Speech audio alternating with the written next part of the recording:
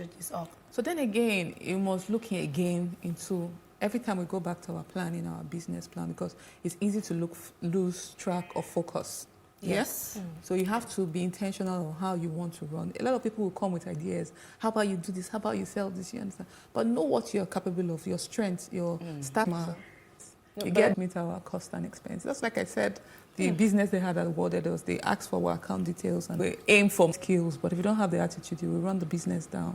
Oh my goodness. You run the business down. And I've seen it, I've experienced it. That's why I came to the resolve that we hire, so we have select questions we ask to be able to find out the sort of attitude that the person has towards life. Help those ones that are watching and want to hire for attitude and no skill. What are those select questions? No, just, from just practical questions. Maybe they've worked before. Tell me a particular scenario. How did you act or how did you handle it? Some of them will go, they'll tell you all sorts. I'm like, oh, yes, interesting. But I've taken notes of what I want to take notes of. And based on that, I'll make my decision, right? So. Okay, so what challenges have you faced during your 2 years in business? There's a lot of challenges in running a business in Nigeria, to be honest.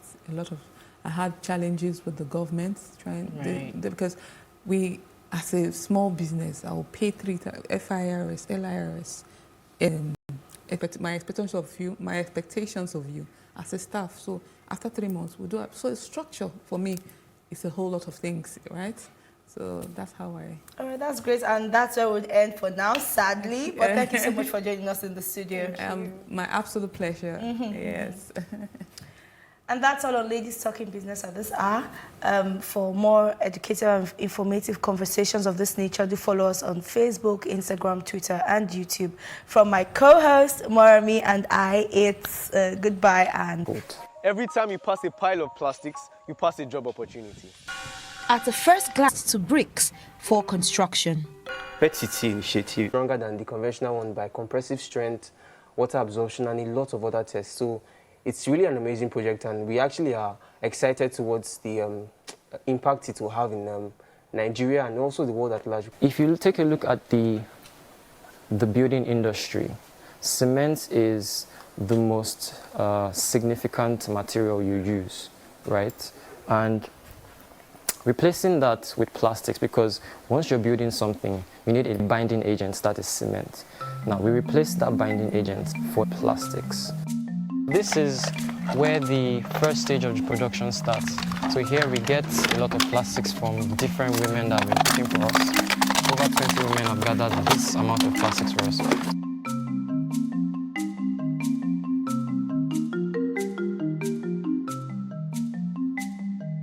So now that he has gotten it into the sack, we just weigh it, then he transfers it into the production pan. So the beauty about this is we don't even have to clean these plastics because everything is liquid. So we came up with a machine prototype. One of our team members, a mechanical engineering student, designed a machine that can mix the ratio to which we wanted. This machine is being heated up by an electric power supply. It consumes about 24 kilowatts per hour.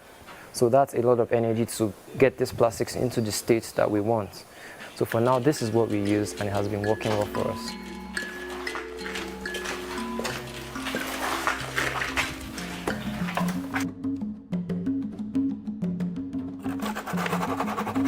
So we shake it for any air molecules to escape.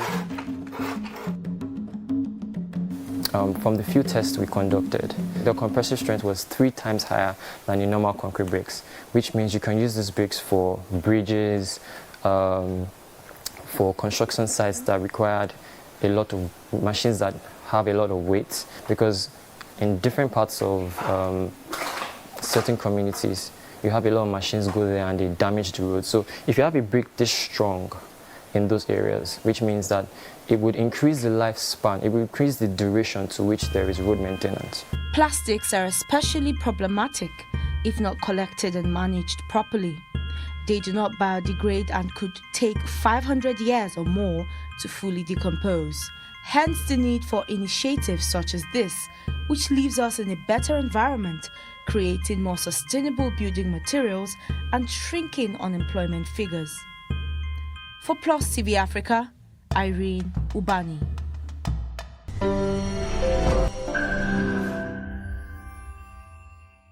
Hello and welcome to What Are You Saying? #Ways. Is there a law that governs the tech space? The first major law that you'll find out has to do with usage of data. It talks about how you protect the information you collect from people. Most apps generate revenue through advertising and subscriptions. I've seen children download 20 apps and they're using it. So what are we doing to trap them from that young age? So it's a step-by-step process, you know. By the end of the day, if you're trying to develop an app, whether local or international, and your user interface is pretty awesome, most people won't care where it's from. The process for getting your app on iOS is way, way, way more stressful. Stringent, yeah. No, stressful, not stringent. It's stressful.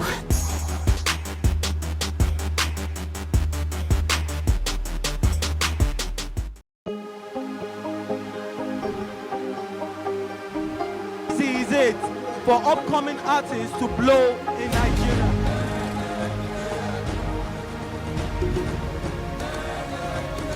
Welcome to Plus Trending. I am Buki November, your host, saying thank you for joining us on today's episode. Welcome back. It's tea time on Plus TV Africa. Practice makes perfect. I'm not perfect yet, but I'm a lot better than I used to be. He's a king. He's entitled to marry 100 if he wants to.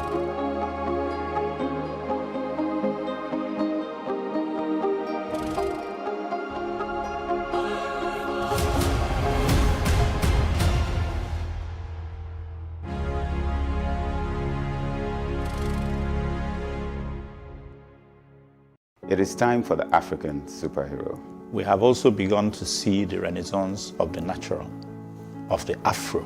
And what a thing of joy. Imagine if we broke down that 40 million per lawmaker into how many families? I am not for anybody in that sense. I'm for everybody and I'm for nobody. But I'm for people who, at that point in time when they're being oppressed, I'll key into that thing. But I'll never go and sign up for life and say, I'm your paddy, because I've seen women oppress women more than men. A woman in church who preaches women rights, feminism and the rest, and maltreating a young small girl that is staying with her, who is even younger than her own daughters. That's the human and then the way, if you see the slap she gave this Emir Mohammed Sanusi II. Until his new appointment, Aminu Ado Bayero was the Emir of Bichi. The Secretary to the State Government, Osman, announced the appointment of the new Emir while addressing a news conference at the Government House on Monday. Osman said the appointment of the new Emir followed the recommendation received by Governor Abdullahi Ganduje from the Kingmakers. The presidency has reacted to the dethronement of Mohammed Sanusi II as the Emir of Kano, noting that sitting governors could exercise powers over royal institutions within their jurisdiction. Sanusi was unanimously deposed on Monday by the Kano State government, led by Governor Umar Ganduje, who immediately announced the replacement for the former governor of the central bank while he was banished. Reacting to the development on Tuesday, Tolu Ogunlesi, one of the media aides to the President Muhammadu Buhari, said a sitting governor can dethrone anybody. They have the power. That is the way the system is set up. Nobody's above being dethroned. He opined that governors formally appoint them, present them the staff of office and fund their offices. Hence, governors have veto powers over monarchs in the state. The special assistant to the president of New Media further stated that the dethronement of a monarch in the capacity of the Emir of Kano was not new, adding that Sanusi's fate was not only peculiar to the northern part of the country. The dethroned Emir of Kano, Mohammed Sanusi II, said he has accepted its removal as the will of God. He said this in the video recorded shortly before he was taken away from the palace on Monday. The former governor of Central Bank said there was no reason to be sad over his removal. Instead, he urged people to be appreciative and believe in God's decision. In the video recorded in Hausa language, Sanusi did not state his next line of action. He said, with almost 6 years on this throne and in charge of Kano's heritage, the Almighty Allah, who gave leadership, has destined to take it back. As I always say, leadership has predetermined tenure. The days Allah destined are numbered. When the days come to an end, one must leave. We have accepted whatever Allah decides. We have agreed. We appreciate God. We are happy and we know it is what is best for us. He subsequently appealed to those displeased by this decision to support the new Emir of Kano, Aminu Ado Bayero. Joining us now via phone is the resident of Kano, Dr. Audu Dambata. Good afternoon, Doctor, and thank you for joining us. Now, how do you see this matter in which Sanusi was dethroned and appointed a new emir a few hours after? I can't hear you very well. Can you hear me? Good afternoon. Yeah, I can hear now. I can hear you now. All right, and thank you very much for joining us on News on the Hour.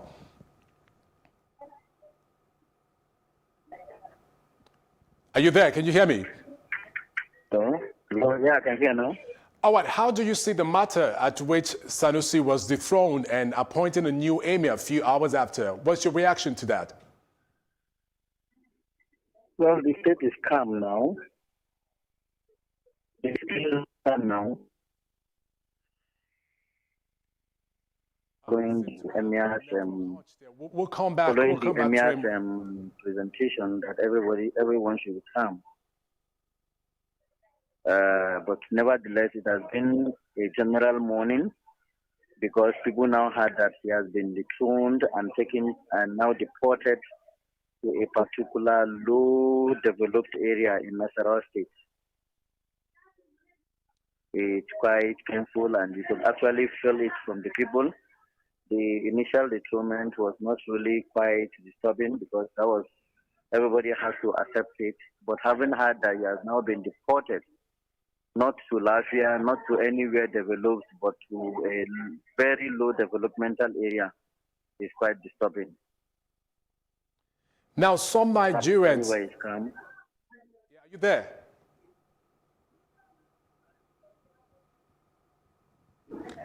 Now, some Nigerians are of the opinion that Sanusi appears too radical, outspoken, and perhaps larger than the throne and should have treaded cautiously. What's your subscription to this? Hello? Hello, can you hear me? Yes, I can hear now.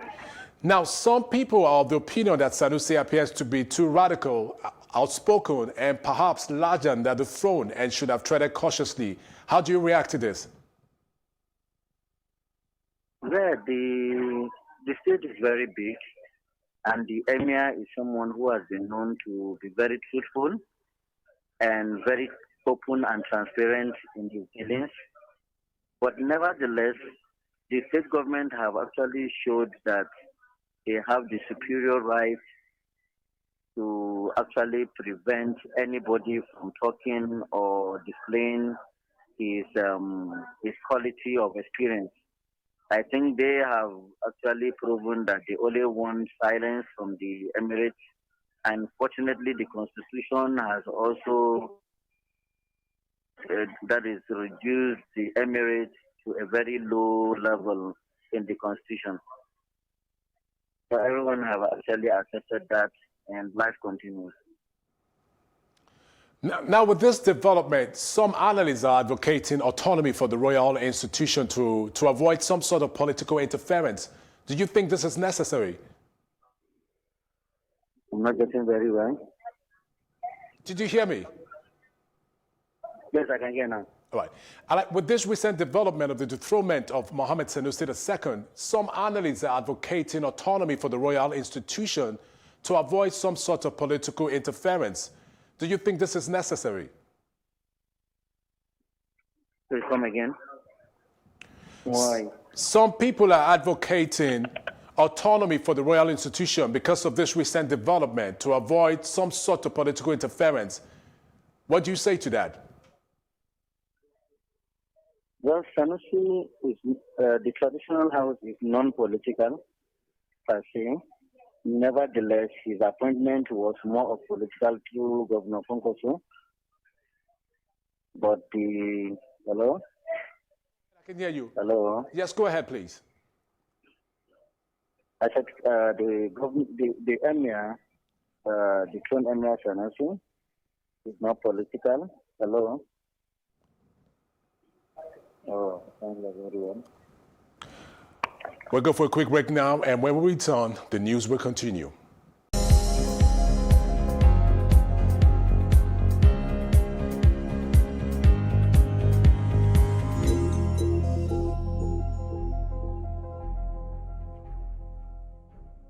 Hello and welcome to What Are You Saying?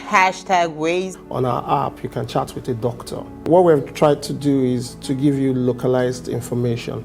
So if you look at most of the foreign apps, when they're giving you, say, advice on how to treat menstrual cramps and some other stuff like that, what they will be giving you is information based on where they are. Whatever you want to develop, you have to get proper costing for it. I cannot say there's a range for developing apps. Oh my goodness. Do you think that people trust Nigerian apps? When you go to your app store, you don't find this is a Nigerian app written on it. Nope. Our major focus is to reimagine the way education is delivered. Yeah. We basically live on our phones. We are like this most times. Absolutely.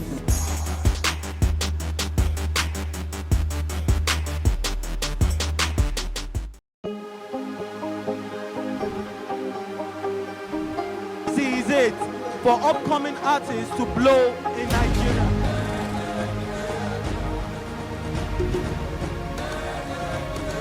Welcome to Plus Trending. I am Buki November, your host, saying thank you for joining us on today's episode. Welcome back. It's Tea Time on Plus TV Africa. Practice makes perfect. I'm not perfect yet, but I'm a lot better than I used to be. He's a king. He's entitled to marry 100 if he wants to.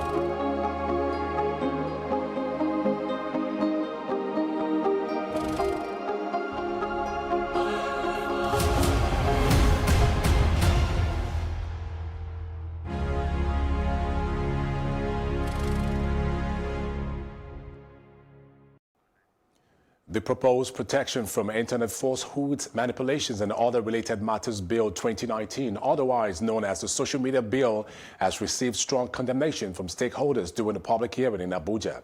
Several persons and groups expressed worry over the impact the bill will have on free speech, media houses, journalists and other online users if passed by the Senate. They urge lawmakers to discard the bill in the interest of democracy and free speech.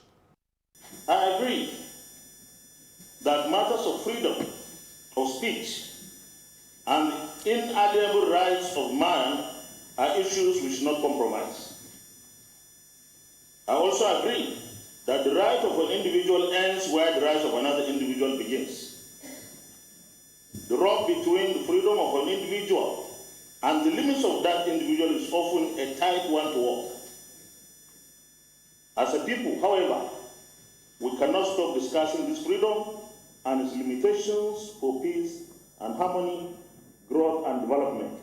This public hearing underscores the importance attached to the process. On this note, it should be reiterated once more that as a deliberate and responsive Senate, we always pay attention to the fact that our efforts, our reports, are people-oriented and reflect the yearnings and aspirations of the citizenry in line with the best traditions of the National Assembly. It is pertinent to state here that one of the high points of this bill, in our view, is the myriad of reactions that trailed it from a cross-section of members of the public, both in the social media and other traditional media. We should be talking about how to fix our constitution through a referendum. Because if we have a constitution that is made for the people and by the people, there is no way, like the South Africans have after apartheid, that we will have a bill like this standing at the people's building here in Abuja. It would never have been considered. And it will mean that some of the people who have this kind of outdated ideas would never have made it to even our Senate. That is the truth. The final thing I want to say is that this bill is dead. And now Victoria Ibezim Oheri, a participant at the public hearing held yesterday, joined us in the studio. Good afternoon, Victoria. Good afternoon. Thank you for having me. Thank you for joining us. Can you give us an update on what transpired at the public hearing on the social media bill?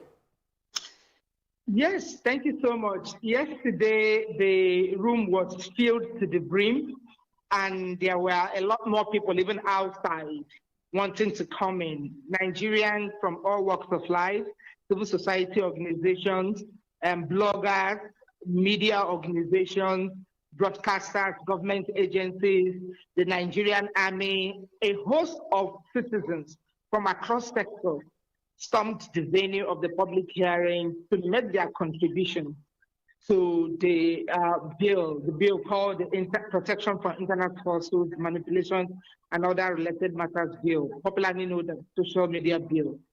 In one accord, except the Nigerian Army, all groups, including different government departments, whether it's the ICPC, whether it's the Nigerian Broadcasting Corporation, whether it is the Nigerian Communications Commission, the International Press Center, the Nigerian Union of Journalists, the NGOs, numerous local and international organizations, all of them unanimously opposed the bill and urged the Senate to trash that bill.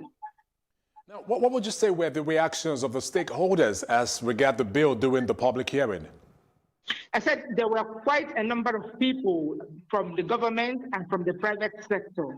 There were lots of representatives of different government departments like the ICPC, the Nigerian Communications Commission, the Nigerian Broadcasting Corporation, the Nigerian Army, the Office of the Attorney General, quite a host of them, then including media organizations such as the Nigerian Union of Journalists, the International Press Center, AIT Communications, and all of that.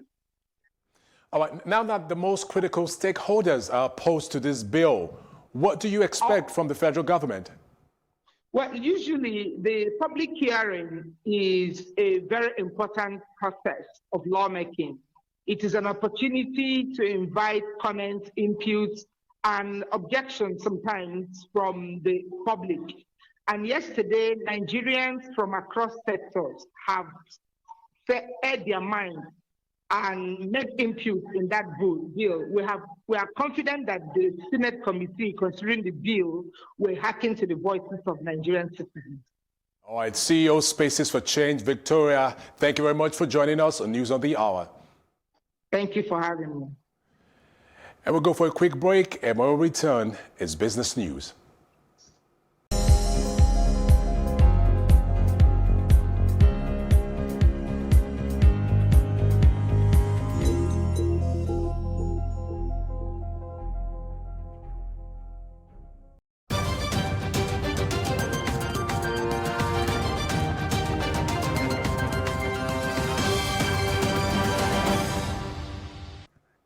Amid tumbling prices of crude oil, the federal government is set to cut the country's 2020 budget. President Muhammadu Buhari will get a report on Tuesday today on what his regime can do to salvage the 10.59 trillion naira budget. The Budget Review Committee, which was set up by Buhari on Monday, is chaired by the Minister of Finance, Budget and Planning, Mr. Zainab Ahmed. Its primary duty is to review the $57 oil benchmark for the budget and ultimately recommend an appropriate size down from the current 10.59 trillion naira. Other members are the Minister of State, Petroleum Resources, Timi Silva, Governor of the Central Bank of Nigeria, Godwin Emefiele, and the Group Managing Director of the Nigerian National Petroleum Corporation, Mele Kyari. Plus TV Africa spoke with Taiwo Yedele, partner tax policy and West Africa tax leader, on the effect of the oil price drop. Yeah, so as a result of the coronavirus outbreak, what we are seeing is there's falling demand for crude oil because factories have been shut down, movement around both on the road and by air, all going down. So that means demand was going down. So what OPEC wanted to do, along with Russia, was to cut production so that they can stabilize the price. But unfortunately, Russia did not agree with OPEC. So Saudi Arabia decided that let's all just flood the market with product. So because of that particular decision, the price of crude oil has crashed to now just a little over $30, which is about 40%, over 40% below our budget benchmark of $57. So what this means is if this persists, we will not be able to fund the budget. It means that we're going to have bigger deficits. It means we have to borrow more, and the cost of funding the borrowing would go up. So government needs to take steps very quickly to try and see not only how do we adjust the budget, but what are the other measures we have to put in place to ensure that we reduce the impact of these on Nigerians. We know that from the very recent experience of the recession in 2016, once we had a decline in the price of oil and we were not prepared, our reserves were going down. We could no longer defend the naira, and that led to significant devaluation of naira, which also then meant that anything we imported became more expensive. Inflation went up. I hope we do not repeat all those mistakes that we made just about 3-4 years ago. Now, if the price is like even half of what it was at the beginning of the year, and that is sustained, it means that our reserve, external reserve, has actually been going down. It's down by over 6% from beginning of the year at about $36 billion. Now, if the price of oil remains depressed, then the inflow to the reserve would decrease, which means we will not have enough foreign exchange receipt to even service our import needs.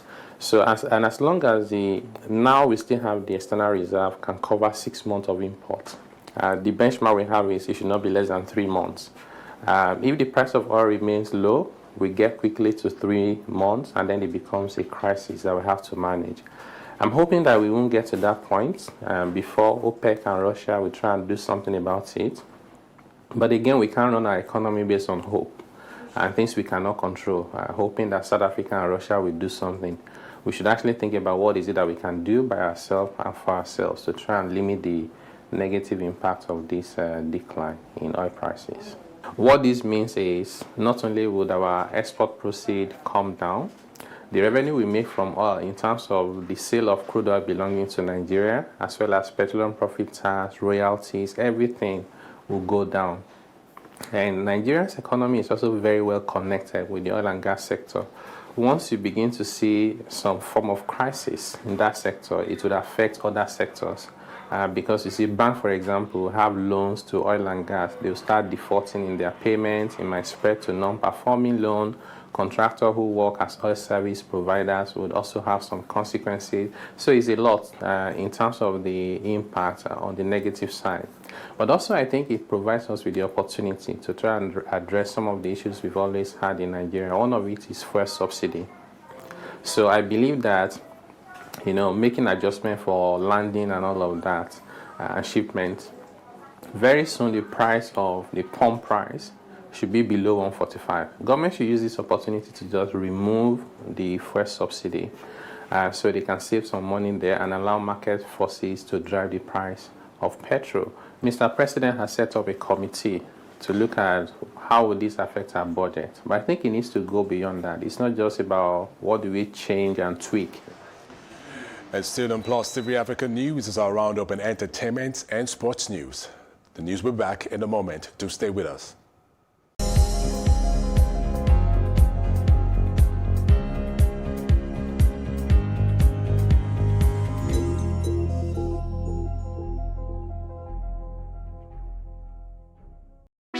Hey, what's up, guys? You're welcome to another edition of Plus Event, and I remain your host, Ifeoluwa Osuke.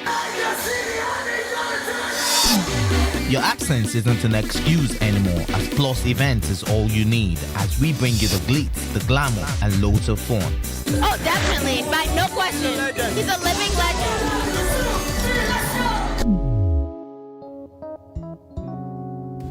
Oh, God forbid, Holy Ghost fire, I know. I just want to be blown away. I want to be wild. This is 11 years of doing it.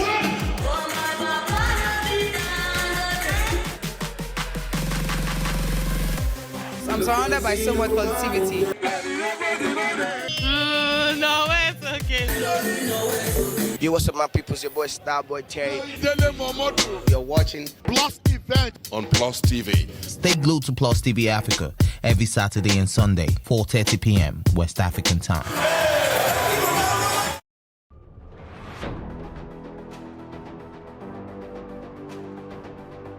A lot of the jobs that exist today will not exist in the next 10 years. 10 years.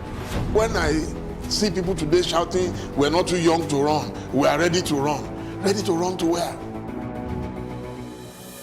The people of excellence are, to a certain extent, being held ransom by idiots and bandits. Once you are in government, you believe everything you do is right. And once you are in opposition, everything the government does is wrong. And so it's time for us to take over power.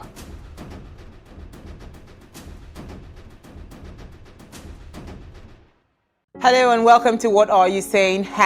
#Ways. On our app, you can chat with a doctor. What we've tried to do is to give you localized information. So if you look at most of the foreign apps, when they're giving you, say, advice on how to treat menstrual cramps and some other stuff like that, what they will be giving you is information based on where they are. Whatever you want to develop, you have to get proper costing for it. I cannot say there's a range for developing apps. Oh my goodness. Do you think that people trust Nigerian apps? When you go to your app store, you don't find this is a Nigerian app written on it. Nope. Our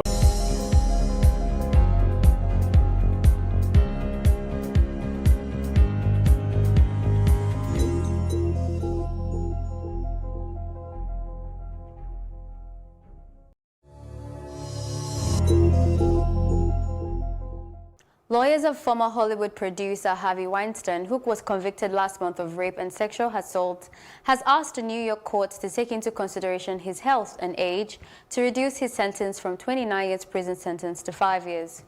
Jurors acquitted Weinstein on 2 more serious charges against him, predatory sexual assault, which carried a maximum life sentence. 3 of Weinstein's lawyers said in a letter addressed to Justice James Burke of State Supreme Court in Manhattan, "Please accept this letter as our request that the court sentence Mr. Weinstein to a period of incarceration of 5 years." Further stating that his life story, his accomplishments and struggles are simply remarkable and should not be disregarded in total because of the jury's verdicts, they said. Weinstein's conviction was a milestone for the Me Too movement, which was fueled by his case starting in the late 2017. The movement inspired women to accuse hundreds of powerful men in entertainment, business and media, politics and other fields of sexual conduct. And that is it on entertainment. The very best in sports is coming right after this.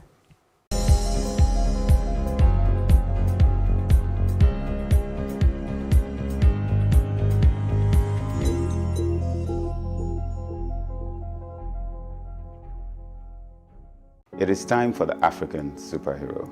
We have also begun to see the renaissance of the natural, of the Afro. And what a thing of joy. Imagine if we broke down that 40 million per lawmaker into how many families? I am not for anybody in that sense. I'm for everybody and I'm for nobody. But I'm for people who, at that point in time when they're being oppressed, I'll key into that thing. But I'll never go and sign up for life and say, I'm your paddy, because I've seen women oppress women more than men. A woman in church who preaches women rights, feminism and the rest, and maltreating a young small girl that is staying with her, who is even younger than her own daughters. That's the human and and then the you. way, if you see the slap she gave this church, Wow. the young girl, because she couldn't do sign of the cross, and I was like,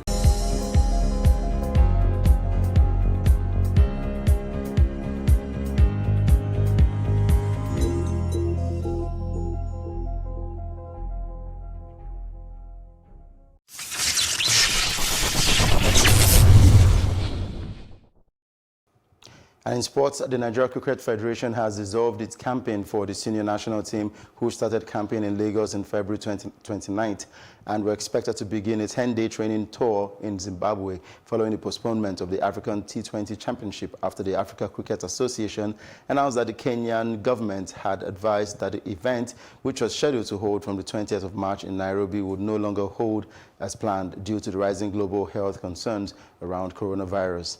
The Nigeria Cricket Federation General Manager Emeka Igwilo said that the postponement would blow out the tension around the event. The Kenyan government has also banned all meetings and international conferences and has also advised its citizens to avoid congregations with more than 15 people. And still in sports, it has been confirmed that Heath Chong has signed a new contract at Manchester United worth £30,000 a week. The 20-year-old would have been a free agent this summer and has been strongly linked with Inter Milan, but United persuaded the Holland under 21 winger to commit his future to them until June 2022 with the option of another year. Chong, who has made 14 first-team appearances, said he is delighted to sign a new contract and really grateful for the chance to prove himself at the club for many years to come. And that's it on Sports Update on Plus TV Africa. I'm Udoka Njoko. And with sports updates, it's a wrap on our news. Roundup on events at this hour. For more news updates, please follow us at Plus TV Africa on Facebook, Twitter, and Instagram, and do subscribe to our YouTube channel at Plus TV Africa. We will be back later with more stories making the headlines. Do join us. I am Benny Ark.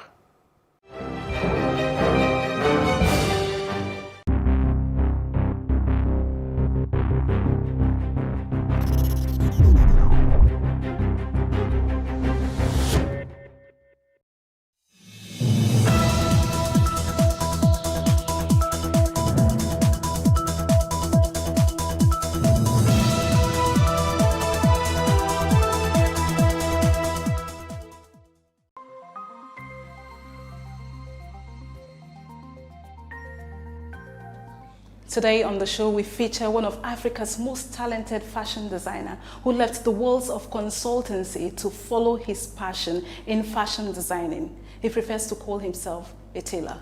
He is Ugo Monye.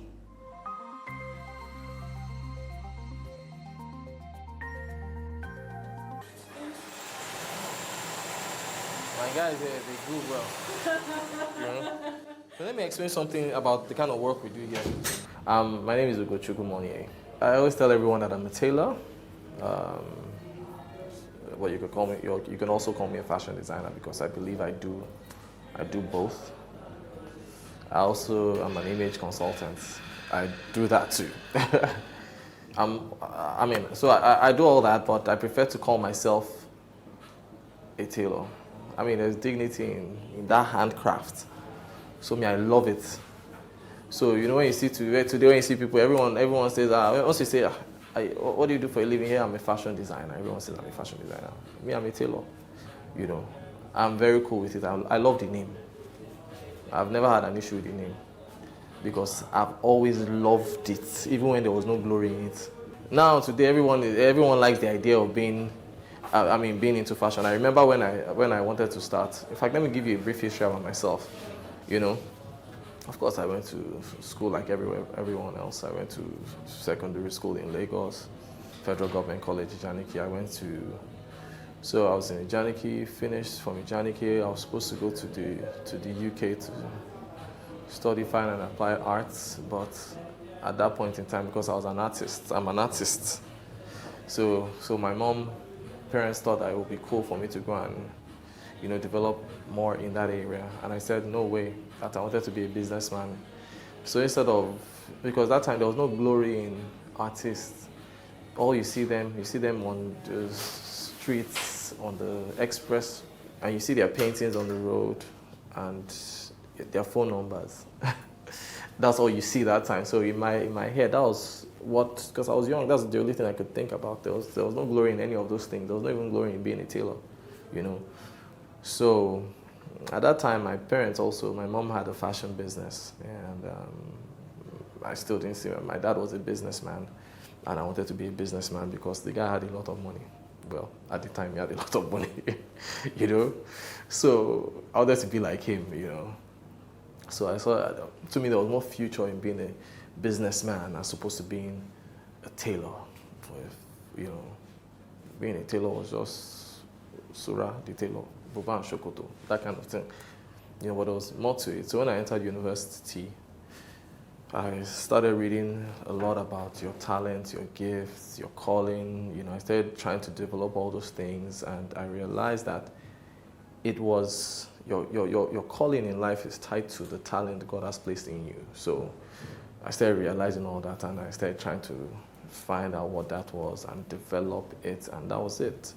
I knew that I was gifted with arts, and I found myself in school criticizing what people used to wear, and I'll say, okay, this is how it should be. I'll draw it. This is how it should be. That's not how it's supposed to be. This is how it's supposed to be, and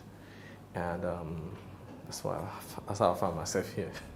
I never knew that it was going to be like this.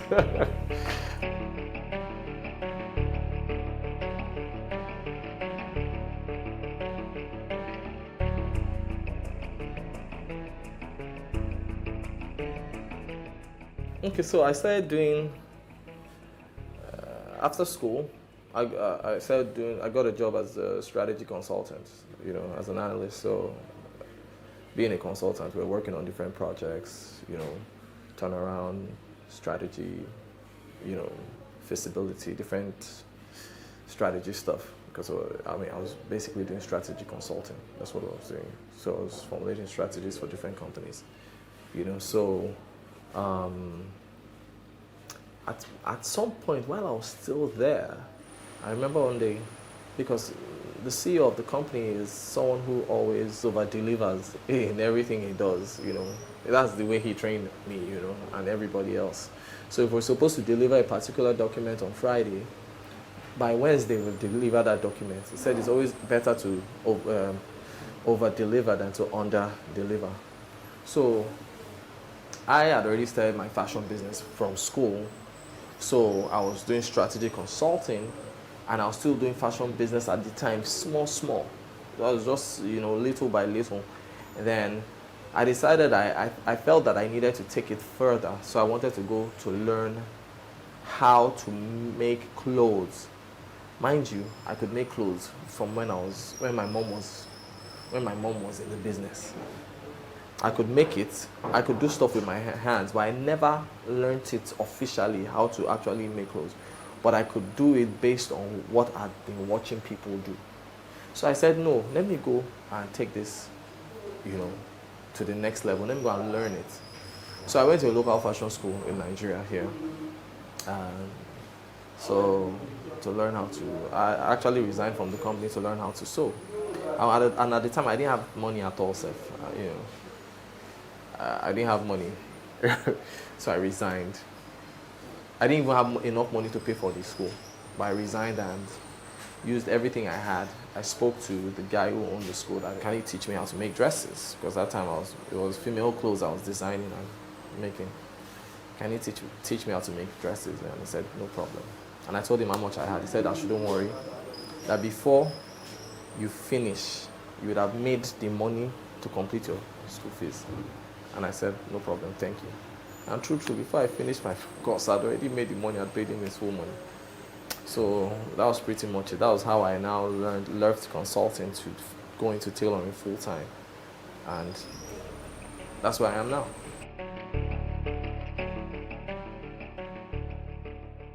This is my store, right? Now, the challenges we face in our business is actually inventory, and that's why one of the things right here. It will shock you how much money you can. It will shock you how much you are losing if you don't keep proper stock of of the things you have. You know, up to the thread, fabrics, and everything. So that's why if you look at here, everything is properly arranged, from fabrics to linings to estate to everything is properly arranged and tagged. So this is one of the places. This is basically our stand. We have our chairman here. This is one of the guy that makes sure everything happens the way it's supposed to happen. Human beings are our second major problems. For me, that's been my major, I think it's my first major problem, followed by inventory, having to deal with people, because when you're hiring people, especially in quotes, tailors in Nigeria they don't feel that their job is something of dignity. They do not appreciate, they don't know what they have. If you go to the UK and you see a tailor in the UK, he's so proud. He'll tell you, I'm a tailor, I work with so. In Nigeria, as I said before, they'll tell you, I'm sorry, excuse me, are you calling me? I'm not a tailor, I'm a fashion designer. And I have people come to meet me every day, they say they want to work for me. These guys are tailors, they say they want to work for me. I say, okay, so what do you do? He say, I'm a fashion designer. I say, okay, sorry, we're not looking for fashion designers. I say, no, sir, I'm also a tailor. I said, which one are you? You need to choose one, you know. So they don't feel, they are not proud of the work. That is why they don't even want to even dress for the job. You need to look even good when you're going to work. If you see someone going to the bank now, you see the way they look nice. Because they're going to the bank. Because they carry, even though these tailors make more money than the bankers. These tailors actually make more money than the bankers. But because they are not proud of it. So because they are not proud of it, they don't take the work seriously. So that's one of my major problems. We keep training and retraining, training and retraining, training and retraining.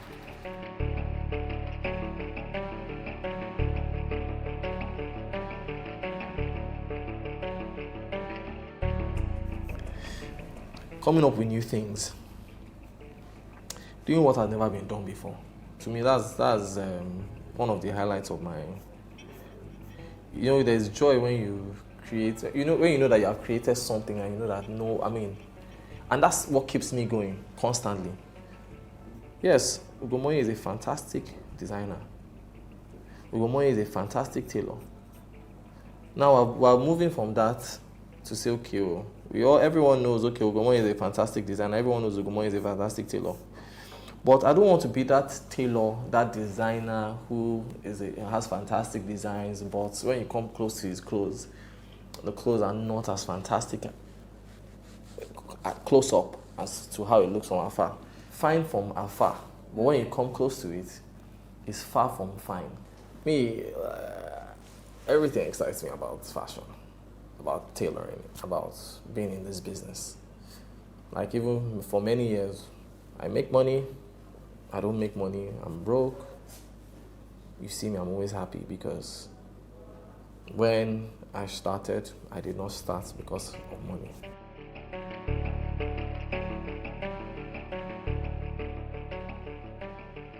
So basically, this is what we do here. Iron, tag buttons, make sure that there are no threads. Make sure that there are no threads hanging around. These are buttonhole machines, whipping. So we just make sure, this is actually the heart of the matter. This is where my heart is. If I was going to work here as even the chief innovator of this brand, this is where my heart, this is where my office is. Because at the end of the day, if you sew a fantastic outfit, but it's not properly finished, the outfit is not fantastic. No matter how mad the design is, no matter how the sewing is, if they don't iron it properly, if the press button is not properly fixed, because us, there are ways we like our things being, there's finesse in, you need to add finesse to everything. You cannot just do things anyhow. So even the way you stitch your press button, even if people are not seeing it, to me, that's even that's what's more, you can see I'm already talking with passion. Because to me, that's what's most important for me. The part that people don't see, a lot of people neglect it. Every single thing. We're more into detail than anything. We're more into detail than design. So you will see that everything, the spacing has to be almost exact. Not one is bigger than the other.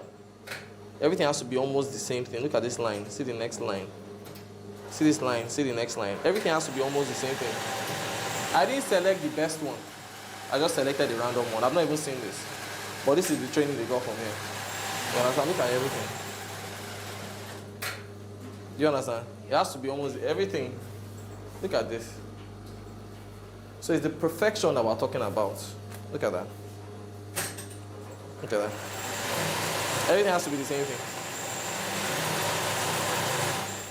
Most places that you go to, if you go to maybe Sikira on the side of some shop on the side shop somewhere, you see once they bring in material, the first thing they do, they just look at the material, they can just throw it somewhere. It can never, in capital letter, never happen here. Not possible. You cannot see someone that will just throw material anywhere. I would literally flip. Someone will think it was more than that. They will think it was. This cannot just because you can't just be upset because the guy just threw fabric. I can be upset because the guy just threw fabric, even if it's Ankara, because it shows that if you don't respect that material, how do you want to sew it and sew it perfectly without issues? It's not possible. But the same way you respect very expensive material, even those people that treat material like that, they don't respect very expensive material unless the person tells them, look, I bought this material, this. But still, the kind of respect, they'll just respect it small because you have told them that it is expensive. But the kind of respect you're supposed to give, the kind of respect you give that one, you should give anyone. Because here, what we teach all our staff it's not about even us. It's about you. It's about developing yourself to become a better person. It's to become a better tailor. At the end of the day, you're going to live here a greater tailor, a greater staff, a greater person because of all these things that you have imbibed. It's not about me. It's not about Ugomoye. It's about you. It's about you as a person developing yourself. Respect. There's no how you can be a great tailor without respect for material. There's no way. I've learned a lot throughout the time I've been here. It has really changed my view of life, fashion, people, most especially customer service. The way we attend to our customer is our joy. Like, we always want them to come back with a good report about us. And then again, with our work, we always want it perfect. Working here has made me change the way I think, the way I dress people, and it has given me a different view about life. Working here with Mr. Ugomoye in Ugomoye Tailoring Company, I would say it has really, really helped me a lot.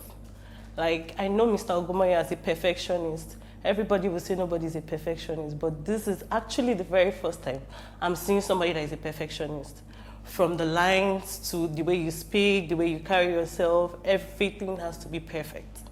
So working here has really, really changed my mindset about so many things.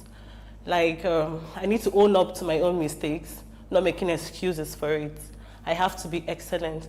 Punctuality has to be the number one. You need to be punctual. As a manager here, I need to be punctual to actually set example for people to follow up. Like, if I can't be punctual, it means every other person following my footsteps will not be punctual. And I know him as somebody that says, okay, I'll be at the office at 9, and at 9 o'clock he's already seated. So here, punctuality is key. Excellence is, I don't even know the experience, I don't even know what the word to actually use for it, but I've really, really, really gained a lot. I have respect for fabric. Like, whatever it is you're doing, if you don't have respect for fabric, it's going to actually be a mess up. It means, like, you need to respect the fabric itself, the color, the way you're handling it, the way, like, the fabric is like your wife. The way you carry your wife, that's the way we carry fabrics here. So for me, you need to have respect for fabric. And before now, honestly, I didn't know that. But working here has really, really helped me. Like, I know how to talk to people. We treat every customer that walks in here as the only customer we have. We want them to feel, okay, it's just about me. It's me, nobody else. It's all about. It's just about the customer. We treat you like family. We want you to know that we have value for you. You're very important to us. And we don't treat any other person like, okay, we're giving this person a preferential treatment and we're giving this person less. So we treat everybody as one, and we'll make you feel at home when you come here. Like, I think I've been here once, and there was a consultation, and there was a little boy here. And I was surprised. My boss was really gisting with this guy, like, and I'm like, whoa, are you serious? And he just made the boy feel at home. They were gisting, they were talking about stuff, and I really, really appreciated that day. And for me, it's a plus to me. Like, when I'm not here tomorrow, I know how to treat people the same way he does. So for me, it has really, really impacted my life. Yeah, this is not your regular 9 to 5. This is my life. My name is Ugomoye.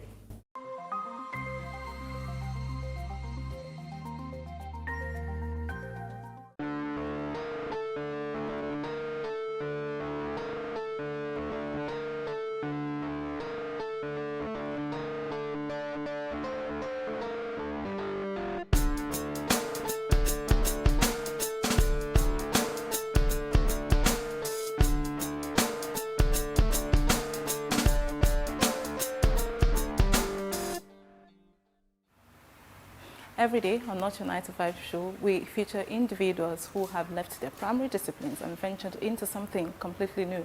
Today, we feature Mona Lisa Abimbola Aze, who is a seasoned lawyer, court bar in 1985, practiced for over 17 years before venturing into her own business, Mona Matthews, that deals with products made in Nigeria, products, shoes and handbags. If you like, you can say from a lawyer to a cobbler and an advocate of made in Nigeria products.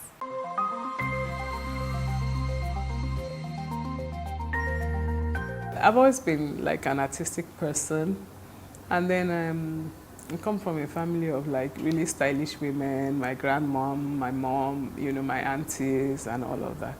So fashion, styling has always sort of like been part of my DNA. But doing it as a business actually came because I couldn't find shoes that I liked in my size. My feet are very wide, and I have one foot that's also wider than the other one. So it was just getting more and more difficult. And I found out that people who were selling things in Nigeria and even in Europe were buying them from China, you know, and they were no longer using like real leather for a lot of the stuff we're getting, particularly in Nigeria. So prior to that, if I got real leather shoes, maybe the bigger foot, the leather would stretch a bit and it would fit. But with a lot of synthetic things out there, it just wasn't working. And then when I did eventually find something, I didn't like it, you know. So I then simultaneously noticed that Nigerian men in particular were wearing real leather sandals, real leather slippers, you know, and I started asking questions, and I found out that quite a lot of local shoemakers were making shoes for men, mostly for men. So I now got a shoemaker, and then I started designing shoes for myself, you know, and then people saw the shoes I was making for myself, and they're like, oh, these are nice, where'd you get them? I'm like, I made them. What do you mean you made them? I was like, I designed them and got them made for me. You know, no, I'd like a pair, I'd like a pair, I'd like a pair. From there, you know, people started showing interest, and then I did it for a while, you know, and then I dumped it because I wasn't serious about it. Then I think I turned 39, and I started thinking to myself, you know, I really do want to do something significant, just something different, you know, get out of the regular, you know.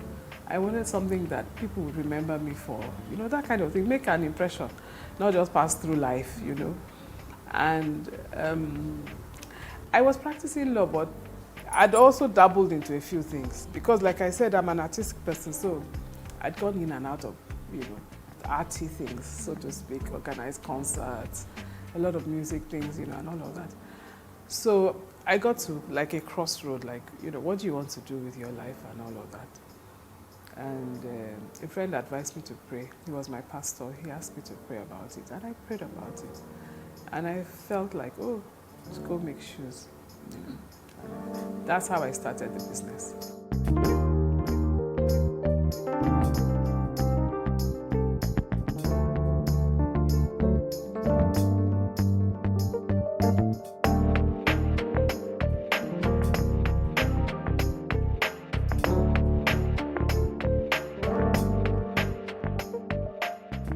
We have our ready-to-wear line, so you can come into the store or showroom and pick up a pair or 2 or 10 in your size, buy presents for people, you know, and all of that. The other thing that we do is that, and we have shoes for men, you know, so these are like our line, party line. People who have, you know, dressy things they want to wear with traditional outfits, you know. Or you want to wear some of these like for office wear, you can wear with a suit. You can also wear it with buba and shokoto, you know. You can come in and shop, or you can come in and place an order. Say you have a party coming up, you know, like our female shoes. Every part of it is like cut, like the sole, you know. We have to cut the sole. This sole comes like a flat sheet, so you have to cut it into shape. You have to cut the insole, you know, wrap it. You have to prepare the uppers, you know, and then even this. So one pair, if you're just doing one pair start to finish, can take you 4-5 hours, depending on the style and the details of the shoes.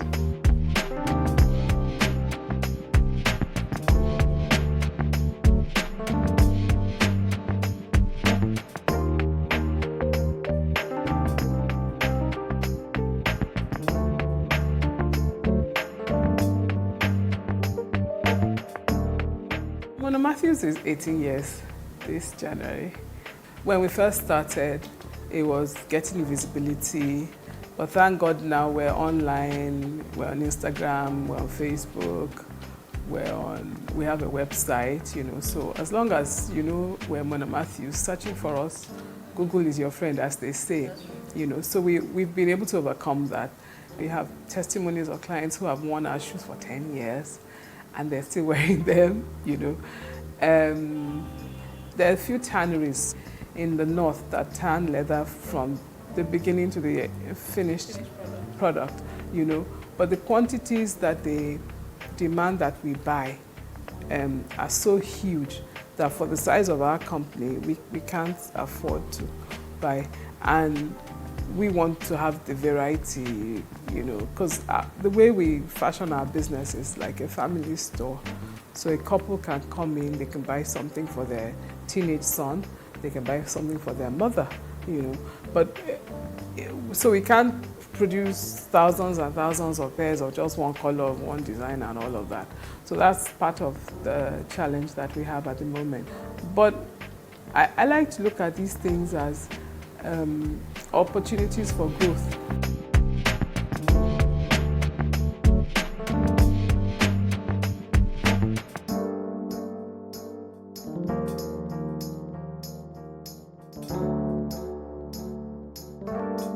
The most exciting bit of it, I think, is the fact that I am an artistic person and I am able to express that in my work, you know.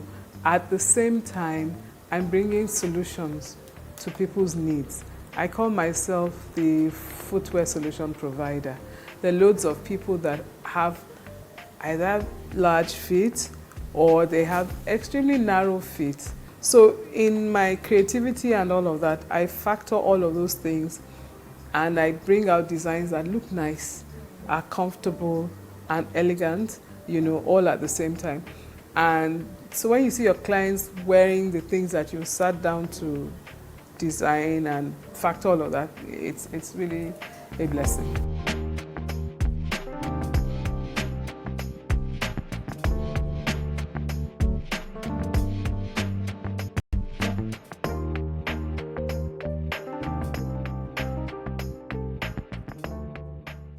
I doubt that I will go back to law full-time anytime soon. However, I never say never. You never know what's out there, you know. So I keep my ears open, my eyes on the Lord, and I trust Him whichever way He leads.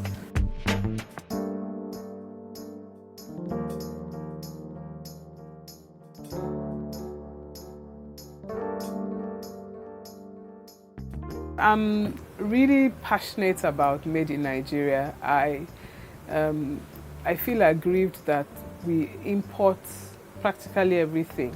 Thank God that now we're producing rice and some other products, you know. But I don't think it's enough to just produce the raw material. I think we have to, whatever we're producing, we should take it to the finished product, what the consumers can use.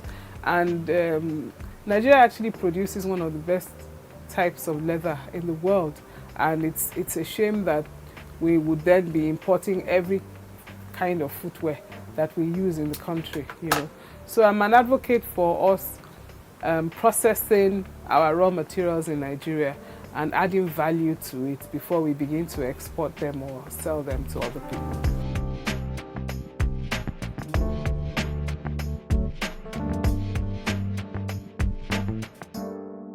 As you can see, I'm wearing my Mona Matthews sneakers.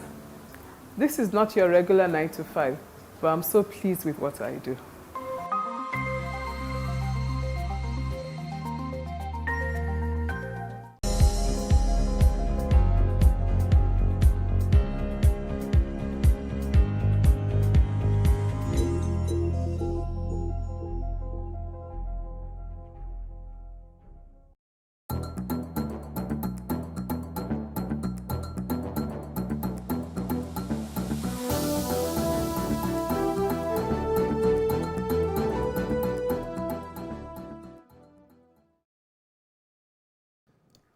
Country people are greeting on top the 0 o'clock when Mr. Nate join us for news on the hour for Plus TV Africa. This is the editorial when Mr. Sama given my name na Promise Nero. They say Governor Abdullahi Umar Ganduje of Kano State don't approve the appointment of Aminu Ado Bayero as the 15th Emir of Kano for the ruling Fulani dynasty. This one happened 3 hours after they pursued the Emir Muhammad Sanusi II until a new appointment, Aminu Ado Bayero. Now the Emir of Bichi, his secretary to the state government, Usman, he took the appointment of the new Emir as they yarn for one news conference for the government house on Monday. Usman said the appointment of the new Emir he followed the recommendation when said Governor Abdullahi Ganduje he received from the king makers. The dethroned Emir of Kano, Muhammadu Sanusi II, he say he don't agree as a Komotamas. He be saying now waiting Baba God want. He took this one for one video when he said the record before the carry him come out from the palace on Monday. The before governor of Central Bank say nothing they there to verse put as a commoter. Instead, he tell people may they thank and believe in waiting Baba God want. For the video when he said the record for Hausa language and say not talk waiting go do for the next level. He say with almost 6 years for this throne and as best when he say they in charge of Kano heritage, he said the Almighty Allah when he say give him leadership, he don't take him back. And he say as he go always here and say leadership get tenure. And say the days when we say they talk, they numbered. And they say when we say the days all come to end, person must come out. And they say they accept anything when Allah talk, and they don't agree. He said they appreciate God, and they're happy, and not saying that the best thing for them. He can't beg those people when they say they're not happy for what he happen, say, may they support the new Emir of Kano, Aminu Ado Bayero.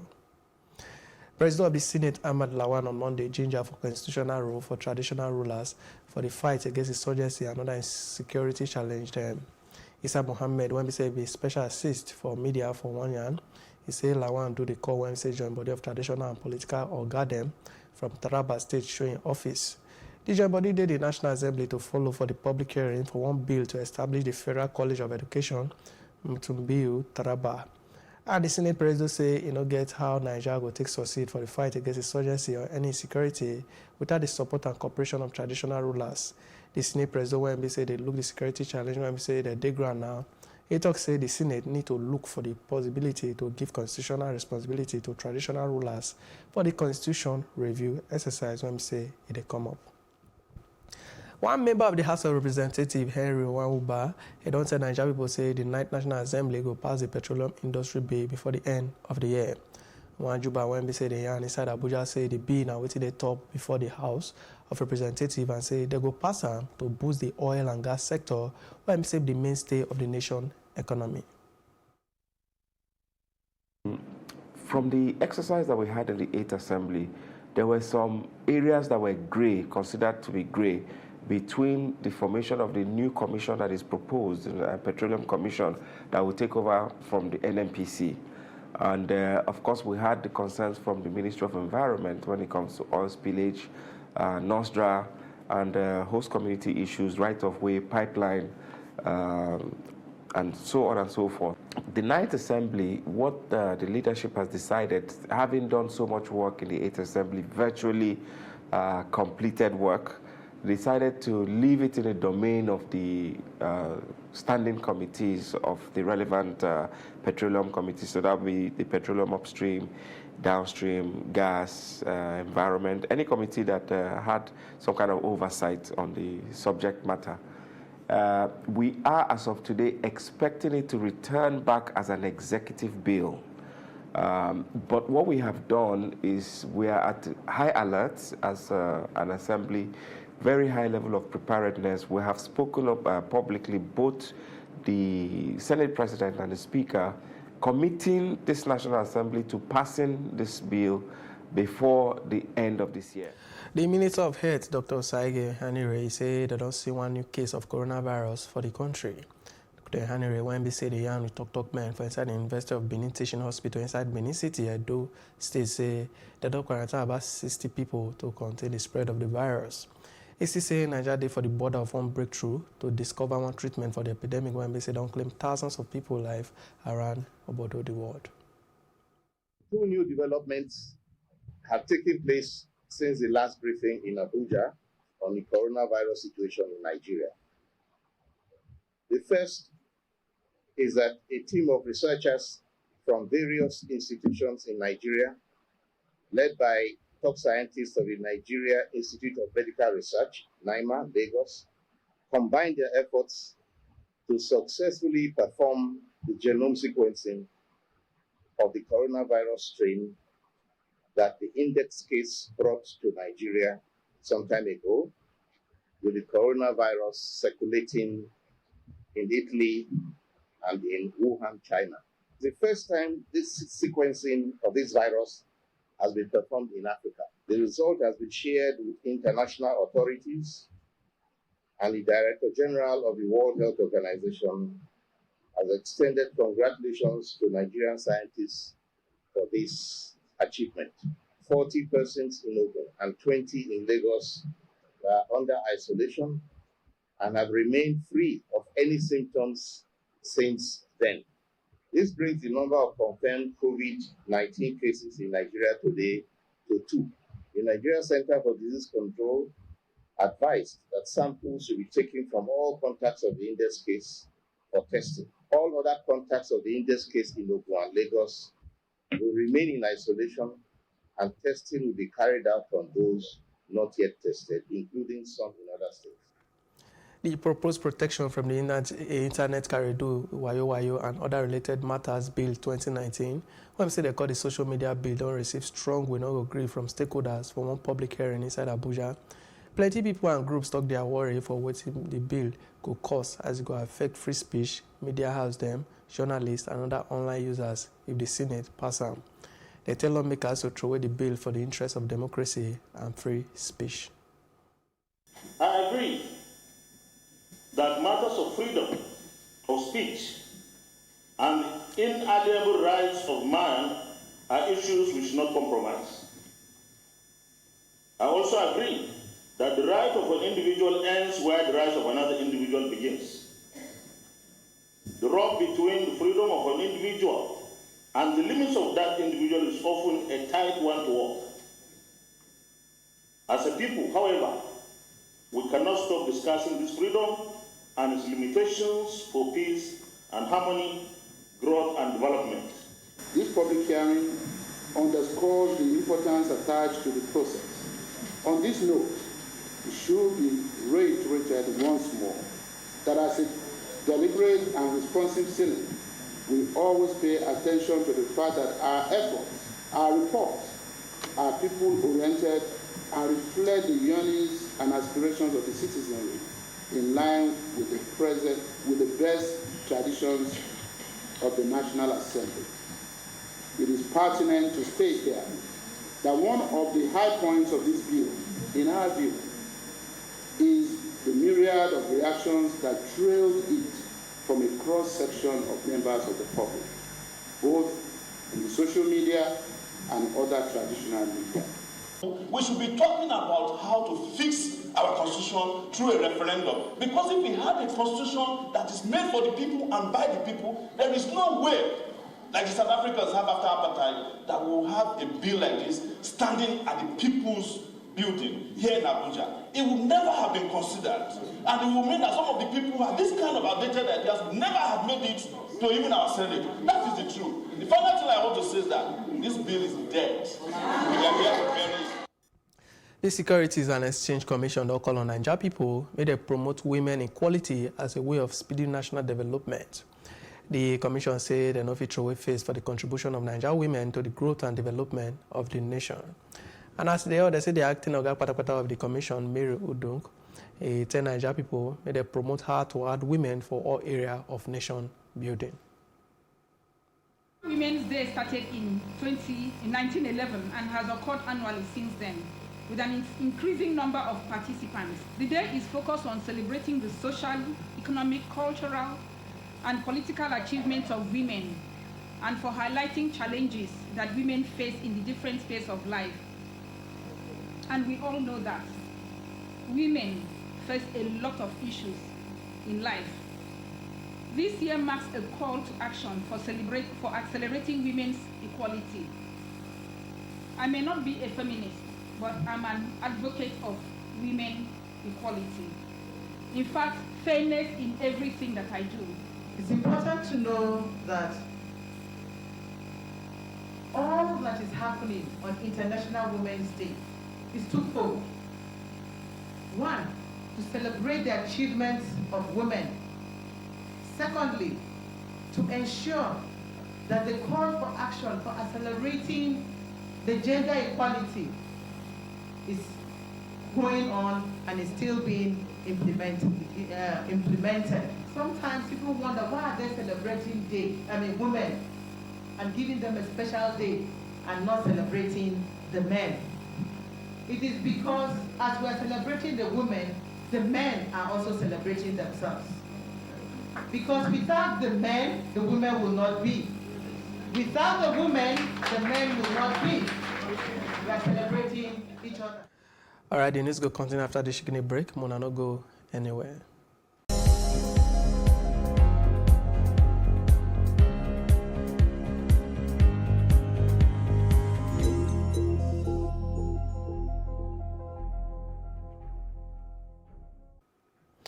Officials talk say Sudanese Prime Minister Abdullah Hamdok survived one assassination attempt when they target a convoy as they go work on Monday morning inside the capital, Khartoum. Hamdok say they catch out and say what happened will be additional push to the wheel of change inside Sudan. Where say take head one transitional government after the overthrow of longtime President Omar al-Bashir last year. Hamdok government they struggle to manage one serious economic crisis when say cost plenty month of will not agree against Bashir, and it continue after a downfall for April. 3 people say they use the high-tech sea tell Reuters say the attack happened near the northern entrance to the Koba Bridge when say cross the Blue Nile from Khartoum North to the city center where they say Hamdok office they say they target the convoy from up. State radio say gunfire and one projectile hit them, while state television say they target them with car bomb. All right, the next one, now our foreign news.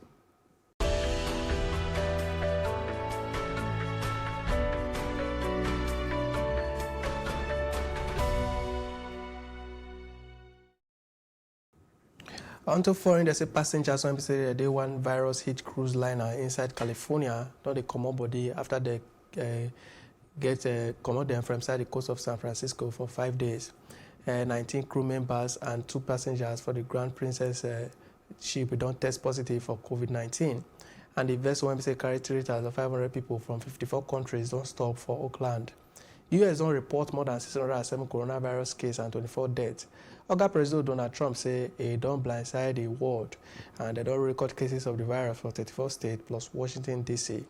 Some US politicians with Chief of Staff Mark Meadows, when say Trump just put for power, he did for self-isolating after they come in contact with one person when say test positive. The number of people when we say they get the sickness for both the world, they more than 109,000 with about 3,800 when say they don't die. All right, the next one, now our business news.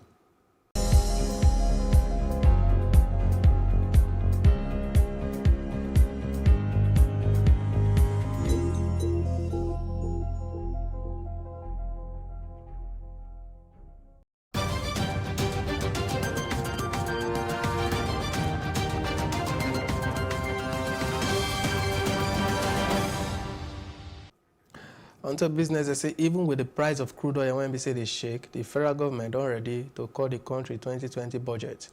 Oga President Muhammadu Buhari go get one report on Tuesday when we say today for waiting regime feed do to save the 10.59 trillion naira budget, and our Minister of Finance, Budget and Planning, Mrs. Zainab Ahmed, and I am the chairman of the Budget Review Committee when we say Buhari set up on Monday. They are working now to review the $57 oil benchmark for the budget and to recommend one better size, down from the current 10.59 trillion naira. Other members are the Minister of State, Petroleum Resources, Timothy Silva, Governor of the Central Bank of Nigeria, Godwin Emefiele, and the Group Managing Director of the Nigeria National Petroleum Corporation, Mele Kyari. They say the federal government on Monday empowered 1,500 women and youth for Kebbi with 15 million naira microcredit to boost their business there.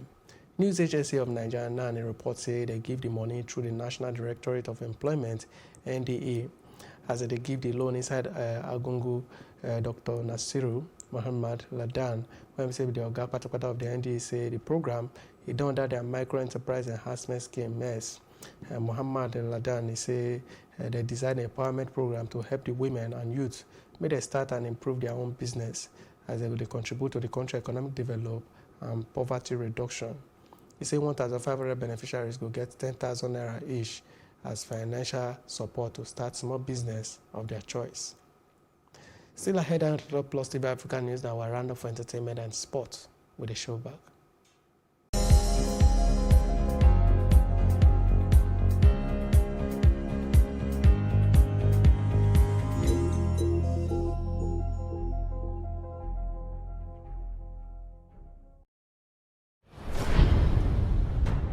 Far away in a foreign land, they have embarked on a new adventure.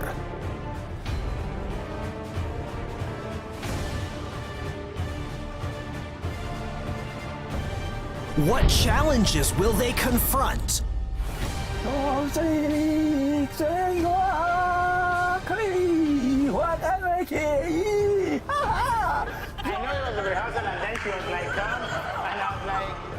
What pleasures will they experience?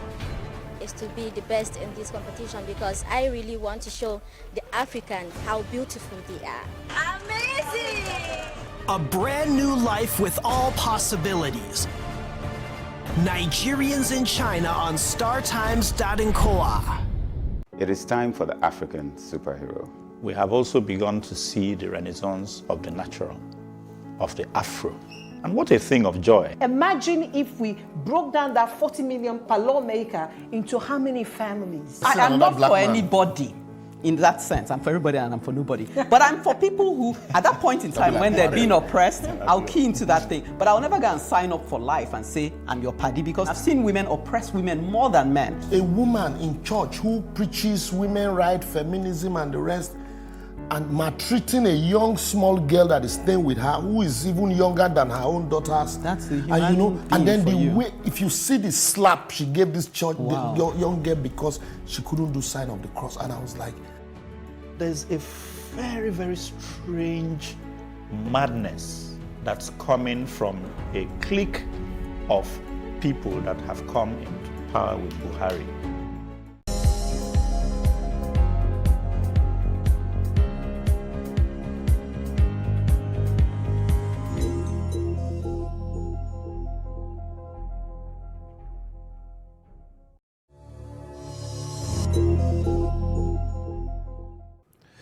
Another entertainment, they say lawyers for before Hollywood producer Harvey Weinstein, when he said they convict last month of rape and sexual assault, don't tell one New York court.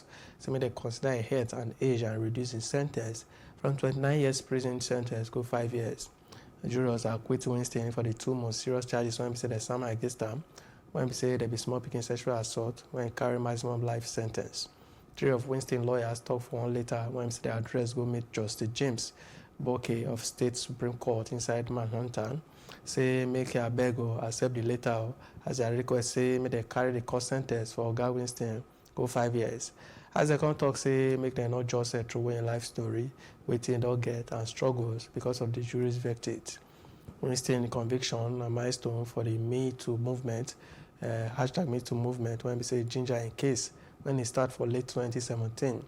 The movement inspired women to accuse hundreds of powerful men inside entertainment, business, the media, politics, and other fields of sexual corridor. That one of entertainment, the next one, now for sport.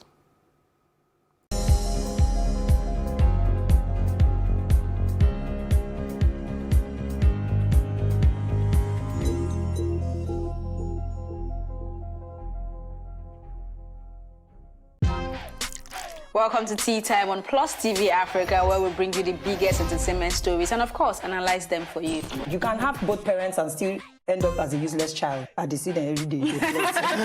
Most times I worry more about where I'm coming from and where I am now, and that determines my next step. Why are you sounding like Alibaba now? Plus TV Africa, we're feeling good. No time to dull, everybody feeling alright.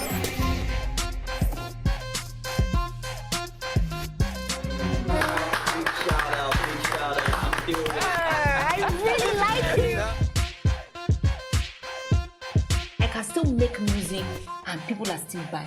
Sometimes I look myself minimal IU. Akpala music is for mature-minded people. I got DMs sometimes from Malawi, like, Sleeping early.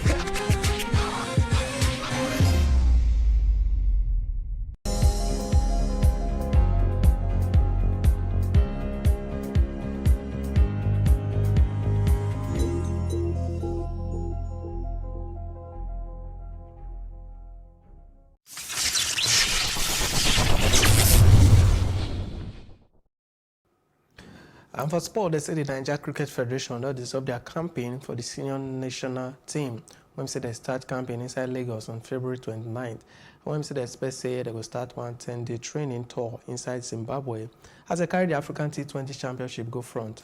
After the African Cricket Association talk say the Kenya government don sama better say the event when say they put to hold from the 20th of March inside Nairobi, it not go happen again. As they take plan now because of the rising global health concern around coronavirus. The Nigeria Cricket Federation General Manager Emeka Igwilo say the postponement will blur the tension around the event, and the Kenya government does still ban all the meetings and international conferences them, and does still sama betanya and give their citizens make them not near join body with more than 15 people. They don't confirm say Tahith Chong don't sign one new contract for Manchester United when he worth 30,000 euros a week, and the 20-year-old will be free agent this summer, and they don't link him to Inter Milan. But United ginger the Holland under-21 winger make a commit to in future to them until June 2022 with the option of another year. Sean Wemby say he don't make 14 first-team appearances. He say he happy to sign one new contract and say he happy for the chance to prove himself for the club for plenty years to come.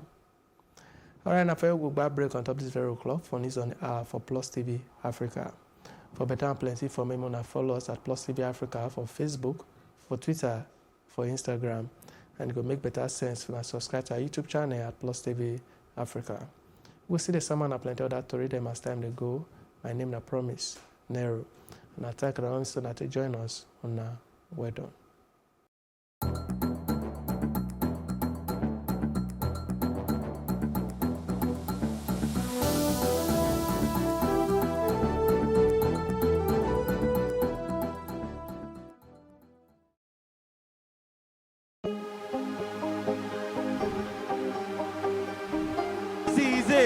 For upcoming artists to blow in Nigeria.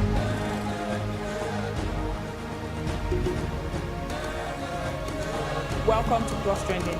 I am Booking November, your host, saying thank you for joining us on today's episode. Welcome back. It's tea time on Plus TV Africa. Practice makes perfect. I'm not perfect yet, but I'm a lot better than I used to be. He's a king. He's entitled to marry 100 if he wants to.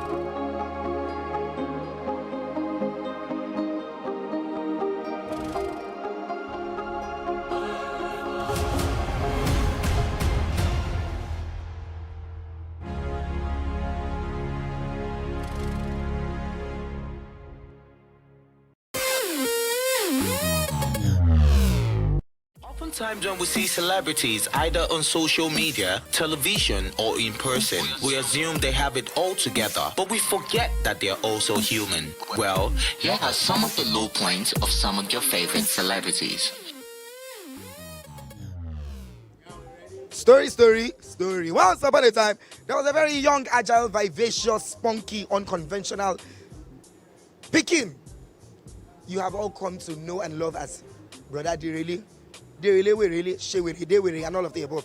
But you see, getting to this very point in time has been a story of hurdles. I have crossed so many hurdles. I've broken down ceilings. I've crashed barriers. I've scaled mountains, figuratively speaking. Because you know what? For every single door that was shut on my face, you know what? I found another door. For every time I was put in a box, I jumped right out of that box. I am still in an industry where I have to constantly prove myself. Not the fact that I have to prove myself to myself, but I have to prove myself every time how resilient I can be and how much of an identity and strong force that I must be. So you know what? This is my celebrity story. My story is like $1 million question rolled into one. My story for today, which hopefully will inspire you, is that when I was 17, my mom died. And at the time, my mom was the only one that had been encouraging me as far as acting was concerned. My dad was not for it at all.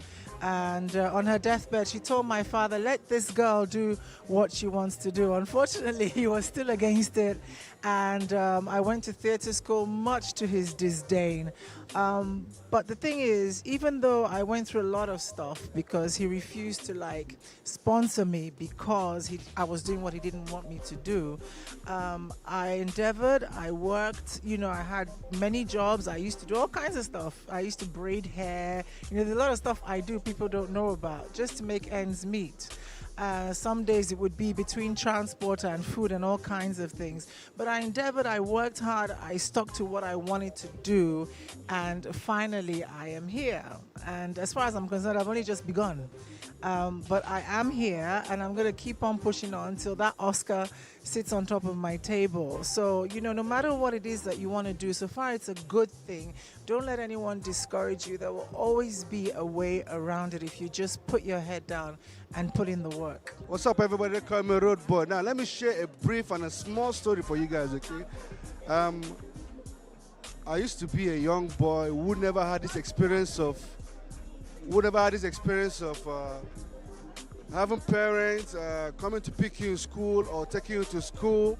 You know, those kind of things that if you woke up in the morning as early as 6, you dress up everything by 6:30, it will take you like 1 hour, 20 minutes to get to my school.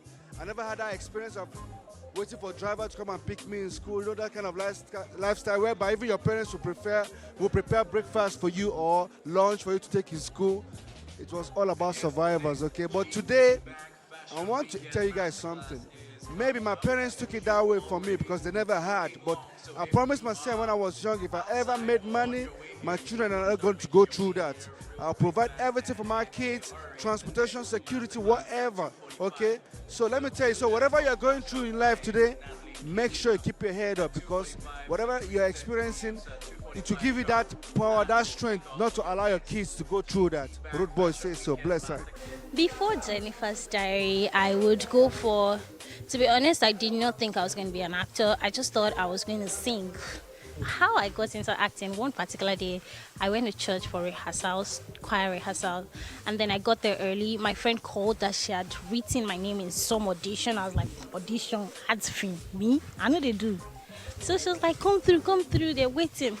So because rehearsals had not started and the place wasn't so far from where I was, so I was like, okay, I'll just go and see what's up. Thereafter, I started going for auditions and auditions and auditions. Some people will say really nasty stuff to you. Instead of them to just say, no, go. They will yab you. They will make you not believe in yourself. You just feel like giving up. So I just chilled. And then one particular time, I got a BC. That was in days of BlackBerry. My friend sent me an audition BC. It was for Jennifer's Diary. So I said, guy, I know they go. All these things, they don't already get people where they want to put there. So I'm not going to go. So I was like, oh, go. My mom told me to go. My dad told me to go, the amazing man, and my friend. So I didn't even know what to wear. So I was discouraged, like, nah, I'm not going to go. But my friend, thankfully, she works for Genevieve at the time. By the way, I love. I cannot explain the love I have for Genevieve. The place was crowded and I don't like crowd. So I went to hide in the restroom as always. That's what I always do. So I was there till like 8 p.m. For real. I called my mom. Mom, I'm leaving. She said, no, too bad it's audition. So I stayed there. 9 p.m. I auditioned. In my head, I was like, there's no way they wouldn't have found people they need. Couple of weeks after they called me for the second audition, we did a third audition, we did the final reading. We're quite a number of people reading for Toyosi. At the end of the day, as God would have it, I got the role for Jennifer's Diary to play Toyosi. I did not have any idea that the character was going to have so much continuity. I don't even know. I didn't know that I was going to be in several seasons. So, yeah, and that's how I found myself in Jennifer's Diary series.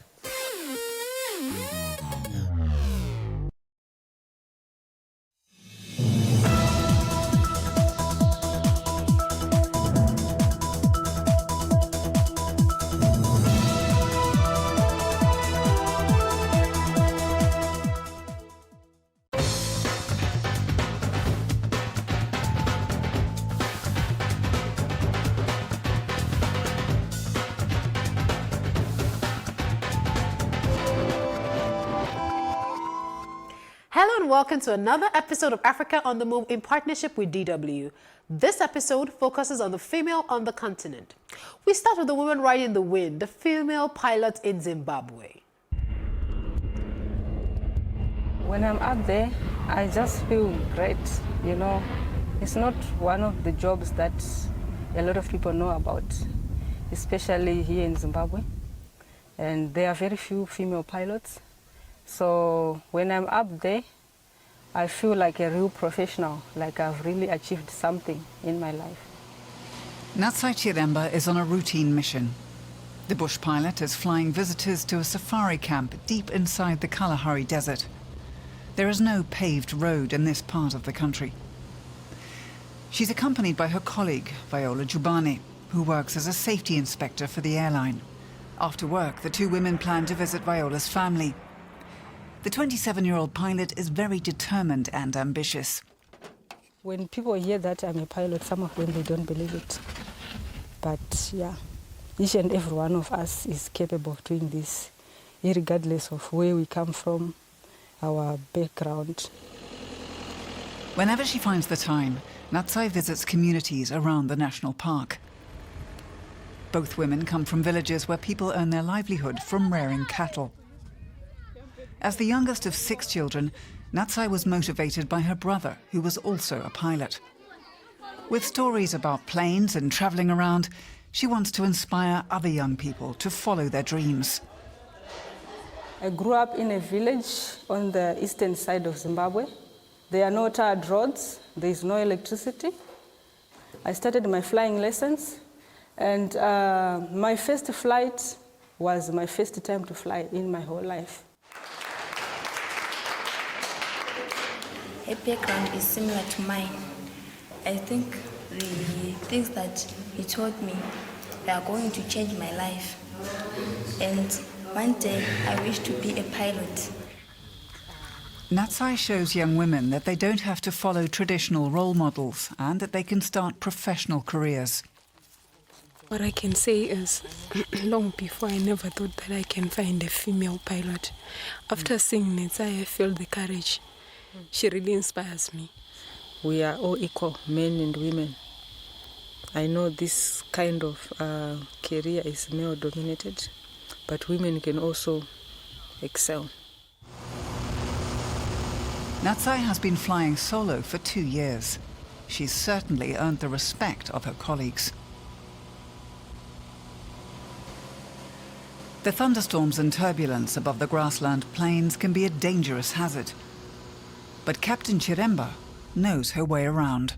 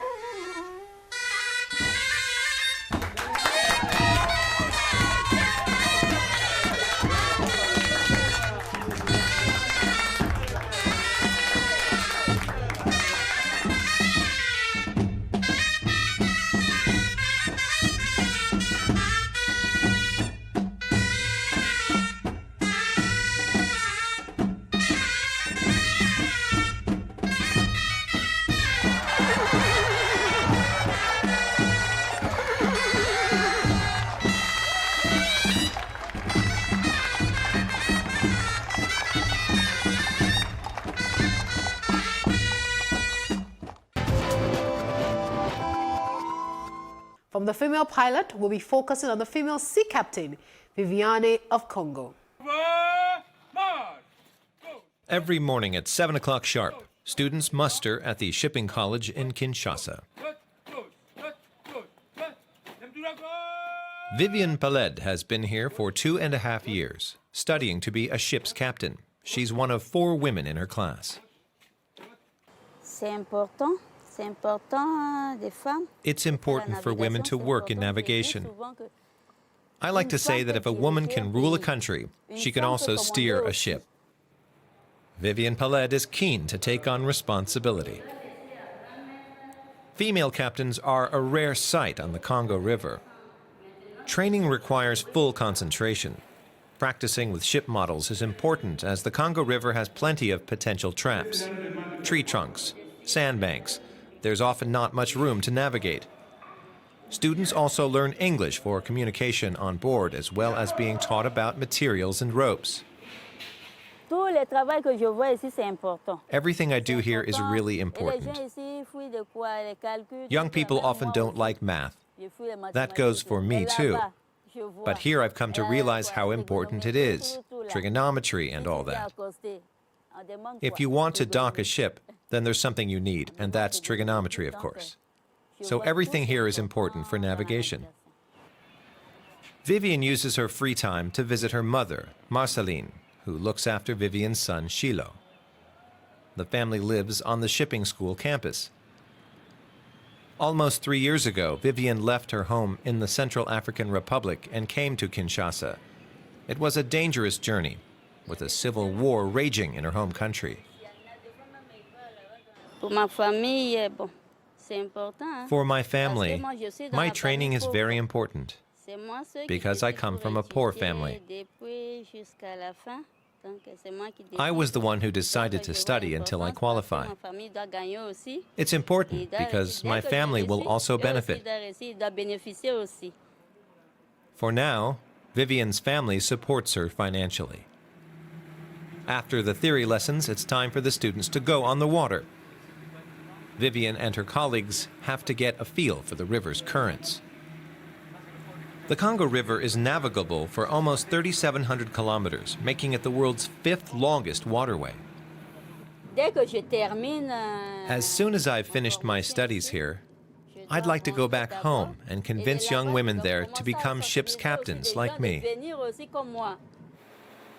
Hidden rocks, sharp curves, and river pirates. The Congo holds many dangers. But Vivian Paled is not afraid. In 4 years, she plans to complete her training and become the first female ship's captain in the Central African Republic.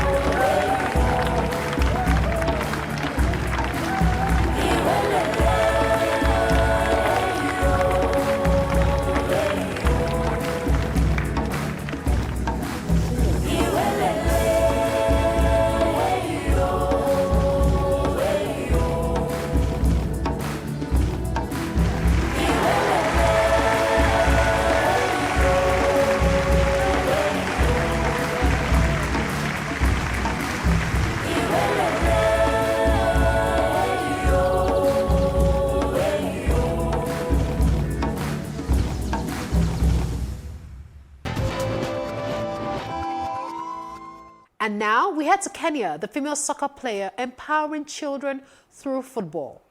Mathari is one of the slums in the north of Kenya's capital, Nairobi. It's home to around 500,000 people. For some residents, soccer is a favorite recreational activity. Doreen Abwiri Amonde comes from the area.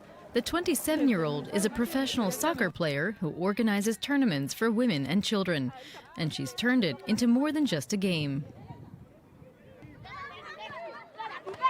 A lot of kids die from from chronic diseases in this area, and hygiene is a very big issue. And we thought we could use football to kind of teach the young kids, to just remind them of the importance of washing, hand washing, and then the importance of proper disposal of waste. They shoot, they score, and then they get to learn a lesson. For example, regular hand washing, but due to a lack of water, the children have to practice dry. Inadequate garbage collection and poor sewage systems also pose a major challenge in Matare. You have to watch where you step. These children are learning all that through soccer.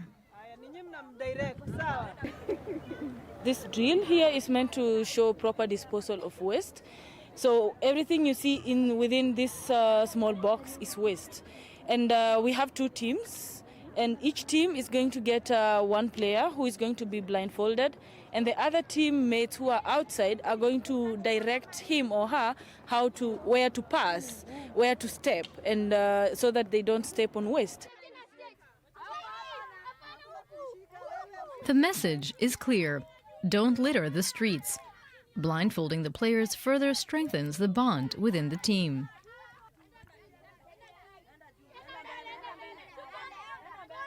Doreen is a high-class mentor for these children. Her stellar career included stints playing for the German Bundesliga and the Kenyan national team, where she is now assistant coach. I joined a girls' team within the neighborhood at the age of 10. This team belonged to an organization called MISA. So it is through this organization that they try to identify young talents like myself and then give them an opportunity. So at the age of 15, that's when I joined the national team. Now Doreen set up a mentoring organization called Girls Unlimited. She's joined by people like Wendy Acheng. Actually, I had the passion while I was growing up, and I've been through a lot since I'm a player and I'm playing at the top level. So I had the interest to give back to the community and to empower the girls. Doreen intends to open up 8 regional academies in the next 4 years. For now, she's taking a break, though. She's expecting her baby in a few weeks. But soon after that, she hopes to be back, taking up the reins again at the Girls Unlimited Academy.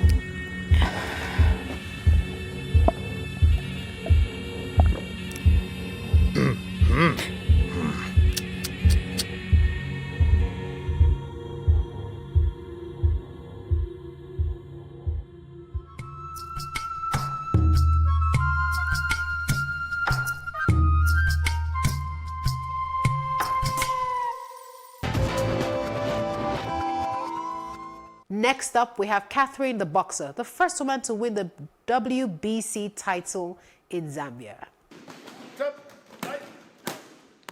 She's fast, has solid rights, and is a superstar in her country. The boxer Catherine Phiri is the first Zambian woman to win the WBC bantamweight world title. But for many Zambian women, Phiri is much more. She's prevailed in a male-dominated society. A lot of women now, they're looking up to me to say, no, if she can do this, even us, we can do something to upgrade our lives. So it is very important, even to other women, to take up anything you can do just to upgrade your life, not to depend on anyone to say, no, this one is going to do this for me. We can do it as women. Catherine Peary comes from a poor part of Zambia's capital city, Lusaka. Lack of prospects, crime and drugs are part of everyday life here. She wants to change that, so long as she has the power to do so. Whenever her training schedule allows, she talks to the children on the streets of her hometown.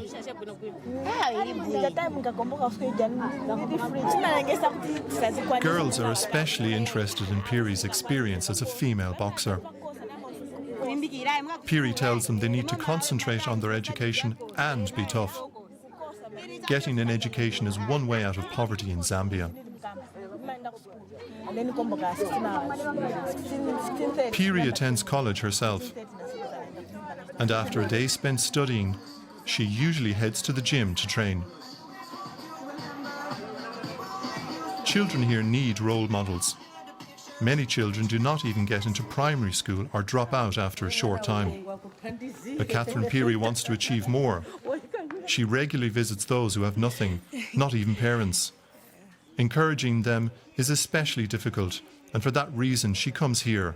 That makes a deep impression on the orphans. Once the opportunity goes, you can't take the opportunity back. But for her, she's explained and said we should take sports and education seriously. So for me, I think that's an encouragement, and she is my role model. I'm also appealing to other people who can support them financially, especially in education. Maybe there are some people who can give them scholarship. Maybe they can go study. They can pursue their dreams and their career. Catherine Peary knows how important she is for her fellow Zambians. Okay. And now that she's the WBC World Bantamweight champion, Peary's stature has grown even more among the street children of Lusaka.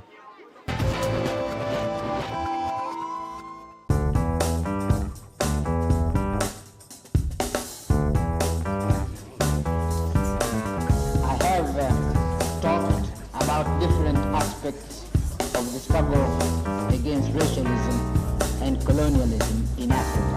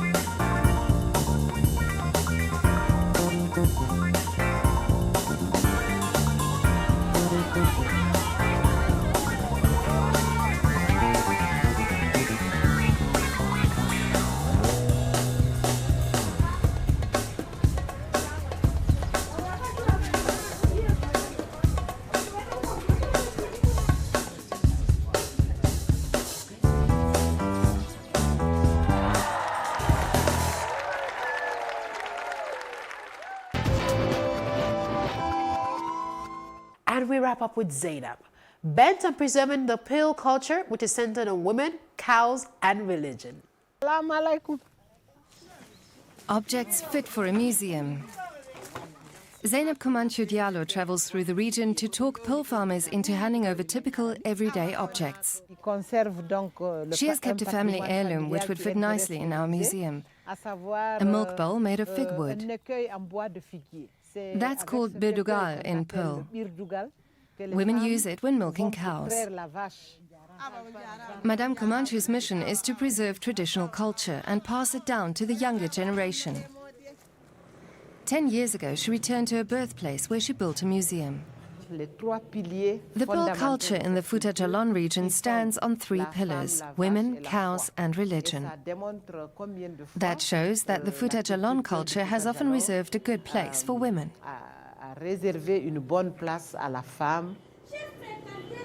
But the world they live in is dominated by men.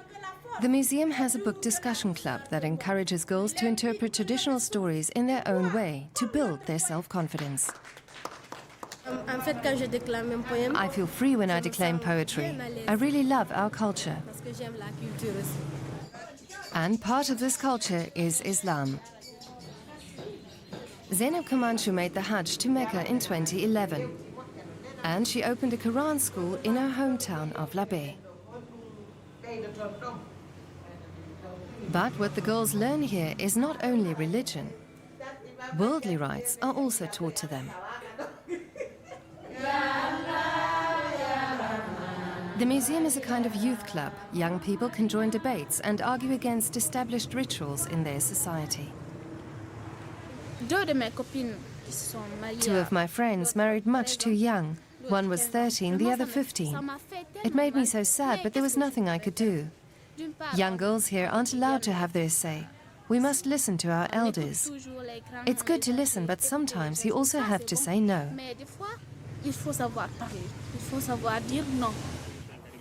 Like these women, they want to become carpenters and be self-sufficient. These girls are given good training. Their grandmothers refuse to take up professions for men, but they work just like the men and get their diplomas. Madame Kamanchu supports the women in all their roles. And in her house, girls and women are still solely in charge of the cooking.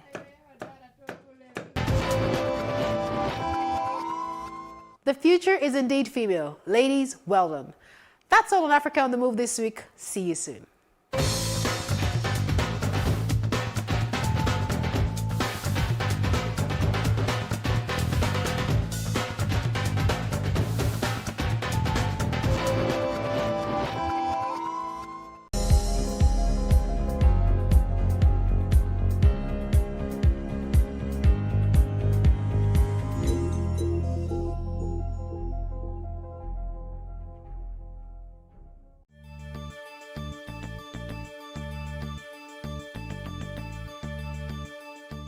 To an extent, the reading culture of Nigerians is not too good.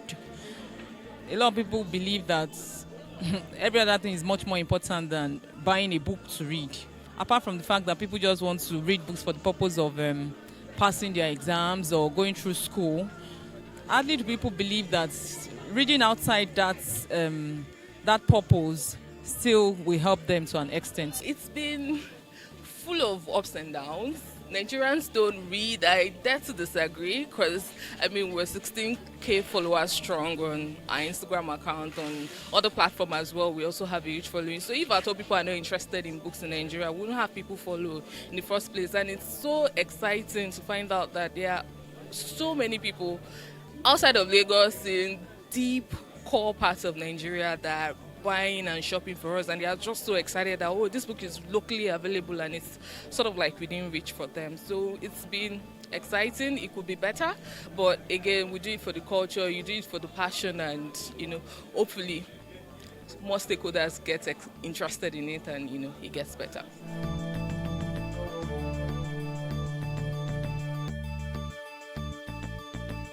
I got into selling books because I was very passionate about it, and then I was hungry to find other people like me. I wanted to connect with them, and the kind of books that fascinated me were not, I could hardly find people around who were excited about them as well. So at the time, when I interact with people within my age range, they're either talking about some foreign authors that write books outside of the context that I'm familiar with. So I wanted to meet with other young people, other people of like minds who were excited about the kind of books that I liked. And that was basically how it all began. And then beyond that also, I definitely used to go to some website online to find out what books are first to reckon with internationally.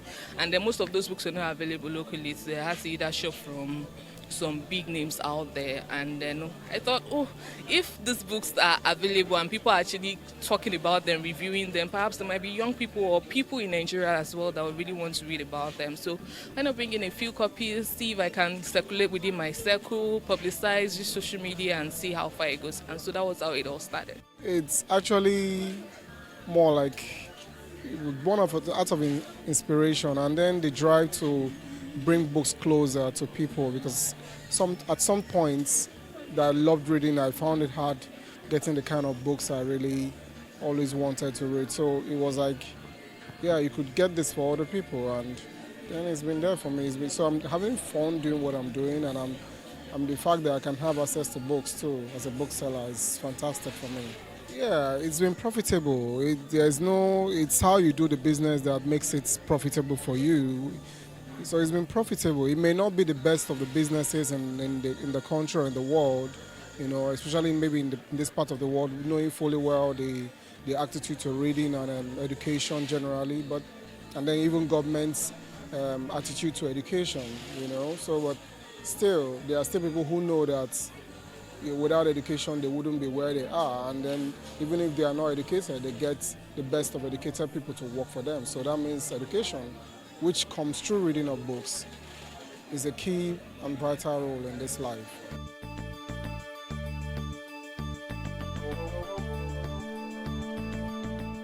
It has enhanced reading, but what I realize is that even for those who normally would not like to buy a Bible before, because of the ability to read their Bibles from their phones, a lot of people are beginning to dump reading Bibles on their phones with buying regular Bibles, because they've seen the importance of having to carry a Bible or read a hard copy Bible.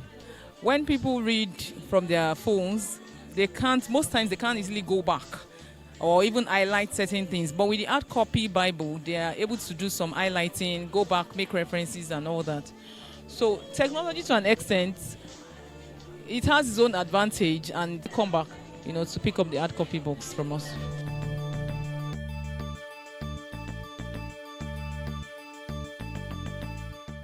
A lot of Nigerians are writing more, because virtually on a daily basis we get new books from Nigerian writers, asking that Latona should carry their books. It's a bit challenging, but at the same time we try to encourage them, to review their books and then accept it for display on our shelves.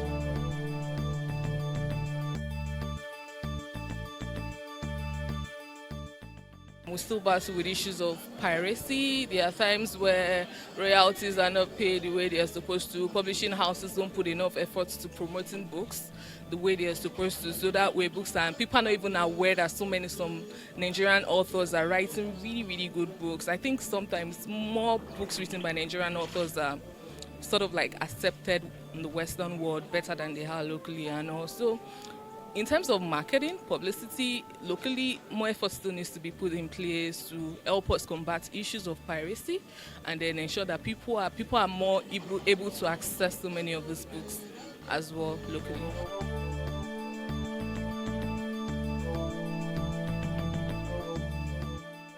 For book lovers, I say keep reading, because you know already what you are gaining from reading, and then for governments, give more allocation to education.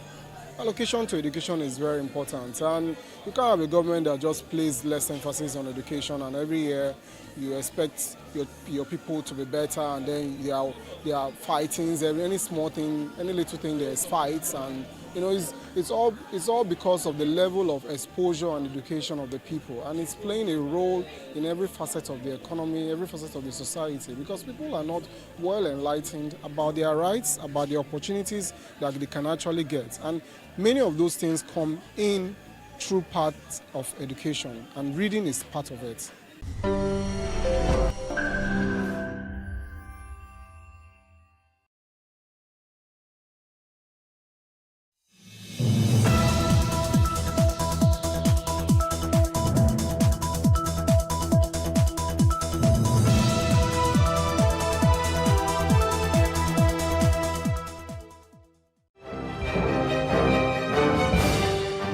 This is news on the hour on Plus TV Africa, and thank you for joining us. Here are the stories making the headlines. I am Benny Ark.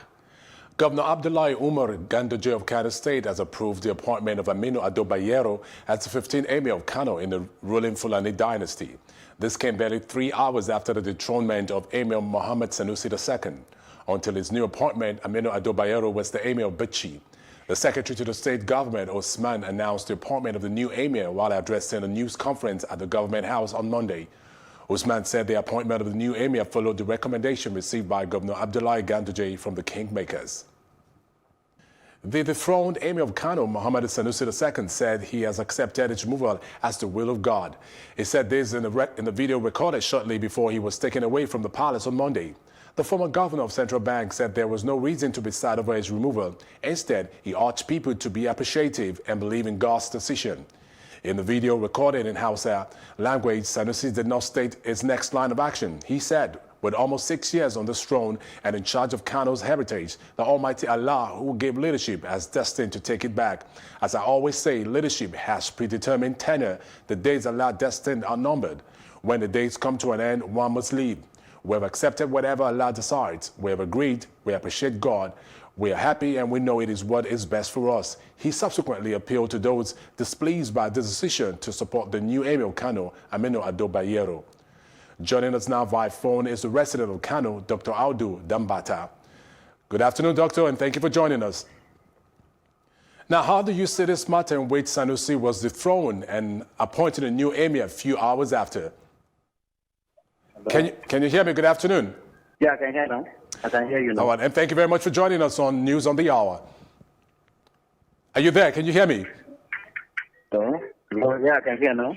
All right, how do you see the matter at which Sanusi was dethroned and appointed a new emir a few hours after? What's your reaction to that? Well, the state is calm now. Going to emir's presentation that everyone should be calm. But nevertheless, it has been a general mourning because people now heard that he has been dethroned and taken and now deported to a particular low-developed area in Nasarawa State. It's quite painful, and you could actually feel it from the people. The initial dethronement was not really quite disturbing because everybody has to accept it. But having heard that he has now been deported, not to Latvia, not to anywhere developed, but to a very low developmental area, is quite disturbing. Now, some people are of the opinion that Sanusi appears to be too radical, outspoken, and perhaps larger than the throne and should have treaded cautiously. How do you react to this? Well, the state is very big, and the emir is someone who has been known to be very truthful and very open and transparent in his dealings. But nevertheless, the state government have actually showed that they have the superior right to actually prevent anybody from talking or displaying his quality of experience. I think they have actually proven that they only want silence from the Emirates. And fortunately, the Constitution has also reduced the Emirates to a very low level in the Constitution. So everyone have actually accepted that, and life continues.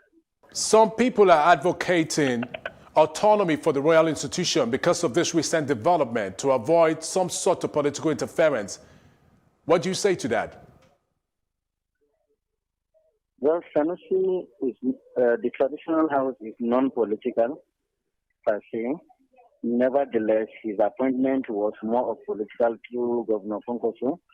The emir, the throne emir Sanusi, is not political. Hello. The proposed Protection from Internet Falsehoods, Manipulations and Other Related Matters Bill 2019, otherwise known as the Social Media Bill, has received strong condemnation from stakeholders during the public hearing in Abuja. Several persons and groups expressed worry over the impact the bill will have on free speech, media houses, journalists and other online users if passed by the Senate. They urge lawmakers to discard the bill in the interest of democracy and free speech. I agree that matters of freedom of speech and inalienable rights of man are issues we should not compromise. I also agree that the right of an individual ends where the right of another individual begins. The rub between the freedom of an individual and the limits of that individual is often a tight one to walk. As a people, however, we cannot stop discussing this freedom and its limitations for peace and harmony, growth and development. This public hearing underscores the importance attached to the process. On this note, it should be reiterated once more that as a deliberate and responsive Senate, we always pay attention to the fact that our efforts, our reports, are people-oriented and reflect the yearnings and aspirations of the citizenry in line with the best traditions of the National Assembly. It is pertinent to state here that one of the high points of this bill, in our view, is the myriad of reactions that trailed it from a cross-section of members of the public, both in the social media and other traditional media.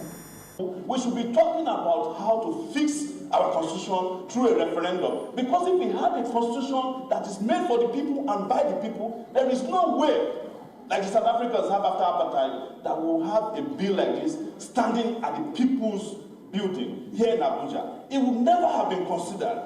And it will mean that some of the people who have this kind of outdated ideas would never have made it to even our Senate. That is the truth. The final thing I want to say is that this bill is dead. And now Victoria Ibezim Oheri, a participant at the public hearing held yesterday, joined us in the studio. Good afternoon, Victoria. Good afternoon. Thank you for having me. Thank you for joining us. Can you give us an update on what transpired at the public hearing on the social media bill?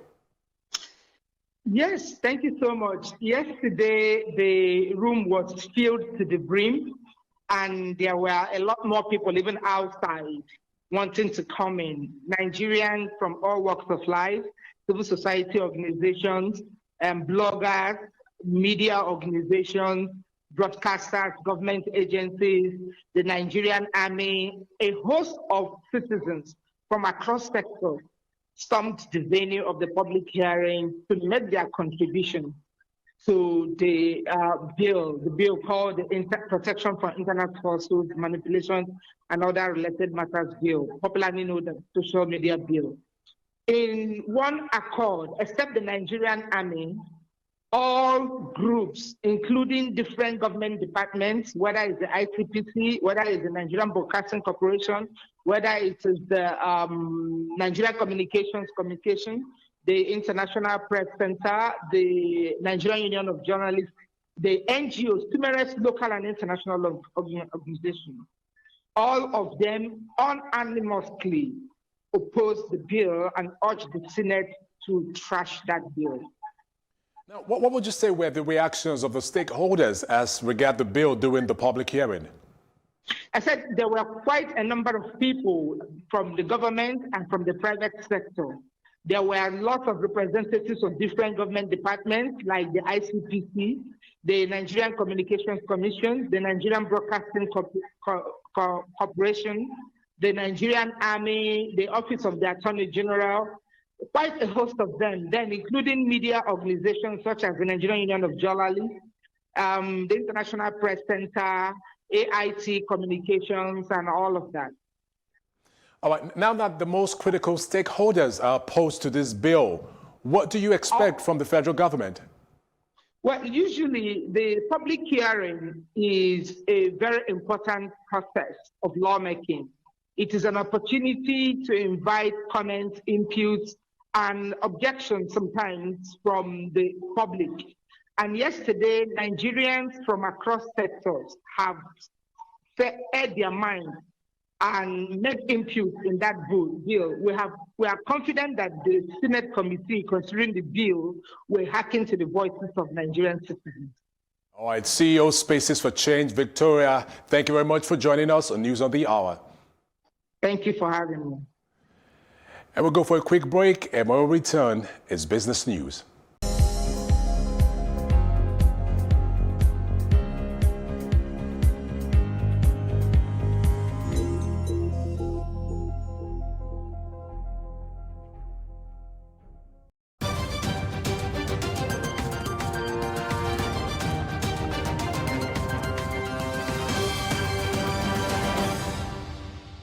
Amid tumbling prices of crude oil, the federal government is set to cut the country's 2020 budget.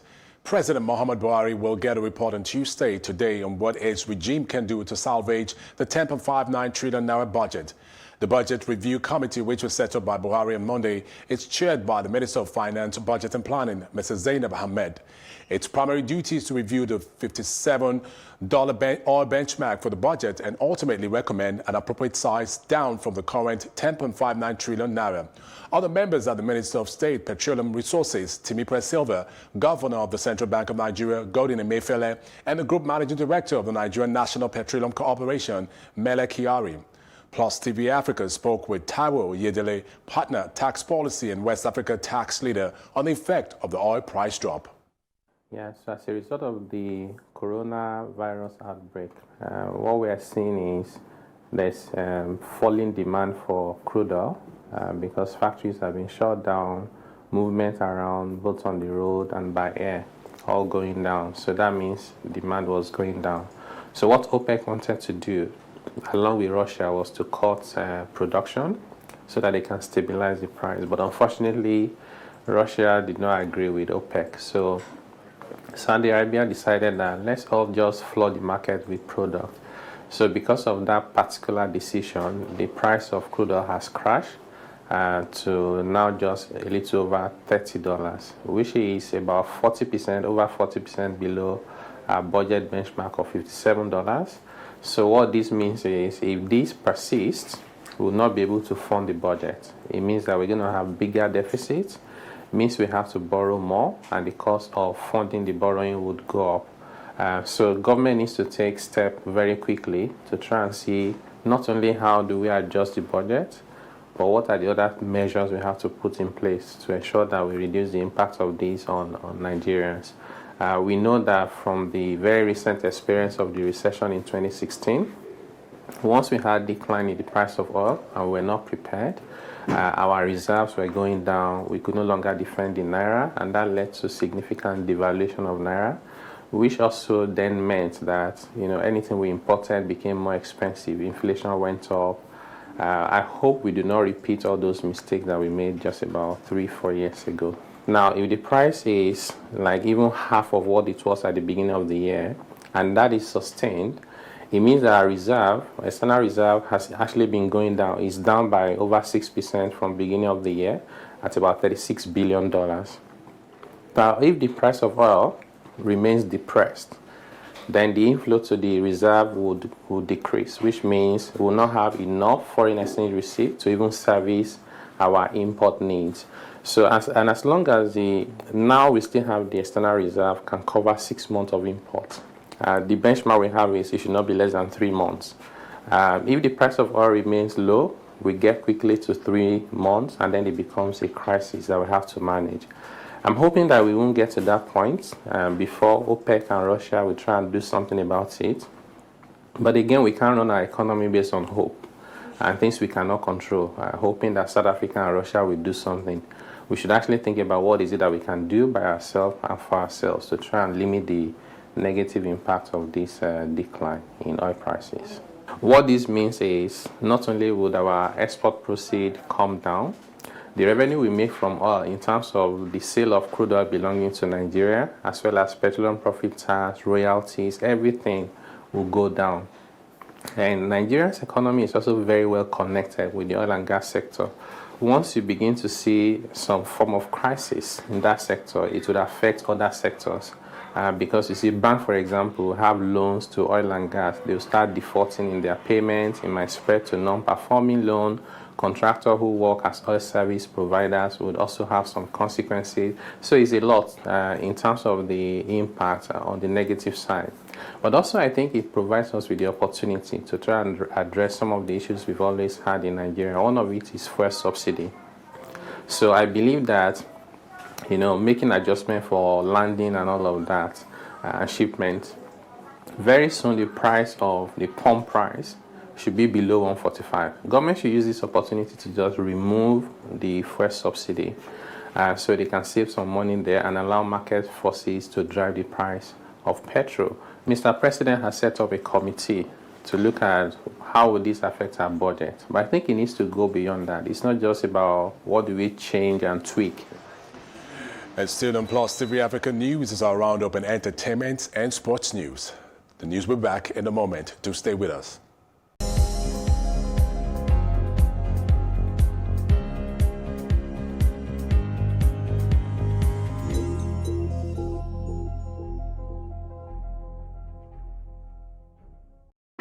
Hey, what's up, guys? You're welcome to another edition of Plus Event, and I remain your host, Ifeoluwa Oshukeye.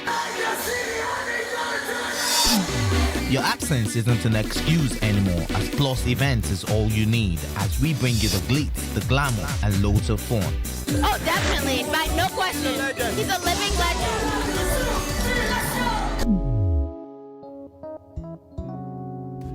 Oh, God forbid, Holy Ghost fire, no. I just want to be blown away. I want to be wild. This is 11 years of doing it.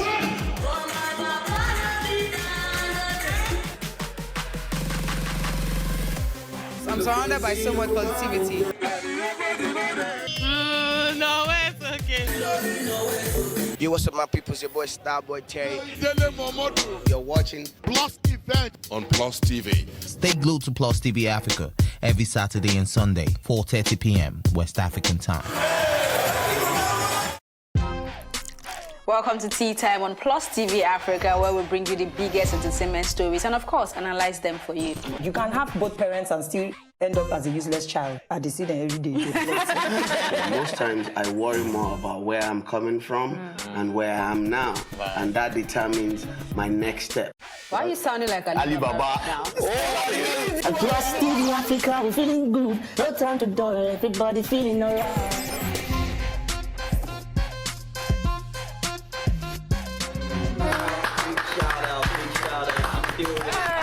I really like you. I can still make music and people are still buying. Sometimes I look myself minimal IU. Akpala music is for mature-minded people. I got DMs sometimes from Malawi, like, Reduced his sentence from 29 years prison sentence to 5 years. Jury has acquitted Weinstein on 2 more serious charges against him, predatory sexual assault, which carried a maximum life sentence. 3 of Weinstein's lawyers said in a letter addressed to Justice James Burke of State Supreme Court in Manhattan, "Please accept this letter as our request that the court sentence Mr. Weinstein to a period of incarceration of 5 years." Further stating that his life story, his accomplishments and struggles are simply remarkable and should not be disregarded in total because of the jury's verdicts, they said. Weinstein's conviction was a milestone for the Me Too movement, which was fueled by his case starting in the late 2017. The movement inspired women to accuse hundreds of powerful men in entertainment, business and media, politics and other fields of sexual conduct. And that is it on entertainment. The very best in sports is coming right after this.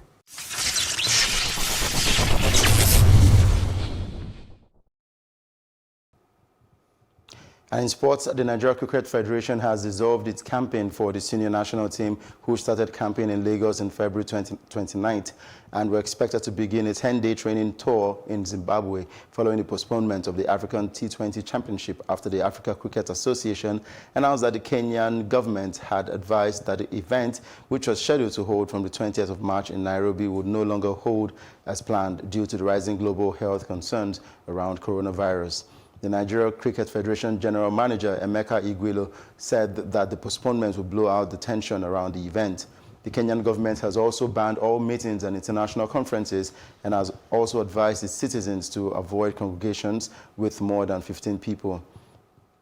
And still in sports, it has been confirmed that Heath Chong has signed a new contract at Manchester United worth £30,000 a week. The 20-year-old would have been a free agent this summer and has been strongly linked with Inter Milan, but United persuaded the Holland under 21 winger to commit his future to them until June 2022 with the option of another year. Chong, who has made 14 first-team appearances, said he is delighted to sign a new contract and really grateful for the chance to prove himself at the club for many years to come. And that's it on Sports Update on Plus TV Africa. I'm Udoka Njoko. And with sports updates, it's a wrap on our news. Roundup and events at this hour. For more news updates, please follow us at Plus TV Africa on Facebook, Twitter, and Instagram, and do subscribe to our YouTube channel at Plus TV Africa. We will be back later with more stories making the headlines. Do join us. I am Benny Ark.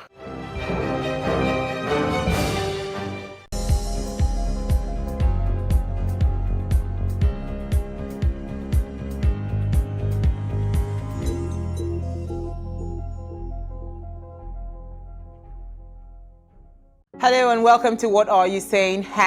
#Ways. Is there a law that governs the tech space? The first major law that you find out has to do with usage of data.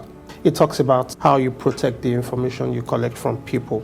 Most apps generate revenue through advertising and subscriptions. I've seen children download 20 apps and they're using it. So what are we doing to trap, them from that young age? So it's a step-by-step process, you know. By the end of the day, if you're trying to develop an app, whether local or international, and your user interface is pretty awesome, most people won't care where it's from. The process for getting your app on iOS is way, way, way more stressful. Stringent, yeah. No, stressful, not stringent. It's stressful.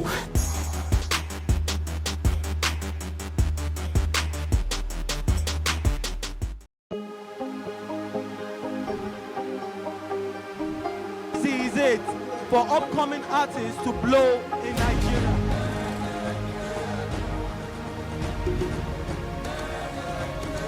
Welcome to Plus Trending. I am Buki November, your host, saying thank you for joining us on today's episode. Welcome back. It's tea time on Plus TV Africa. Practice makes perfect. I'm not perfect yet, but I'm a lot better than I used to be. He's a king. He's entitled to marry 100 if he wants to.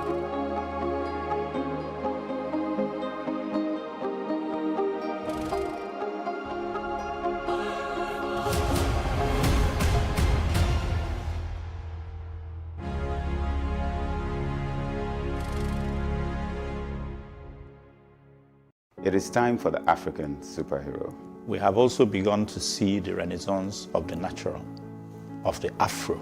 And what a thing of joy. Imagine if we broke down that 40 million per lawmaker into how many families? I am not for anybody in that sense. I'm for everybody and I'm for nobody. But I'm for people who, at that point in time when they're being oppressed, I'll key into that thing. But I'll never go and sign up for life and say, I'm your paddy, because I've seen women oppress women more than men. A woman in church who preaches women's rights, feminism and the rest, and maltreating a young small girl that is staying with her, who is even younger than her own daughters. That's the human and then the way, if you see the slap she gave this church, the young girl, because she couldn't do sign of the cross, and I was like, there's a very, very strange madness that's coming from a clique of people that have come into power with Buhari.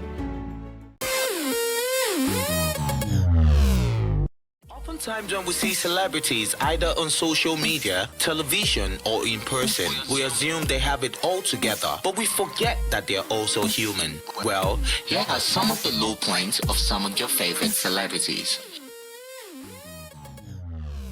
My story. Okay. The very first time I acted and I got back home, it was actually with Regina. When the film came out, it was hard on me because not necessarily my parents, but my grandparents didn't think what I did was good because of the role I played in that film. So they banned me from acting completely. Like, I should just face my studies and that's it.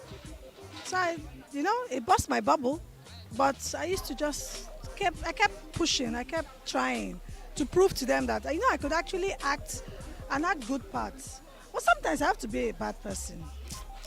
But slowly they, with time they accepted it and loved me for who I was, and I am who I am today. I never gave up, basically.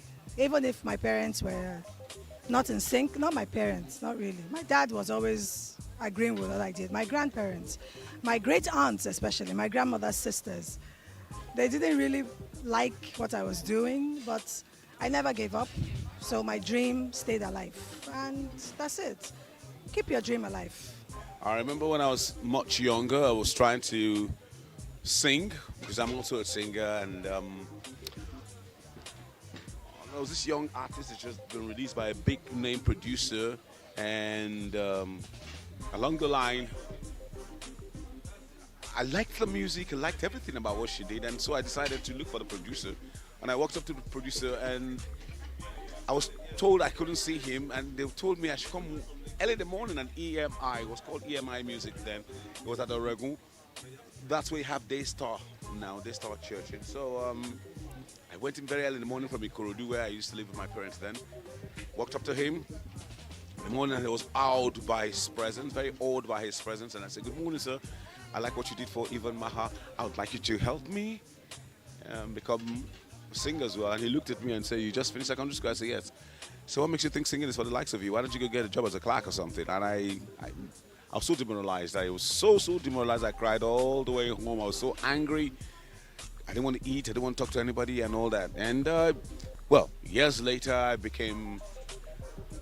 had an album called Dreams, released on the Premier Music label, who had just metamorphosed from being Polygram Records then and became Premier Music. And then I had become a big name and become, well, so to speak, in the parlance, I'd become a star. I'd become a star actor. I'd done Silent Night. And I was very, very big at that time. And guess what? I went to the housewarming ceremony of one of my big friends then. He had asked me to come. I went there with my friends, a retinue of friends. And we got there, and as I was entering the place, I just heard this music blaring and somebody calling my name and singing my name. And I stopped in shock, and I looked. It was the person who had many years ago told me, "What makes you think singing is for the likes of you?" And I looked up to God and said, "God, you're the greatest humorist." But see, I never let that get to me. I never ever let that get to me. Or become arrogant or become complacent or whatever. Or become pig-headed. But I just decided there and then that what I will always do for young talent is to encourage them, whatever it is you want to do, and you believe in yourself, 1,000%, you believe in yourself, I'll be there to back you up. I'll be there to help you fight and push your cause through. Wow, man, I went through a whole lot to be Nino. But one of the things I like to talk about is, not quitting. Before coming into Nollywood, I was a music executive. I ran a record label called Diesel Music for about three and a half years. And doing that, I lost everything I had, and I had an option to either go back to America or be here in Nigeria and still trying to find what to do. And the fact that I didn't quit is the only reason I'm here today. Thank God for grace. If I had left at that time where I felt, there was no way to go, I wouldn't be sitting here today. But the fact that I kept on going, and I was never scared of starting all over, being a beginner. I started over, and look at where I am now. So one thing I would like to advise my fans and talk to them about is, about never quitting. Winners don't quit and quitters don't win. So stay hustling, stay going, and keep God first. We will prosper. Life is not a bed of roses, but also understand that roses have thorns. So as beautiful as rose flower is, and as luscious as the green leaves of rose flower is or are, there's always the thorny side of it, so it can be pricked. So I started very, very small, and I've been climbing since then. Sometimes I get it right, sometimes I don't. But when you fall, you get up again and start all over again and begin to trudge on. But always learn from your mistakes. That's all I can say.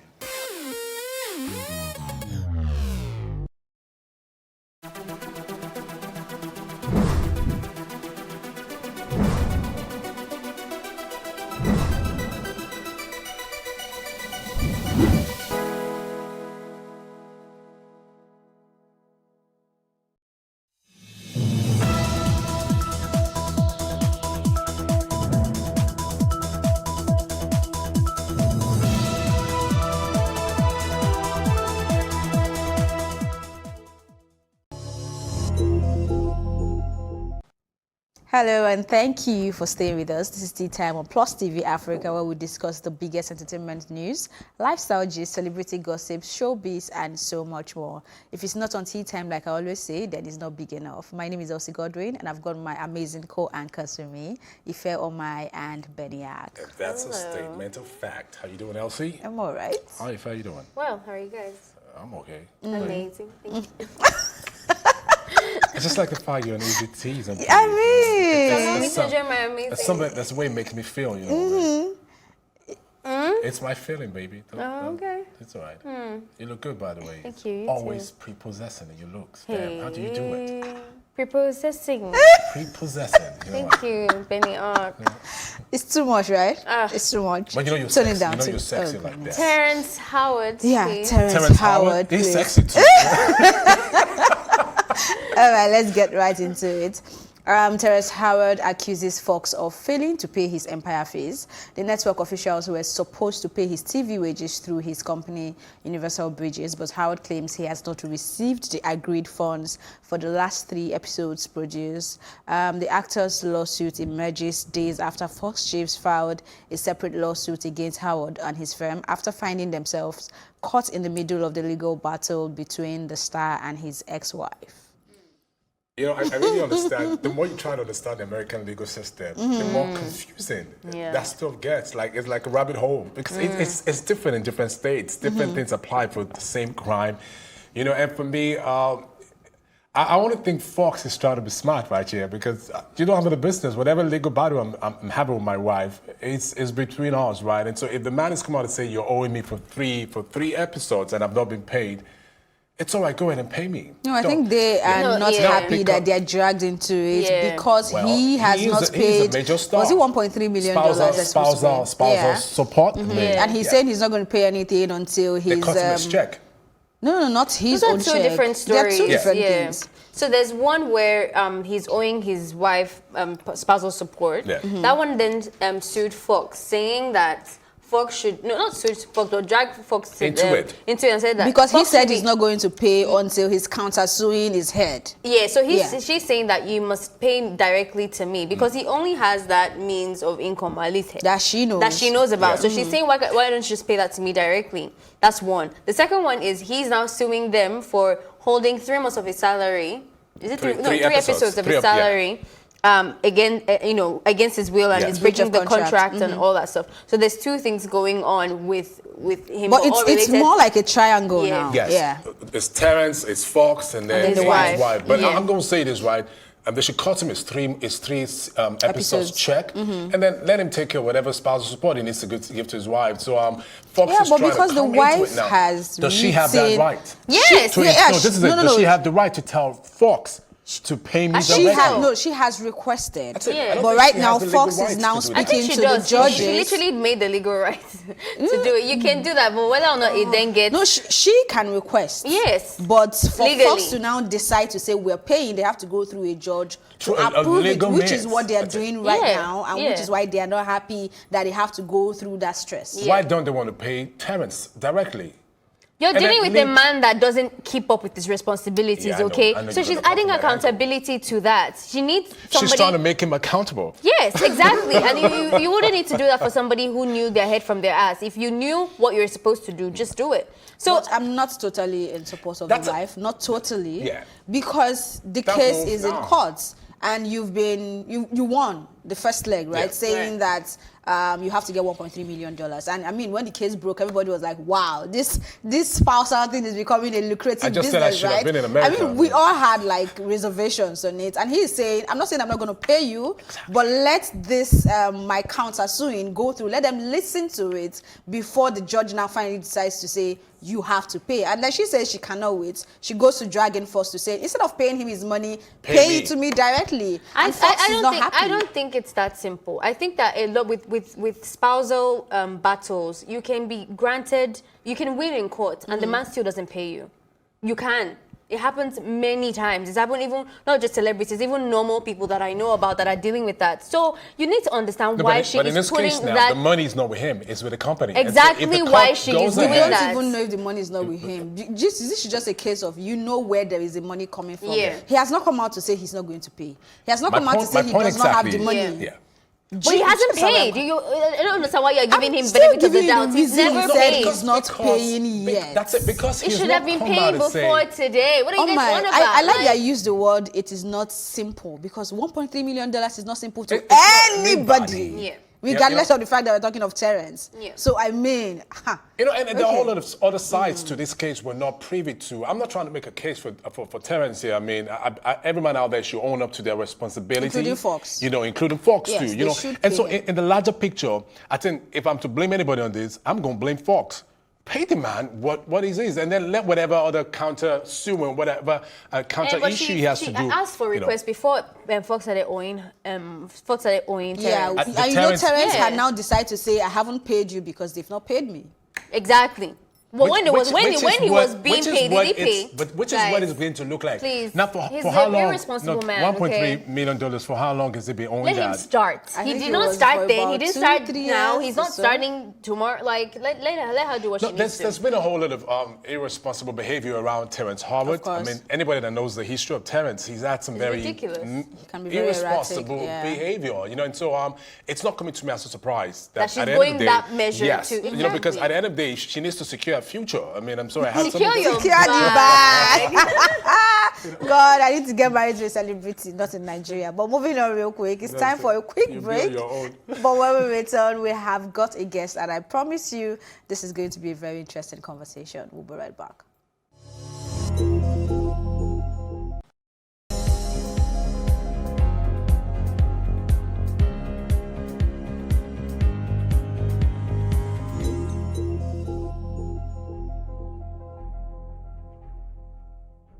It is time for the African superhero.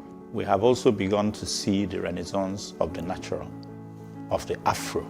And what a thing of joy. Imagine if we broke down that 40 million per lawmaker into how many families? I am not for anybody in that sense. I'm for everybody and I'm for nobody. But I'm for people who, at that point in time when they're being oppressed, I'll key into that thing. But I'll never go and sign up for life and say, I'm your paddy, because I've seen women oppress women more than men. A woman in church who preaches women rights, feminism and the rest, and maltreating a young small girl that is staying with her, who is even younger than her own daughters. That's the human and you know, being and then for the you. way, if you see the slap she gave this church, Wow. the young girl, because she couldn't do sign of the cross, and I was like, There's a very, very strange madness that's coming from a clique of people that have come into power with Buhari.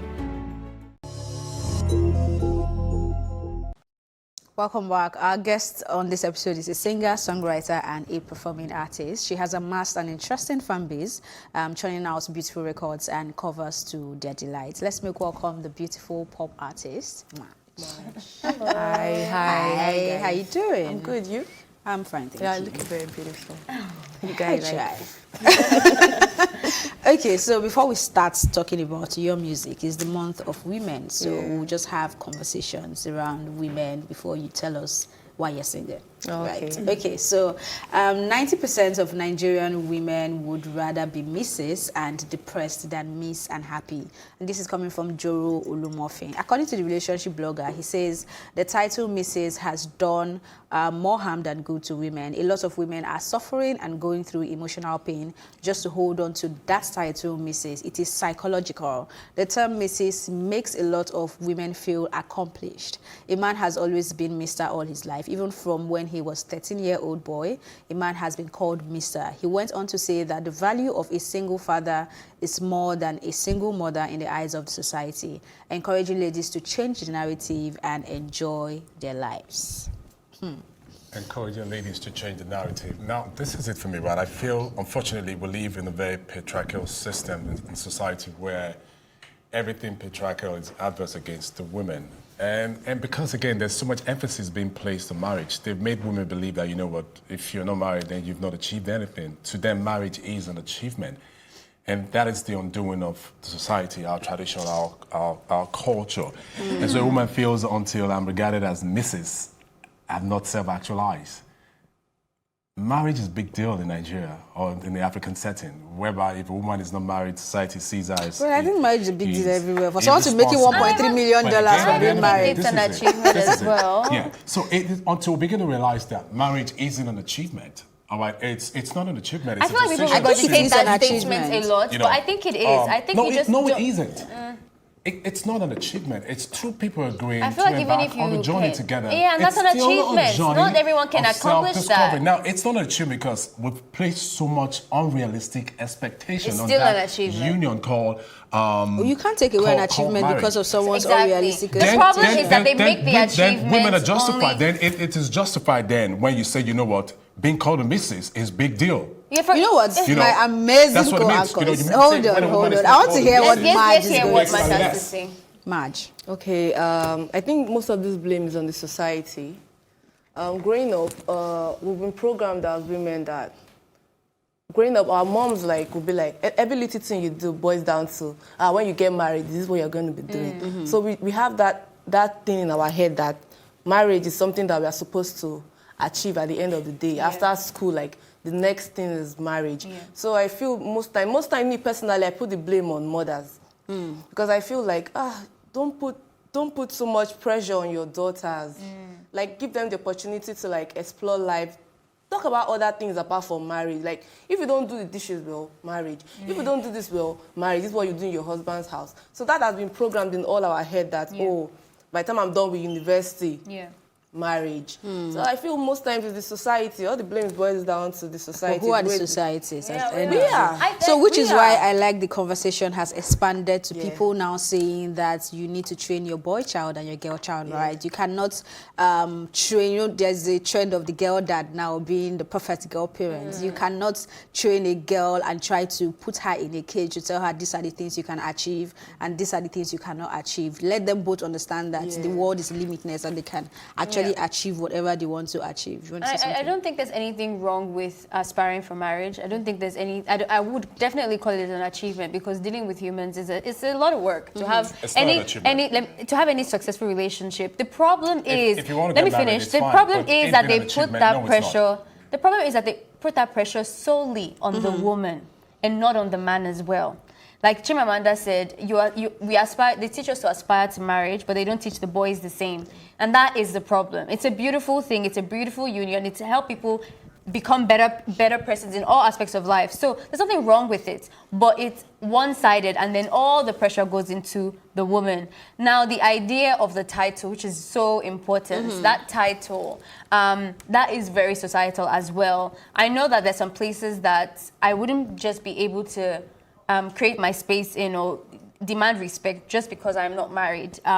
You can see that with churches, we can see that in banks. There's some titles that you have to be married to be able to do that, but that doesn't align, doesn't go for men as well. So there's that imbalance, and I don't understand where we got that aspect from. I mean, I kind of do, but I feel like we should have dropped that a long time ago. For the longest time in history, women have always been a backup to men, and we've not really actually been in forefront. So I understand the concept, but it just needs to die down. And it's not a Nigerian thing. It's not an African thing. It's a global thing. Women are still unequal globally. There is still a lot of pressures for marriage globally on women. So it's I always like to ask who the society is, because I mean we are the society.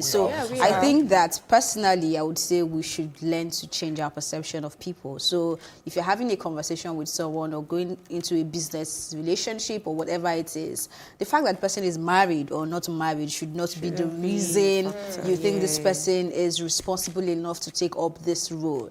Not just for women as well, because I think I have also had this conversation online where I said that even for men, there are actually positions that they won't hold or get until they're actually married. And this is, can I call them the cabals now in the industry, will tell you, when you get married, you begin to understand some things in a certain level, that you have a level of patience. I understand marriage. I understand that it is, for me, it is an achievement. I mean, I know it is for me. It might not be for you, it is fine. That's fine. But no, I mean, I'm saying it's not an achievement for me because they're very... For you, yes, it's not. fine. There are a lot of unrealistic expectations people put when they come into marriage. Ask out of 100 girls, ask 90 girls why they want to get married because they're looking for somebody they can solely depend on to take care of them, like their meal ticket. That is the wrong reason to get married. Only in Africa, and please. and Only in 90% of girls getting married are getting married for that reason. They're looking for somebody that would take care of them and without any responsibility at all. And that has got to change. All right, many women feel, once they're married.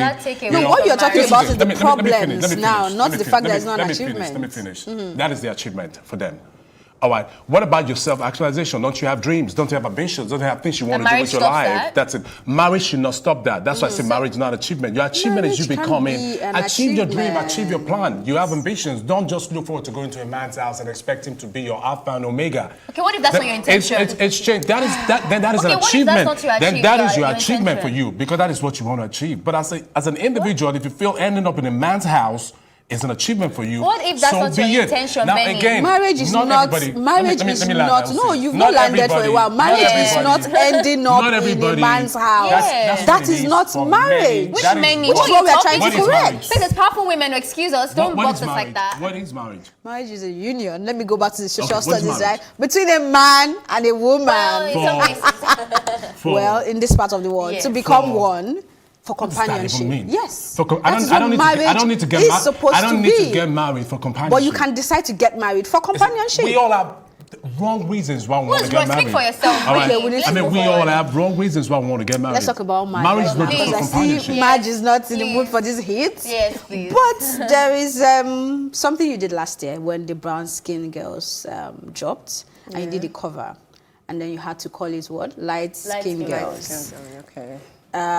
So many people were not comfortable with that, and you had to explain that. Yeah. Why did you feel the need to do that cover?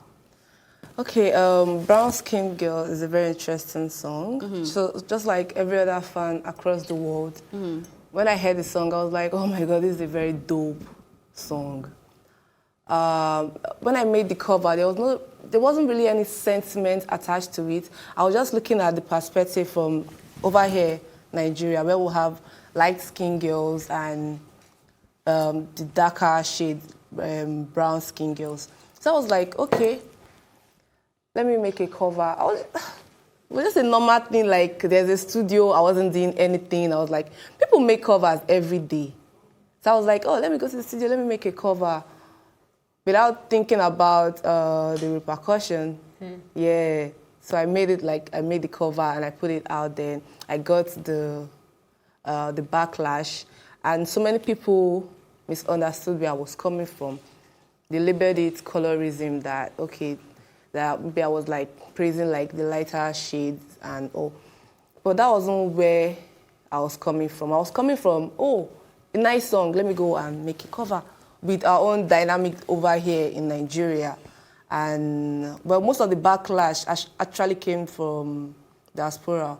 Like, most Nigerians didn't even like get to see it. But from over there, I know what they're going through over there with the whole racism, colorism, and everything. So it affected them more, seeing that it's also Beyonce that sang the song and Blue Ivy and all of that. So there was just emotions everywhere. But it was one of those things where I'm like, oh, we're all, at the end of the day, we're all blacks. I'm not like saying that one shade is better than the other shade. I was just like, oh, let me just make a cover with so this. You ignorantly made that cover? I won't say ignorantly. Okay. I use the dynamics. As I always tell people, I use the dynamic. Let's talk about the dynamics of here, because it's it's one thing to say that it's interesting you say that it's American or Western people that are having that issue, because we do have colorism in Nigeria. It's facts. Maybe that's not your reality because you're not a brown, darker skinned girl, but a dark skinned girl will tell you in Nigeria that they understand fully, relates 100% to the people in America or in diaspora who suffer from colorism, because it is there. There's a response that I saw in your chat. It hit the spot, and I wanted to ask you if you understood where that person was coming from. And that's why I said ignorant, because if you said it was an ignorant thing, like I didn't actually think about colorism, I didn't even fathom darker people's experience, and I made that music, I would understand that. But if you did and then still made that music, then I want to know what your thinking was with that. Do you know the funny thing? I've actually experienced colorism because back in the days, I was into ushering jobs, and I've been told a couple of times, oh, you're not light enough. They go for lighter skin and they're Do like, you consider yourself a dark skin or a light skin? I used to consider myself a light skin, but not Okay, anymore. But this song in question is what brown skin girls. It's not dark skin girls. Why did you feel the need to create light skin girls when, personally, as far as I'm concerned, whether you're dark or you're light, which I'm not very comfortable with that term, light skin, I think everybody's still brown skin. Brown skin, yeah. Yeah, see, I like from the place where I'm coming from, people aren't labeled brown here. Because we don't understand the color brown? Yeah, it's not because we don't understand the color brown. It's just like, we're all labeled blacks. Like, then there's a group of people that will now shade us into light skin. Chocolate, they call people chocolates. So it's not as if you're calling anybody milk. Chocolate is still brown. Yeah, but I'm just saying as I'm trying to say that from the dynamic here, from where I'm coming Just wanting to represent the lighter skinned, or with our Did term, you see that there was a skin, need right? to fill that gap? Usually you'd make that cover and change the lyrics because there's a need for that, right? Like people, that's what Beyonce was trying to do with that song. There's a need for black girls to be represented positively, so she made that song. For you to make that song for light-skinned girls, is it that you saw in this dynamics, like you mentioned, that there was a need for that to represent light-skinned girls? No. Okay, so then why? Okay, that's why. You want to say something? Yeah, because that's how I feel. I feel as black, we're all brown-skinned people, just with different shades. You know, the different shades of brown. I wouldn't categorize you as a light-skinned girl. You're a brown-skinned girl. You just have a different shade. Now, I feel. I just went through the write-up and one or two comments. People felt you made joke of an issue that is really pertinent to a people, to a whole race. Not a race, but like a skin tone. Yeah, a skin tone, you know, and so, I mean, it's pertinent. Why, if you wanted to make everybody feel all-inclusive, you could have come up with something different, a different kind of song, instead of, you know, remixing what Beyonce did. I try to see the point you were trying to make. You wanted everybody to feel loved and included, but unfortunately, you didn't really succeed in doing that. I feel like this is an interrogation. Yeah, that's why I feel like it's an interrogation. Sorry about that. It's just that we haven't really heard your voice. I mean, the one thing you've talked about is the BET platform, and that doesn't do justice for us at all. And I think that I got an insight that you weren't causing harm. Okay, even though that, I mean, your intention wasn't to cause harm. That's what I got, but I still didn't get like the gist of it. Like, and that's why you coming on the show and using your own voice to explain where you're coming from could help. So it's not an attack. A good example for it is like how they say like Black Lives Matter. You know that incident, right? Now somebody else comes out and say, no, guys, all lives matter. Oh no, that's even worse. No, what you did was white lives matter. Yeah. So you're taking away from the Black Lives Matter thingy. And the one thing I understood from what you've said is that in this dynamics, yes, colorism isn't a topic that we talk about presently. Not that it doesn't exist. It doesn't exist, but we don't talk about it, and that's fair. And absolutely, I don't think an American would have done that because they're a lot more educated on it. It's on the forefront of conversation. So it's good that you did that to be able to bring that into conversation. Some people have never heard the term of colorism, of how, and some light-skinned people don't even know that black-skinned people in Nigeria live that story. So no, it's not an interrogation. We just want to clear things. And again, she said something. Sorry, she said something very important when she was talking. I mean, I've heard of producers on video set who will say, you know what, if you're not a certain skin type, color, that's the colorism. But let's not go into yes. For your new single, please. Now, to talk about that, obviously that's not about colorism or light skin girls. No, that's about relationship. Right? Okay, so tell us more about that and like what to expect. Cup Down Food dropped on, that was February 28th. Yeah, very interesting song. I don't know if you listened to it. I have. Cup Down Food. Okay, the message I was trying to pass with Cup Down Food was from past relationship where there was a whole lot of deception. Right. So I was being stringed along for a very, very long time. Like, yes, very long time. So it got to a point where I was like, wow, probably like 3 years. Oh, wow. Yeah. That was so bad. Yeah. Could have been worse. So it got to a point where I was like, nah, I can't do this for, I was like, I got to a point where I was like, no, I can't do this for you. You can't string me along. Like, I'm too good for this. Nah. Yes, girl. Yes, I was like, no, I can't do this no more. So that was where the line "Cup Don't Full" came from. So "Cup Don't Full" kind of signifying, oh, your time is up. Right. Yeah, your cup don't. Come on, pack and go. Yeah. Yeah. So we'd like you to sing just a verse of "Cup Don't Full" okay. before we go. All right. Okay, it goes like this. I got lover. Shabby, you know, get my time, baby, it's over. Wait till your streaks and your busy body.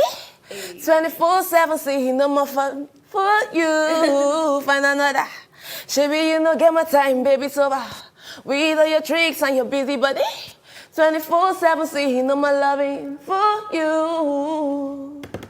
Yeah. Thank you so much so for your time, having me. Madge, and for having this conversation with us. Yeah. Thank you for being here. And that's how we wrap up this episode of Tea Time. Thank you so much for watching, and please definitely visit our YouTube channel to watch this conversation all over again. And also get her music, Cup Don't Full, right? Yeah, available everywhere. I thank you as always go to my co-anchors Ife Omai and Beniak and the entire production team. Thank you for watching Plus TV Africa's Tea Time. My name is Elsie Godwin. Do stay with us.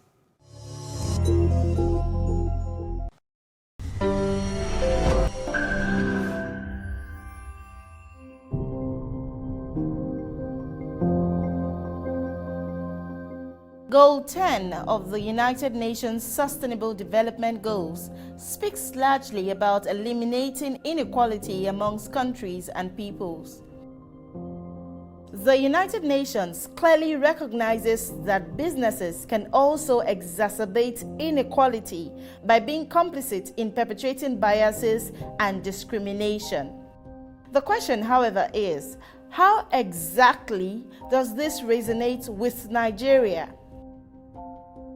Lagos is the most populous city in Nigeria and has millions of persons. Among these are little persons also, often found in Osborn in Ikoyi. They are trying to make a living as they grapple with inequality and discrimination because of their physical appearances.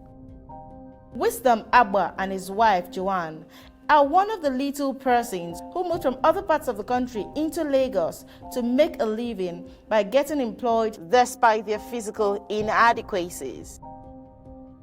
They say that in Lagos, they had hoped to win the battle against discrimination, but this fight, however, seems to be a lost one as they are constantly marginalized by some employers while hunting for jobs. Sometimes, somebody will promise me at where I'm selling market, especially drive car, will say will find work for me. I will pull up on that person.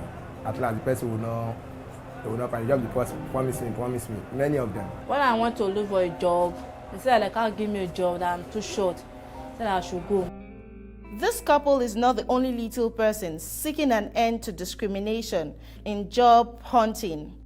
Nkubi and Shapali are celebrity broadcasters. They too say that they have had a painful taste of societal rejection. I got called up for an interview. One of the management now walked up to me and told me that, look, I am sincerely very sorry. You are not the kind of person we are looking for. My sister, growing up, she'll be like, Daddy, where do you get this thing from? Though Shapali comes across as a very confident woman, she says growing up was torturous. As I'm talking to you, I don't know my mom until now. She ran away because I am a dwarf. She adds that her self-esteem was dealt a devastating blow for even thinking of marrying a tall man and begetting tall offspring as her mother-in-law rejected her. I had a relationship that the guy, took me home to the mom. And I was there in their living room, seated, and the guy went to call the mom. The mom came and I was like, where? Sorry, my dear, sorry. Where is the wife? My son said he brought. And I was like, it's me. And stop joking now. How will it be you? My son came up to come that he brought somebody. I was not accepted. Bash and Iyatokpe are 9-to-5 persons. They reveal that they have also been treated with inequality countless times. My own junior brother, the one that follows me, he also thought I'm kind of like a junior to him. We usually fight every day. I go one place. I say they find person will go sweep here. They say not true. I say I won't do it. They say, you do it. Which hand do you want to take sweep here? With only 12 years left to expunge inequality by 2030, only little is known if Nigeria will truly wipe out this menace. But Wisdom and his wife Joanne, Nkubi, Shapali, Bash and Iyatokpe continue to hope that someday they will be treated like every other human being. I am Mary Chinda for Plus TV Africa.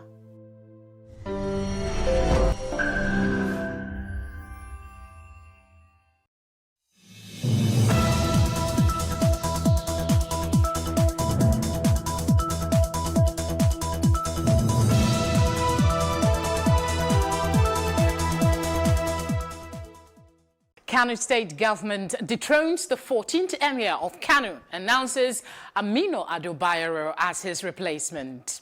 And the anti-social media bill threatens to become a law as the Nigerian Senate holds a public hearing on the proposed bill despite public outcry against it. Even as Bishop David Oyedepo describes Buhari's administration as the worst in the history of Nigeria. This is Plus Politics, and I am Felicity Ezewike.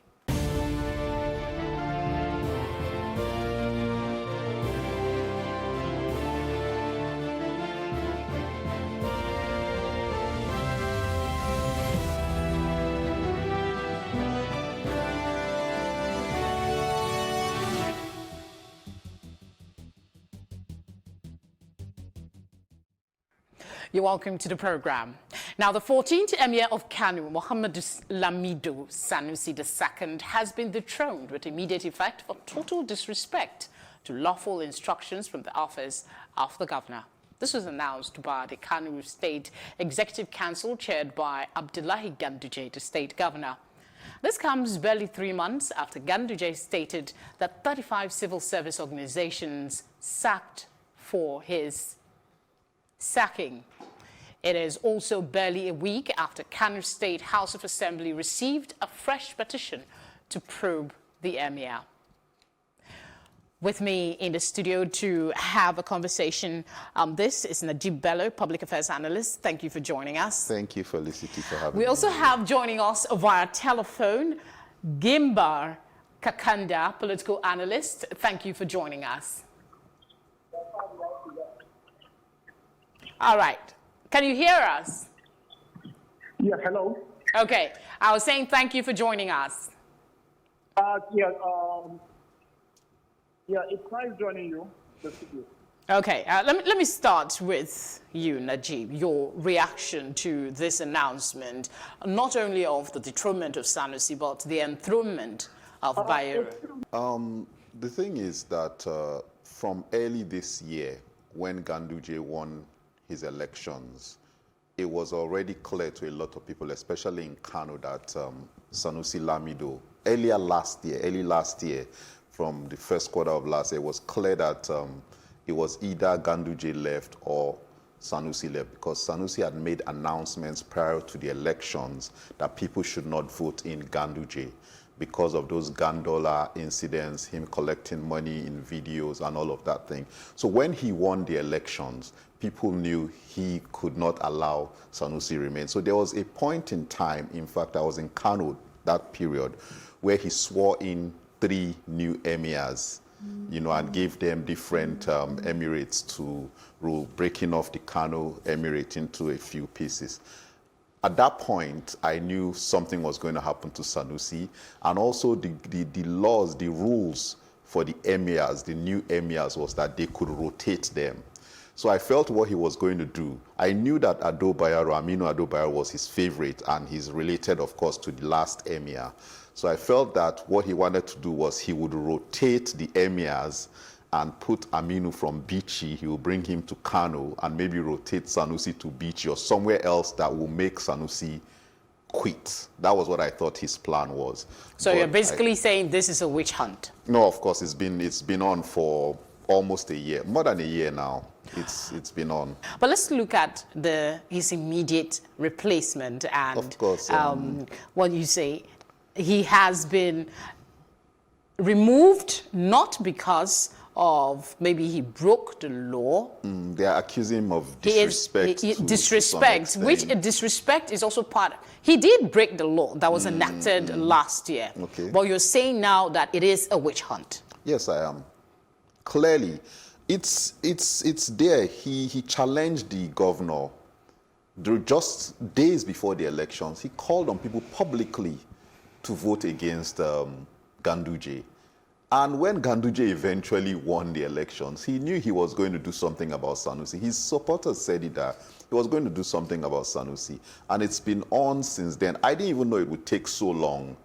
I felt maybe by the middle of last year, Sanusi would be gone. I just felt they would rotate the emirship and Sanusi would not be satisfied being emir of Bichi and he would retire or something. Okay, I'm told we have Gimba on the line. So let's see if we can talk to him now. Gimba, can you hear me? Yeah, I can hear you now. All right, thank you very much for staying with us. Quickly, your reaction to the announcement, not only of the dethronement of Sanusi, but the enthronement of Bayero. Okay, a lot of actually saw this coming, because if you look at the handwriting on the wall, there is an apparent reason to suspect that Abuja is definitely involved in the deployment of the emir. The reason I'm saying this is if they are interested in intervention, it wouldn't have reached to this extent. So the fact that this escalated to the extent that there had to be disowned, implies that, there are some vested interest in emir. And also, the reason for the choice of Bayero's son is very clear as well. They know Bayero was a popular emir, and having him enthroned means that there is less risk of an uprising, there is less risk of protest among the commoners in Kano. So yeah, it was a politically calculated move by the governor. And to be very honest with you, I believe a lot of people think along the same line, that the emir is just an errand boy in a grand scheme of things. Okay, they're saying, or rather, you are now saying that the part about the government saying that Sanusi refuses to attend government functions, does not obey the laws, and all of that were just trumped up? All of the, like this, from what we are looking at, we knew when the problem began. It didn't begin with the Sanusi going against the established law in Kano. It began because Emir Sanusi has refused to legitimize some of the government excesses. So that is the big problem here. Sanusi has set himself apart as not just a government critic, but also as a conscience of the society. He has been calling attention to some of the dysfunction in our society. And the elite, the ruling class, find that very uncomfortable. It's not just about Kano. It's about Nigeria as a whole. The political establishment as a whole are not interested in having somebody who is so vocal, who is so important, who is irrefutable in charge, or calling the shots from that front. All right, let me ask you, Najib. There's something I want to quote from the statement that was issued. It said the removal was reached in order to safeguard the sanctity of the culture and tradition, as well as the religion and prestige of the Kano Emirates, built over 1,000 years. Is this a good reason enough, or do you still stay with your argument that... No, it's not good enough reason. But like Gimba said, one of the things about Sanusi, which that statement clarifies, is Sanusi is trying to modernize the royalty of Kano. He's trying to enlighten people on some new things and new ways of doing things. He's talking about women empowerment. He's talking about educating the girl child. He's talking about, in fact, when I was in Kano and I talked to people, funny enough, there are people who really don't But like didn't they know what they were getting with Sanusi when he was given the emirship title? It was not, what's it called? It wasn't Ganduje who was governor. They needed him at that point. So is it more, does it have really to do with his reformist nature, or it has to do with a disagreement with the state governor? It's a disagreement with the governor, but the governor is issuing a statement telling people that it's because his ways are different from the traditional ways. And citizens know that. Like Gimba said, they are going to do things that will make the people comfortable. They've put Aminu Ado Bayero, who is the son of Bayero. In fact, when they brought Aminu Ado Bayero as Emir of Bichi, I knew he was going to be the replacement for Sanusi, because they were bringing him in because he's the son of the past Emir, who everybody loved. You know, so also they are bringing this to calm the people down and say, because people are becoming wary of the way Sanusi is trying to change their culture and their tradition. I was in Kano during the swearing in of those 3 new emirs, and one of the things people told us that, in fact, one person specifically said, Sanusi once said that if anybody slaps his daughter, her husband or something, she should slap him back. And it's strange to them. Normally, an emir would say, oh, if your husband slaps you, go and beg his parents or go and... So Sanusi is just, how will I say, it's not a lie that he's trying to change the traditions, the cultures, and the beliefs of the people. But it seems like he's doing it for the better.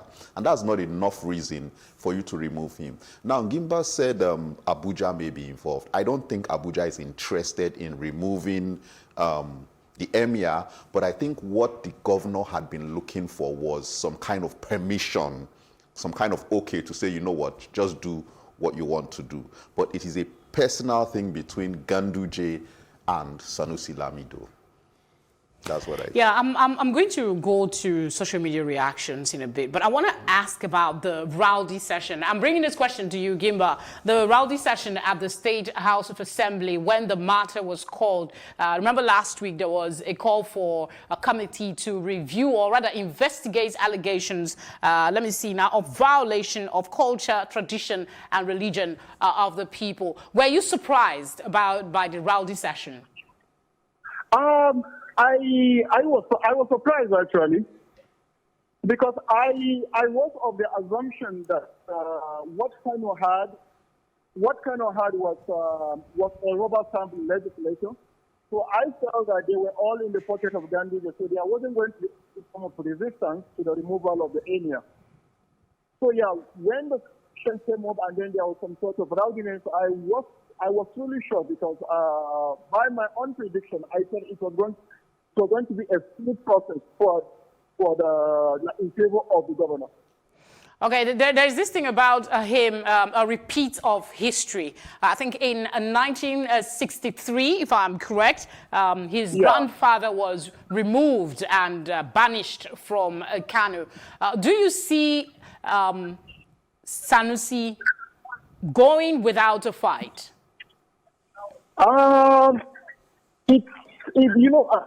Emir Sanusi's attachment to the throne is something very strange for a lot of us, because we felt he was more important than was not even on being a policymaker and also having influence in policymaking process in Nigeria. But the fact that he saw the throne despite his potential meant that throne meant something for him. So I don't think he would go down without a fight. I think he would definitely seek a legal redress. Okay. There is also this allegation at some point that his getting the emirship was sort of compensation for how loud he was during the Jonathan administration and the oil money issue, as well as his removal as the CBN, removing him as the CBN governor. No, so is it now that who was compensating him? There was nobody compensating him back then. Who would we say was compensating him? The people of the North. Not really, because it was kind of a lineage thing. And at the point where he became emir, it was the same Goodluck Jonathan who was president. And if there was something wrong with his placement, or if some people were trying to use some kind of power to put him there for being vocal against Jonathan, of course, Jonathan would have opposed it. So I don't believe there's any kind of compensation. He was in line to be emir, and that's just that. Well, Gimba, what do we know about the new emir that was just announced? To be very honest, he was formerly the emir of Bichi, one of the newly created Emirates. Other than that, I knew nothing about his antecedents beyond being the son of the former Governor Bayero. Honestly, the same thing here. I hardly knew anything about him till when he was sworn in as the emir of Bichi, and even though I searched for information about the new emirs, there was little or nothing I could find other than he was the son of the former emir. Okay, so what do you make of just before we came into the studio, we had the former emir now, Sanusi, has been removed from his palace and banished away. These are pre-colonial and colonial ways of doing things. Those are the kind of things we are seeing in our governments now, where you depose maybe an Oba of Lagos and you take him to Calabar, and those kind of things don't exist in the world we are in today. So we need to be very careful of the kind of people that are in our government right now. We've long gone, in what part of the world does that happen? Even in the UK, where Prince Harry is saying he doesn't want to be part of they're not banishing him. He's choosing, I want to go to the US or Canada or wherever. Nobody is going to carry him and lock him up in Australia and say, it's insane. And I hope people come out, everybody, the northern elite, the Sultan of Sokoto and other people come out and say they will not tolerate this kind of nonsense. It's really ridiculous. Okay, but what expectation, Gimba, are you expecting from Sanusi at this point? Do you expect him to issue a statement or just take it all in before he says anything? Okay, no, I didn't get that. And so what expectations do you have that Sanusi will respond in a way that will, maybe please a lot of persons or show that he's going to fight on? Okay, from the look of things now, I think the authority, they had all their strategies better organized, because I think Sanusi, even though he was aware of the forces against him, he wasn't prepared for this sudden removal. And so, I think he had no chance to, fight But let me interject, Gimba. I heard that he was under lock. Gimba, I want to interject. When you say he doesn't have expectations, he didn't see this coming, this fight is not new. He's been having a series of issues since 2017. Yeah, because there were people intervening, so he never, I don't think he thought he would go to this extent. Because the governor, for as much as he knew, must have just been blocking, because there were a lot of times he had an opportunity to remove the emir, because he had the support of the legislature, but he didn't go, there was just an empty space, so he never executed them. So I don't think he was I don't think he was prepared for the suddenness of this removal.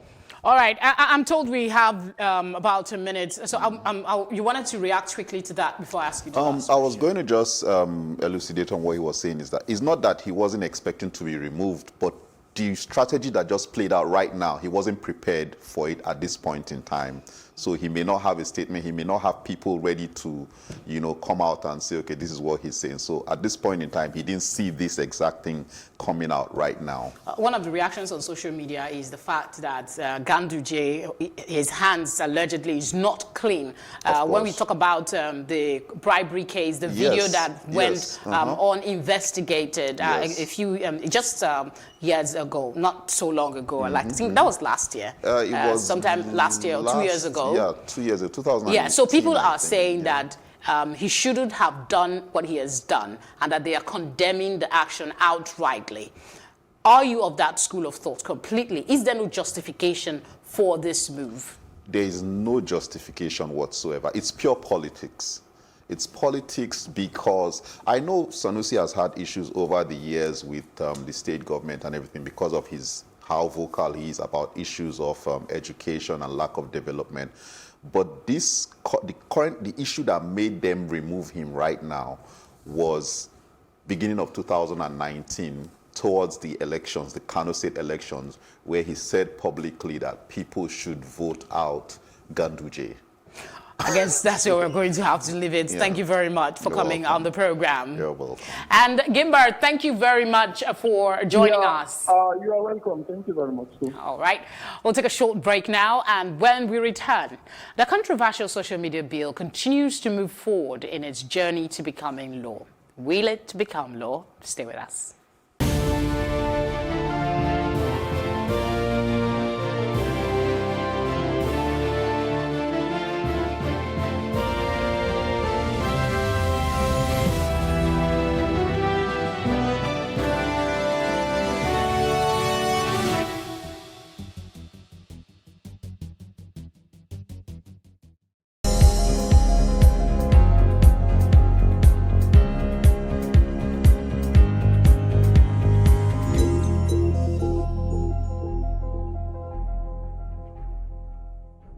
It is time for the African superhero.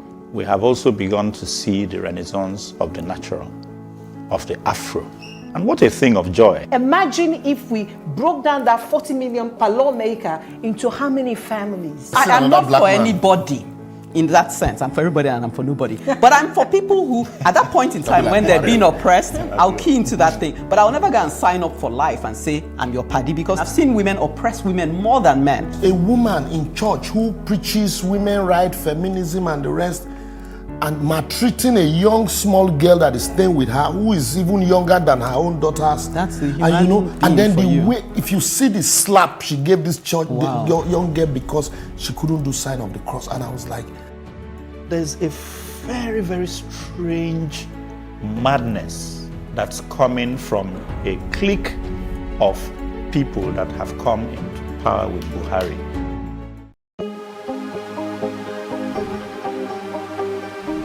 This is it for upcoming artists to blow in Nigeria.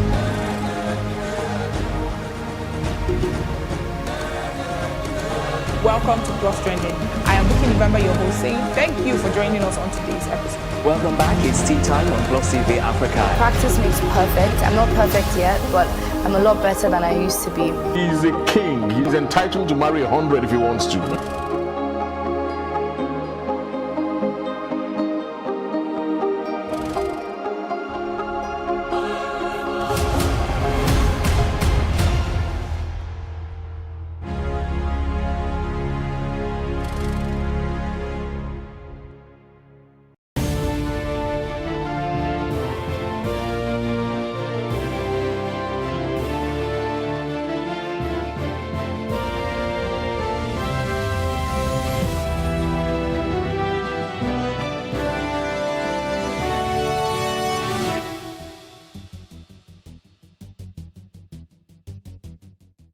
We definitely haven't had the last of the Protection from Internet Falsehood and Manipulation Bill, also known as the Anti-Social Media Bill, as the Nigerian Senate held a public hearing on the proposed bill today. This is even as the presiding bishop of Living Faith Church Worldwide, Bishop David Oyedepo, in his reaction to the bill, describes the administration of President Muhammadu Buhari as the worst in the history of Nigeria, further stating that the hate speech bill being sponsored by Senator Mohammed Sani was the most ridiculous bill anyone could think of. Still with me in the studio is Najib Bello, public affairs analyst. Thank you for staying with us. Thank you.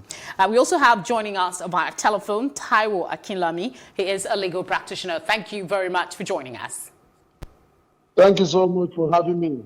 A pleasure to have you join us as well. Okay, so the bishop of, everybody knows Oyedepo. Bishop Oyedepo. He's saying that in reaction, showing his anger against the social media bill, let me use his words now, this is the worst government, a government with no direction. Their days are numbered. I can tell you as a prophet that their days are numbered. Your reaction, please. Well, it's possible that this is the worst government, perhaps just a bit better than the Abacha government for now.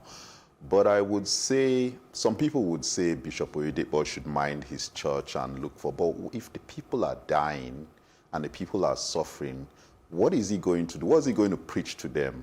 So I think it's necessary that people, whether it's pastors, whether it's musicians, writers, everybody has to reflect the times, as Nina Simone once said. You cannot just take yourself out of what is happening around you, and people are being killed, people are being harassed from saying the truth, and you are talking about, oh, come and go to heaven. So I think it's right for the bishop to speak about it, and I think this bill, I watched the hearing today, and I'm happy that a lot of people came out and said this bill was total rubbish that should be thrown away. So it's good that people are speaking up, and I can't see a way the Senate would be passing a bill that like 90% of people are against. All right, let's bring you in, Taiwo. What's your reaction to the bishop's statement, and of course, the public hearing that we had today, the turnout and the comments that has been made? Well, the turnout is typical of the reaction of Nigerians to tyranny, to a government that seems to be bereft of ideas. Now, what people are commenting about is the state of our nation. You don't need to stop people from talking. Just change the state of affairs. The welfare and the security of the people shall be the primary aim of government. That is the Constitution. So whatever comment people are making, they are not conjuring the comments. The comments are reflective of the state of the nation. So if you want to change the comment, build roads. If you want to change the comment, build schools. 13.5 million Nigerian children are out of school. We're not discussing how many schools we need to build, how many teachers we need to hire, how many training we need to organize. People don't have access to health. Change that situation, and the narrative will change. Build the roads, and the narrative will change. Make jobs available, and the narrative will change. I've never seen this kind of thing before. All right, government is not living up to the yearning and aspiration of the people, and the people are complaining, and you are not saying they don't have a right to complain. It's like when we were growing up, you beat a child, the child is crying. You're not saying that you are beating the child again for crying. I don't get it. All right, let's take the public hearing in piecemeal, because the reaction of the bishop came just a day before the public hearing. A couple of reactions. We have the Nigerian Union of Journalists, various groups were there. Let's start with Amnesty International, saying that the bill is a threat to Nigeria's democracy. Remember, the bishop described this as ridiculous. Yes. Now, Amnesty International is saying the bill is a threat to Nigeria's democracy. It's also saying that it is as it currently stands, it is open to different interpretations depending on who is investigating, and that it will not stand the basic test of legality. I think I should take that question to you, Taiwo. Does the bill stand a basic test of legality?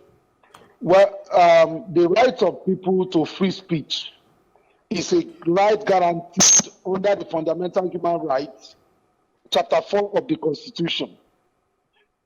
So the number one thing is that you cannot promulgate a law that stifles public debate. You cannot promulgate a law that stifles what we call fair comments. You cannot promulgate a law that makes it impossible for people to complain. There's already a law against libel and slander. So if you make a statement that is not true, or you make a statement that is able to bring out the government, there's already a law on treasonable felony.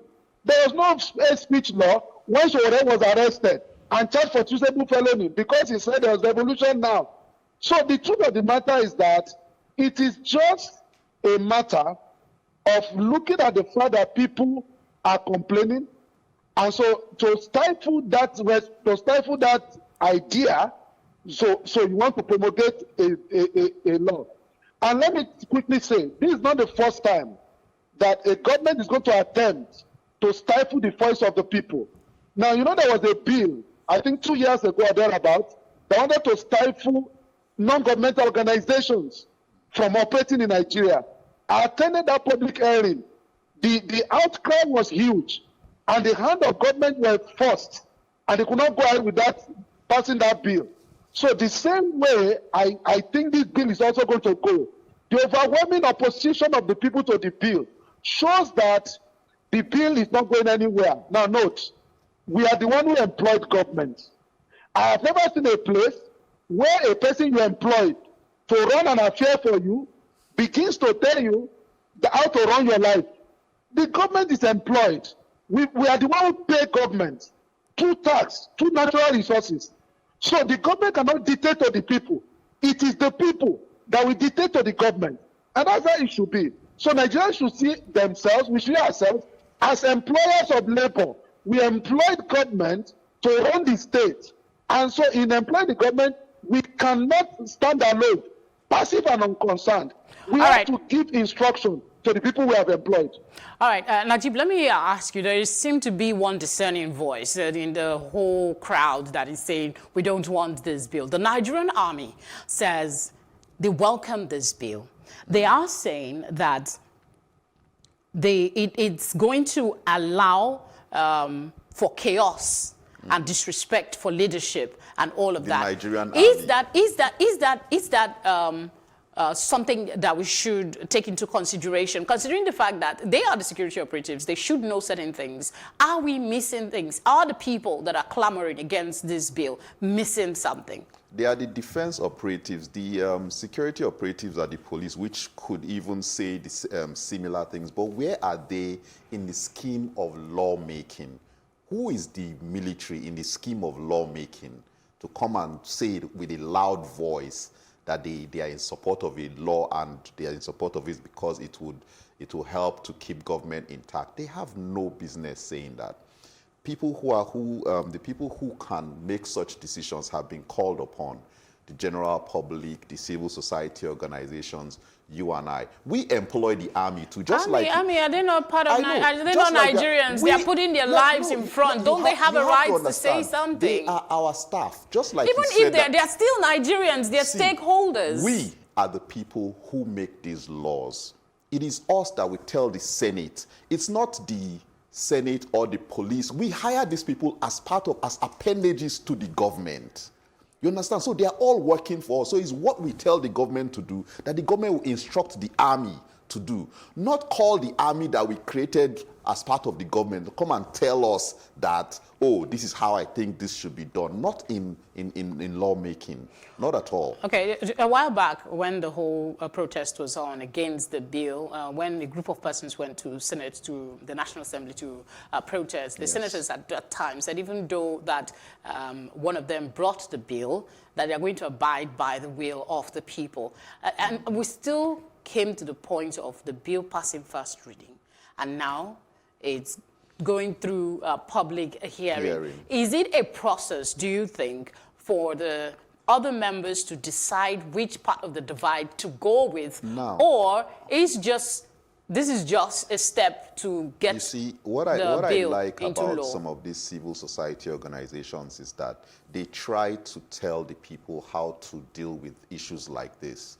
You take your senator, you know where your senator's office is, you go to meet him, you go to his office, you present your letters, and you make it very clear that if you vote on this issue, which we are against, then we'll either remove you or we'll have ways to deal with you. That is how it's supposed to be. That is why a senator should listen to you, because you are giving him instructions. But when the people just go and rest in their houses and say, oh, I hope this person does not vote on this thing, then that is where the problem comes. All of these people, we have to start educating people. Maybe that's why they keep a lot of Nigerians uneducated, so that you don't know that these people are your staff. These people are your employee that you give instructions to.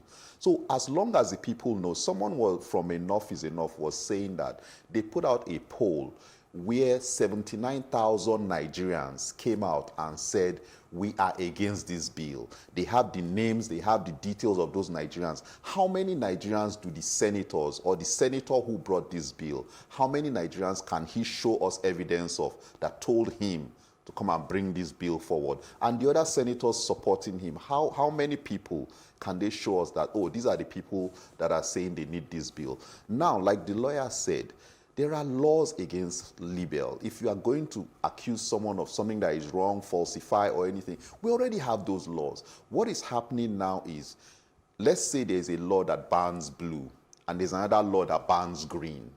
and somebody knows that yellow is legal, white is legal, but says that, oh, we want to create a new law that bans colors that are like blue or yellow. If you mix blue and yellow, you get green. So that person, in other words, is trying to make something that is legal to be illegal. So that is the danger that people are saying. They use vague terms and unclear terms that anybody can come and say, oh, you said there's no light in your area, and because of that, people got angry and there's not been light, and they went to beat up a NEPA person, and the person died. That is hate speech. Meanwhile, you came out and there was no light, and you said there is no light. Why has there been no light for days?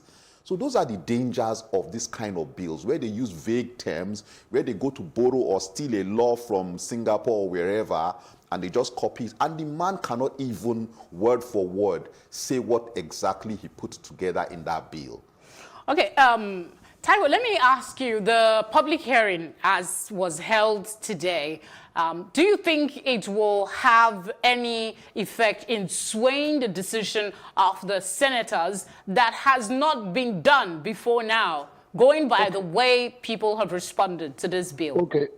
In my response the last time, I mentioned to you the bill that was supposed to stifle civil society, and I attended that public hearing in Abuja, and I can tell you, people like Matthew Azankuka, a lot of people were there to oppose that bill. That bill did not see the light of day. Now, it is not every bill that the Senate subjects to public hearing. The whole idea of the public hearing in the first instance is a sign, is a victory for those of us who are opposed to that bill. There's nothing. Is the bill would have been something that would make sense under a military dictatorship. But you see, that's why the Punch newspaper has said that they will continue to refer to this government as a regime, and General Buhari Babangida, sorry, General Buhari, Muhammadu Buhari, see, I keep forgetting his name. Muhammadu Buhari, they will refer to him as a general because he appears to be presiding over a military regime under a democratic government. So I think the whole idea of the public hearing is a sign that the people's voice are being heard. But it is not yet Uhuru. Agitation has to continue.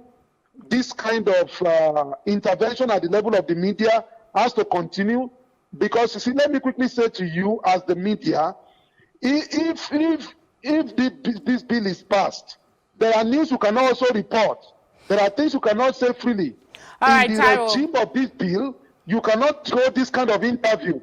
By the time you finish, policemen will be waiting in front of your station and you'll be arrested. Taiwo, so I'm afraid I'll have to interject and say thank you very much for your contributions on the program. Thank you very much. All right, final thoughts. I think Taiwo has basically said everything, especially his last point that the people who would suffer the most under this social media bill is the media. It's the media, because you people are on social media, you people are everywhere saying things, and people sometimes you have opinions about things that have happened, and when you air this opinion, they will deal with it under the falsification law, and they will ask you, even when you have your sources, they will ask you, oh, this and this, and under this you'll be punished. So the media is going to suffer a lot if this law is passed. So we have to all be very, very careful. Thank you very much, Najim, for your time with us. You're welcome, Felicity. And thank you for staying with us thus far, but we're not done. We'll go take our Plus report now, and when we return, I'll be giving my take.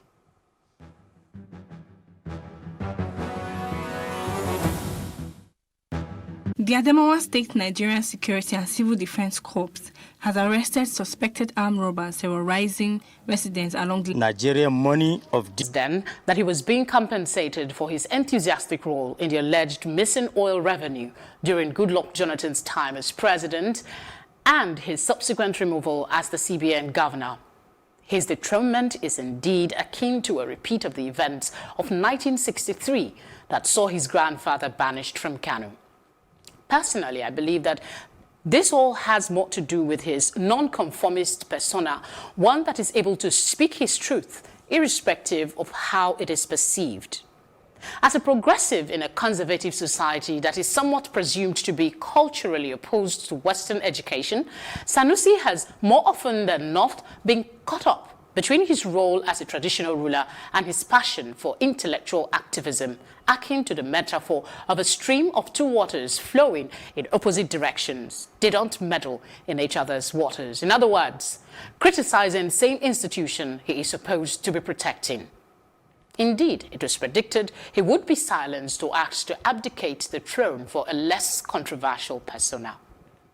Despite the allegations of financial impropriety against him, he has of late been even louder in his criticism of child marriage, street begging, what we know as amajuris, and the need for proper education for the youths in the north. Will this dethronement shut him up? Even though I doubt it will, I still feel the North loses out in all of this. This move will be seen as a gag for those who would want to speak out against the silence among the ruling class on the widely reported level of backwardness and underdevelopment in many parts of the North, and push for needed change in this 21st century. That's my take tonight. Thank you for watching, and I will see you next time.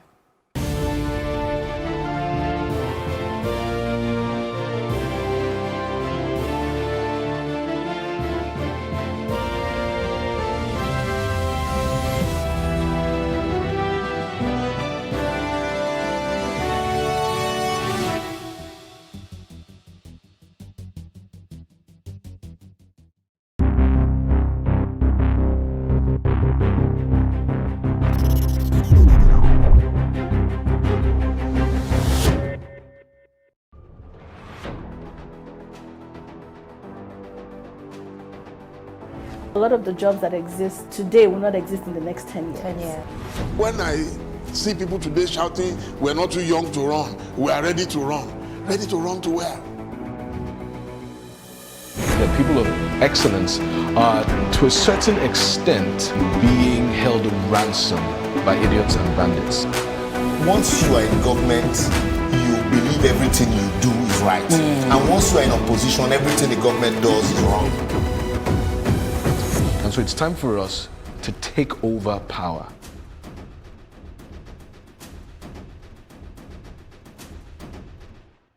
Mona Lisa is all about me.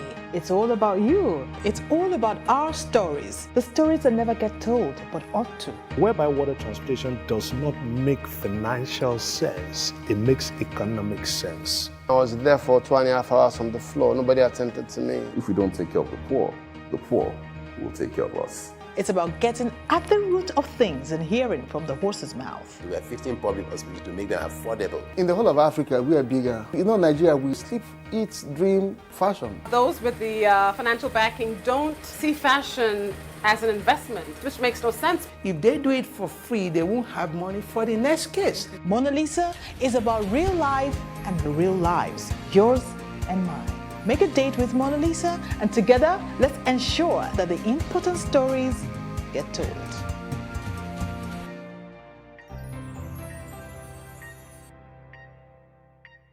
I am under the bridge in Mendai, Maryland, at the very popular Cane Village, particularly thrilled at the level of creativity being displayed in terms of the artworks here by the artisans. An array of weavers and sellers of baskets, chairs, and artistic household furniture made out of cane were all hard at work at the time of my visit to the Cane Village. The men, women, and children all seemed engrossed at their day's task. I was welcomed by the president of the Cane Weavers Association, Mr. Edward Apofure. According to Edward, the weavers and sellers were collectively relocated under this bridge in 2002. A hard miss for anyone coming from Ikeja or Ikorodu access. This is a fantastic location. How long has this Cane Village been in existence? Well, the Cane Village has been existed for a long time ago. We rise from our forefather who founded this industry, established it for year 1974. But we came to register this year, it was in 1986. It was registered as National Cane Weaver Association. So we have been existed for many years. Before we came on board, we have been a roadside seller, but the government said that they don't want anything else. Anybody want to operate such thing, you must come under union and register. From my observation, more elderly weavers were in sight as I pondered on the posterity of this age-long craft. What exactly does it take to learn this craft? How long would it take an average person to learn how to make something like this? If you want to learn this work, one thing you need to have is that you have to have patience. This work is not something you can just carry knife and do. You go for process. You got the material which is called cane. And from there, you scrape it. After you scrape it, you tear it. After you tear it, then you now carve it. And this chair you are sitting on today now, before we work on it, we have procedure go through before you come like this. We have the framework. After the framework, before you can weave on it. So learning this work is not really a bad thing, and to know this work is not a bad thing. I can tell you today now we are this business. We have many graduates in this business, and those who finish secondary school are here. Are they Yes, and some of them can even learn to do this work, and now making their life better by go more further their education more. So we create job opportunity. This job is helping young people who are not lazy. I was eager to meet the university graduate who came into the business for what he described as a lack of jobs in Nigeria. According to the National Bureau of Statistics, the unemployment rate bedeviling the country as of the third quarter of 2018 stood at 23.1%, hence putting the number of unemployed at 20.9 million. I'm a graduate from University of Port Harcourt. I studied pure and industrial chemistry. I graduated the year 2010, did my NYSC in Ebonyi State, Zia Girls Secondary School in Zangbo. I left the NYSC the year 2014. So, but due to Nigeria and no job creation for we the youth, so we engage ourselves since Nigeria said that everybody should find themselves doing one or two things. However grateful for the good gift of education, which he said was sponsored by his parents, with hopes of being employed after graduation, he fell back to this craft, which for him portends a means for better livelihood. So I started doing it right from the year 1990. After my university, since there is no job, I have to fall back to what I know how to do best. So at least I can make money and take care of myself. He described the various weaving techniques associated with the creation of a variety of cane-woven designs. As you can see, this one, the cane comes from Delta State. It grows within the riverine areas. There's one that comes from Delta State, Bayelsa State, Rivers State, Edo State, Ondo State, and there are some in Lagos as well. But that in Lagos differs from the one that comes from Delta State. So, but we prefer the ones that come from Benin and Delta State. So that is where we have our suppliers from. So now this one is the cane. It's also the same cane that we use in caning kids in the school. So now for me to use this now, example, if I want to make these chairs now, like this one comprises of two materials. This one, there is the wooden part, which is the frame. Before you make the chair like this, you must make the skeleton, which is the frame with the wood. Then after the wood, then before you get your cane, then after the cane, you cannot just use the cane like this. If you can say that the color of this one and the color of this one, they are two different colors. Then when I get to this stage, now depends on what I want to use it for. Depends on what I want to do. If I want to do this chair, then definitely I'm to chair this into 4 pieces, because I'm to use just the back of it. I won't use the inner of it. But if I want to do another design, maybe something like this, I'm going to use the inner of it and the outside. While this craft had transcended many generations, I could tell it consumed a lot of production time, which affected the ability to meet up with purchase order demands from customers. For this reason, some of the weavers have employed the use of rattan made from polyester, a more expensive but efficient material imported into the country. Macaulay, however, confirmed my assumptions. The manual processes delays the production. And that's the reason why these days we are now shifting from the cane aspects to the one we call the outdoor, the rattan process, which is now the one that has been done through polyester materials. But meanwhile, it's not being done in Nigeria yet, and it's more expensive compared to that of the cane. Like if you see these two materials now, they are different. This one is the rubber one. This one is made from polyester. Then why this one is a cane. So this one is faster in production compared to this. While the cane weaving procedure can be done in isolation of things like electricity, the rattan procedure may use an electric-powered compressor or one which makes use of fuel. But due to the inconsistent power supply in the country, weavers such as Macaulay settled for compressors which make use of fuel. Meanwhile, in doing this, there is no how I can do this without the help of this gun and a compressor. Meanwhile, there is a stapler we put inside. Then with the help of the compressor, see, we use this to staple the rubber to it so that at least it can hold. That of the cane aspect of this craft is already weaving out due to the factor of producing it and getting of materials from the forest. And the forest where they get these canes from these days, like the people that supplies us the cane are complaining that the bush are already being burned. Now people that plant these days are now burning the cane. So before they get to the forest where they will get this cane now, it's very, very difficult for them. So now that's the reason why we try to advance into this new technology that the whites, the Americans, the Japanese, the Chinese, they are already using in their own country.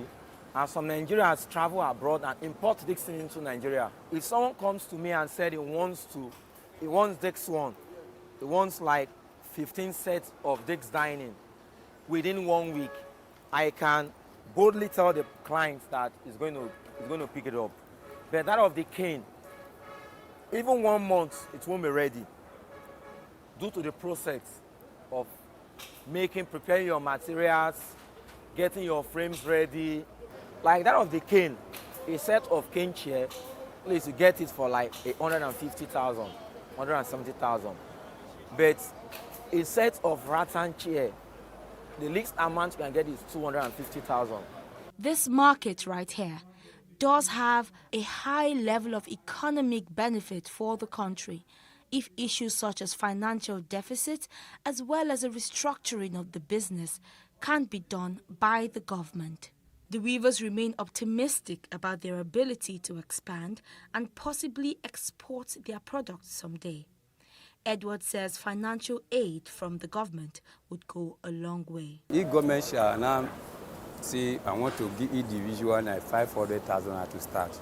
I tell you, when you invest 500,000 for this business by a year, by the end of the year, you will make a return of even 300,000 on top of that 500, even a million. Because during December time, the period of December, when many companies want to do outpass gifts, they come here to have a demand of basket, many.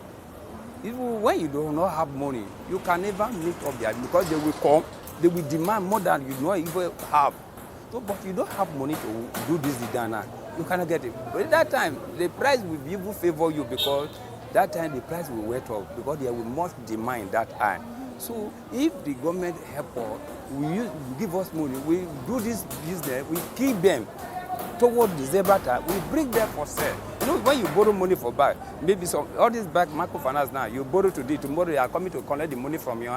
And this our business does not go like that. You see, we do the business, you give us money, you give us time to work with that money.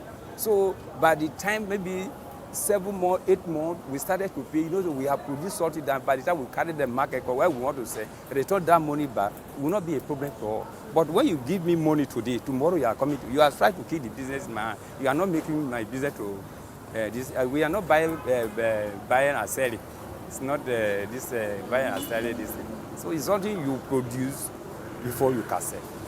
For Edward, financial aid from the government and a restructuring of their current location to take on a more tourist look would improve the shortfall in supply as well as make them more competitive in the global market, hence giving way to export.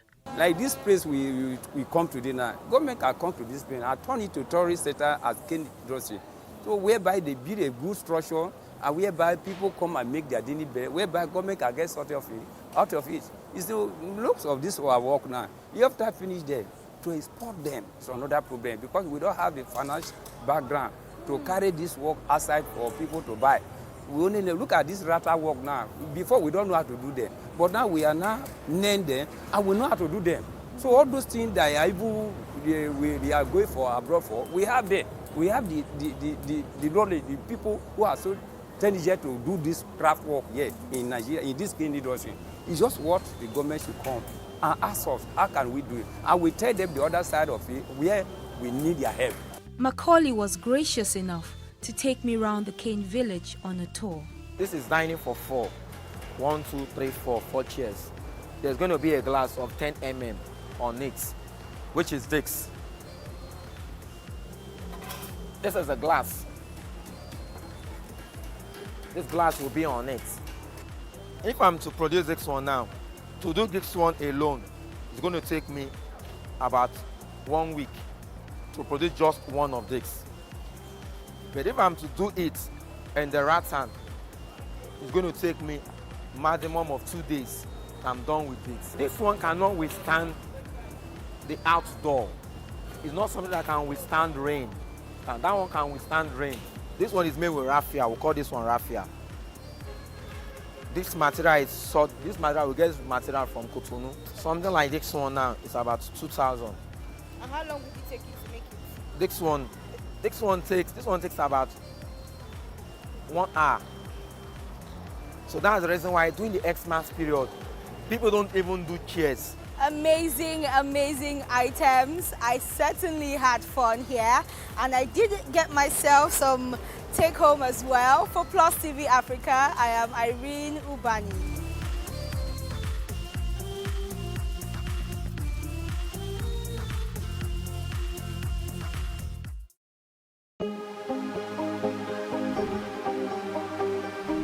This is it for upcoming artists to blow in Nigeria.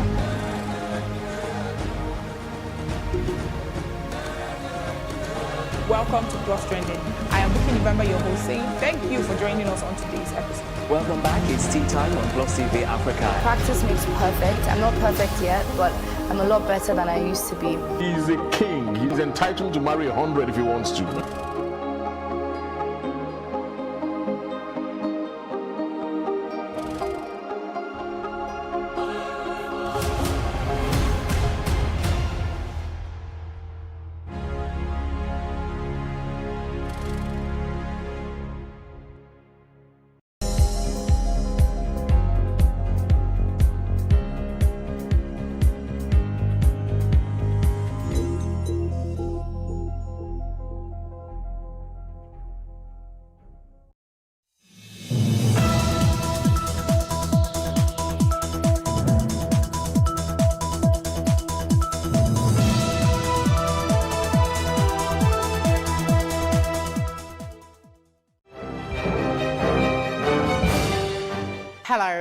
and many thanks for joining us on News on the Hour on Plus TV Africa. Here are some of the stories making the headlines. My name is Felicity Ezewike. The President, Muhammadu Buhari, has written to the House of Representatives to seek amendments to the Finance Act recently passed by the National Assembly. The Speaker, Femi Gbajabiamila, read Buhari's letter at plenary on Tuesday, in which the President asked that the Act be amended to indicate that the new law took effect from February 1, 2020. Another amendment is to indicate that the annual fees payable on basic good items are different from value-added tax. President Muhammadu Buhari has said that law enforcement agencies have recovered over 3.7 billion naira, as well as various assets worth billions of naira from contractors and former directors of the Niger Delta Development Commission, NDDC. The president made this known at the inauguration of the NDDC Advisory Committee, comprising of 9 governors of the Niger Delta region and the Minister of Niger Delta Affairs and Environment at the State House, Abuja, on Tuesday. President Buhari said the inauguration of the NDDC Advisory Committee is in line with the provisions of Section 11, subsection 1 of the NDDC Establishment Act. Government agencies have also placed liens on over 6 billion naira of assets, which are being investigated. The president told members of the committee that these abuses of the past clearly show the need for strict and diligent oversight. He therefore charged them to discharge their new assignment diligently and effectively, working closely with the relevant ministries. Still from the presidency, President Muhammadu Buhari has hailed the achievement of Nigerian women in different fields of endeavor, urging them to remain steadfast in their chosen vocations and be role models to the younger generation. The president gave the commendation during an audience with Dr. Elinor Nwadinobi, president of the Medical Women's International Association at the Presidential Villa, Abuja, on Tuesday. While congratulating Nigerian women on breaking new grounds in the medical field, the president said he was delighted to receive Nwadinobi, the first Nigerian elected as president of the association in its 100 years of existence. In her remark, Nwadinobi thanked the president for receiving her along with her team members, noting that with her election, Nigeria now has the strongest voice in the Medical Women's International Association and can also be a strategic and dependable partner in transforming women's health indices. Away from that, the dethroned Emir of Kano, Muhammadu Sanusi II, says he has accepted his removal as the will of God. He said this in a video recorded shortly before he was taken away from the palace on Monday. The former governor of the Central Bank of Nigeria said there was no reason to be sad over his removal. Instead, he urged people to be appreciative and believe in God's decision. In the video recorded in Hausa language, Sanusi did not state his next line of action. He said, "With almost 6 years on this throne and in charge of Kano's heritage, the Almighty Allah, who gave leadership, has destined to take it back. As I always say, leadership has predetermined tenure. The days Allah destined are numbered. When the days come to an end, one must leave. We have accepted whatever Allah decides. We have agreed. We appreciate God. We are happy and we know it is what is best for us." He subsequently appealed to those displeased by the decision to support the new Emir of Kano, Aminu Ado Bayero. Meanwhile, Muhammadu Sanusi II, the deposed Emir of Kano, has arrived in local Nasarawa State, where he is expected to begin a life in exile. He arrived the town on Monday night. Sanusi was on Monday dethroned by the Kano state government and banished to local in Nasarawa State. According to the Secretary to the Government of the state, Usman Haji, who made the announcement after the State Executive Council meeting, the dethronement is in line with the provision of Kano State Emirate Council Law 2019. He added, Section 11, subsection 1 of the law has empowered the governor to appoint Aminu Ado Bayero as the new Emir of Kano. Bayero is the 15th Emir of Fulani. Until his appointment as Emir of Kano, Bayero was the Emir of Bichi, one of the 4 newly created emirates. Joining us now via telephone is a resident of Kano State, Nura Adamu Isa. Many thanks for joining us at this hour. Hello? Okay, I think we're having a problem with the line. Can you hear me? Hello? Okay, I'm afraid we will have to get back to him when we can establish a connection. You're watching News on the Hour on Plus TV Africa. We'll go on a short break, and when we come back, we'll bring you more news. Do stay with us.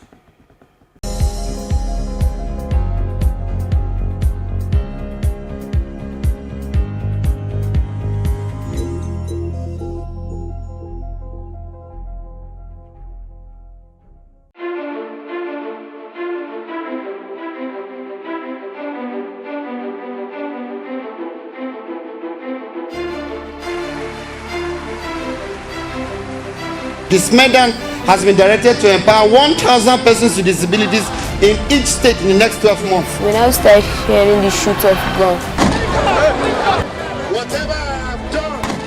Every public policy has winners and losers, and some will not be very happy with you, while others, usually the silent majority, will be quite happy.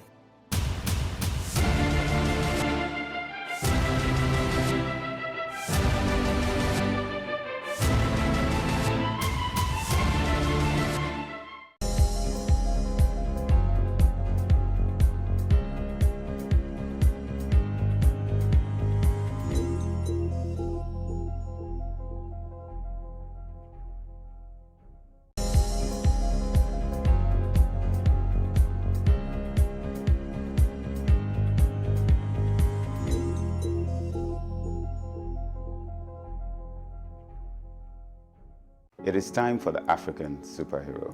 We have also begun to see the renaissance of the natural, of the Afro.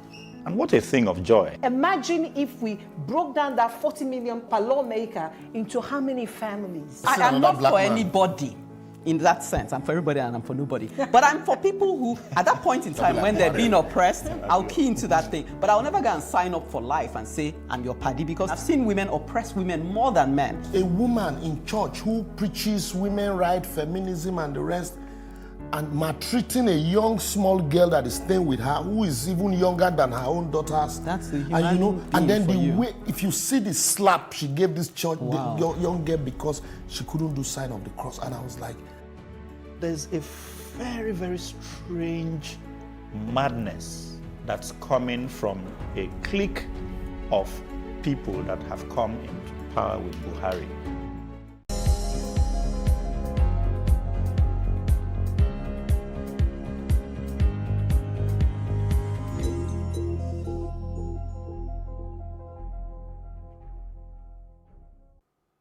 We now have established connection with a resident of Kano State, Nura Adamu. Thank you very much for your time with us. Okay, thank you. How are residents in Kano receiving the news of the deposed emir? Hello? I'm asking how the people, the residents, are responding to the news of the dethronement of the former emir. Yeah, the people in the Emirate Council, some of them are jubilating and some of them are angry. Even as yesterday, when they were trying to take away the emir from the palace by the Commissioner of Police of Kano, people were starting harassing the police when they tear gassed them before they took the emir out of the palace. But now the area is calm and no any tension around. Even the emir today went on tour around the house, the Emirate Council. So how do you see the manner at which Sanusi was dethroned and the appointment of a new emir just hours after? Yeah, to me, I can say that this is just a political, it's politics. It's behind the governor used his power as a politician and dethrowing him due to his personal grudges with him, but not on what is on ground, as they say that is insubordination and what have you. Okay, because I was going to ask you that question about the accusation of insubordination, and they actually used a law to take him out of office. They also cited his refusal to attend the official meeting. What is your take on this, the whole reason that was given? Yes. If I am to say something, probably they didn't invite him. During a meeting, they will call the Emir of Bichi, and I didn't see any letter or written document that said, yes, they invited him, he didn't come on meeting. He didn't come, he's insubordinate to their order or to the whatever they said. I didn't see anything document that backed that issue. If they want to accuse him of that, they should have given a document, written document that says, this is the letter we give you and invite you for so occasion, and you didn't come. So, away from that for a moment, what are your expectations from the new emir, and how can he prevent crisis in the emirate from, sort of escalating? Yeah, the new emir, although he's the son of the late emir of Kano, and he's a nice man, but not as the dethroned emir. Are you there, Nura? Hello, I'm with you. Okay. What advice do you have for the new emir, quickly? What I would just advise the new emir is to just be patient and be open-minded with the people of Kano. And he should not be a one-sided emir, in the sense that he should not be into a politics. Maybe this party is the one that brought him in. He should love this party more than this member of this party. He should love everybody as one. As the father of the land, he should love everybody as one. All right, Nura, thank you very much for joining us. Okay, thank you. We go to other stories now. This time we're in Lagos State. The government has given the names of 2 individuals that had contact with the Italian index case of coronavirus. The Commissioner for Health in Lagos, Professor Akin Abayomi, revealed this on Monday while giving an update on the new case of the virus recorded in the country. He gave the details of the male persons as Ewelunta Godfrey and Salami Abiodu Sodiq, and urged the media to be of assistance in locating them. Abayomi said the federal and state ministries of health were looking for the 2 individuals who were on the same flight with the Italian. According to him, the state decided to make the names public due to the government's inability to trace them based on the contact information they gave when boarding the plane. The Lagos State government has said that a patient who recently tested positive for coronavirus will be managed at a biosecurity facility of the Mainland Infectious Disease Hospital in Yaba. Commissioner for Health, Professor Akin Abayomi, who disclosed this today at a news conference, explained that a patient who tested positive to COVID-19 is one of the 40 persons who had close contact with the index case. According to him, the 40 persons had been in isolation in Lafarge Health Facility in Ewekoro in Ogun State since the confirmation of the index case. Abayomi stated further that the second confirmed case of COVID-19 indicated the first person-to-person transmission in Nigeria. He noted that Lagos State government, through the State Ministry of Health, has resolved to take responsibility for the management of the secondary case because the state has the required facility and equipment for proper management of highly infectious diseases. The commissioner added that the Lagos State is not ready to take chances with the spread of the disease, especially with proximity of both states is taking into consideration. I'm going on a short break and we'll come back and bring you more news here on Plus TV Africa.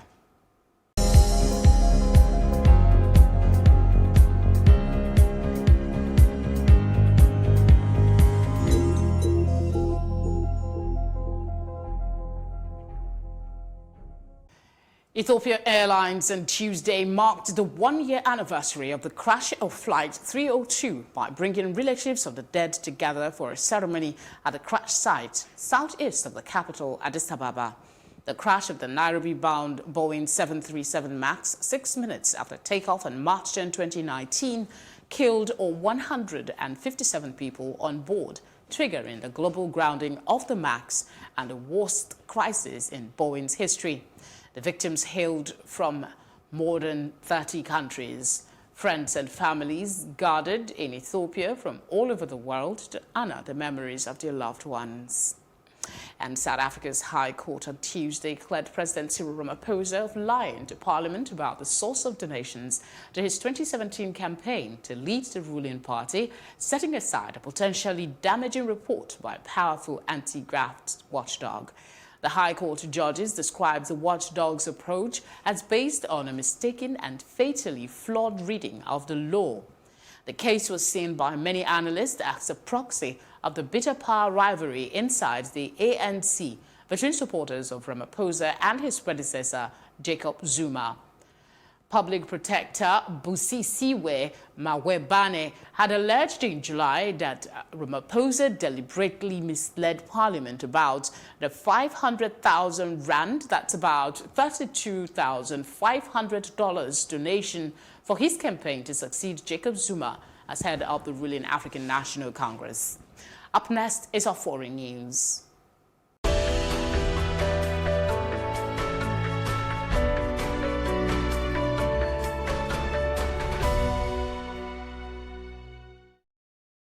Russian President Vladimir Putin told Parliament in televised comments on Tuesday he believed a constitutional amendment that would allow him to run for president again could be adopted if Russia's constitutional court did not object. Putin is required by the constitution to step down in 2024 when his second sequential presidential term ends. But a united Russian lawmaker proposed earlier on Tuesday amending the constitution in a way that would reset Putin's presidential term count back to 0. Putin said in principle this option would be possible, but on one condition: if the Constitutional Court gives an official ruling that such an amendment would not contradict the principles and remain provisions of the Constitution. And in France, the death toll from the coronavirus outbreak has risen to 30 from 25 a day earlier.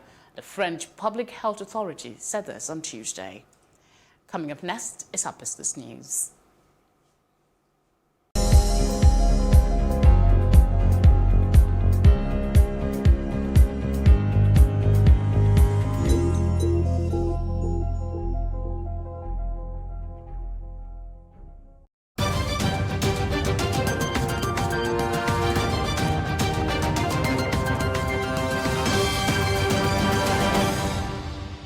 Amid tumbling prices of crude oil, the federal government is set to cut the country's 2020 budget. President Muhammadu Buhari will get a report on Tuesday on what his administration can do to salvage the 10.59 trillion naira budget. The Budget Review Committee, which was set up by Buhari on Monday, is chaired by the Minister of Finance, Budget and Planning, Mrs. Zainab Ahmed. Its primary duty is to review the $57 oil benchmark for the budget and ultimately recommend an appropriate size down from the current 10.59 trillion naira. Other members are the Minister of State, Petroleum Resources, Timipriye Silva, Governor of the Central Bank of Nigeria, Godwin Emefiele, and the Group Managing Director of the Nigerian National Petroleum Corporation, Mele Kyari. Plus TV Africa spoke with Taiwo Oyedele, partner tax policy and West Africa tax leader, of the effect of the oil price drop. Yes, as a result of the coronavirus outbreak, what we are seeing is there's falling demand for crude oil because factories have been shut down, movement around both on the road and by air, all going down. So that means demand was going down. So what OPEC wanted to do, along with Russia, was to cut production so that they can stabilize the price. But unfortunately, Russia did not agree with OPEC. So Saudi Arabia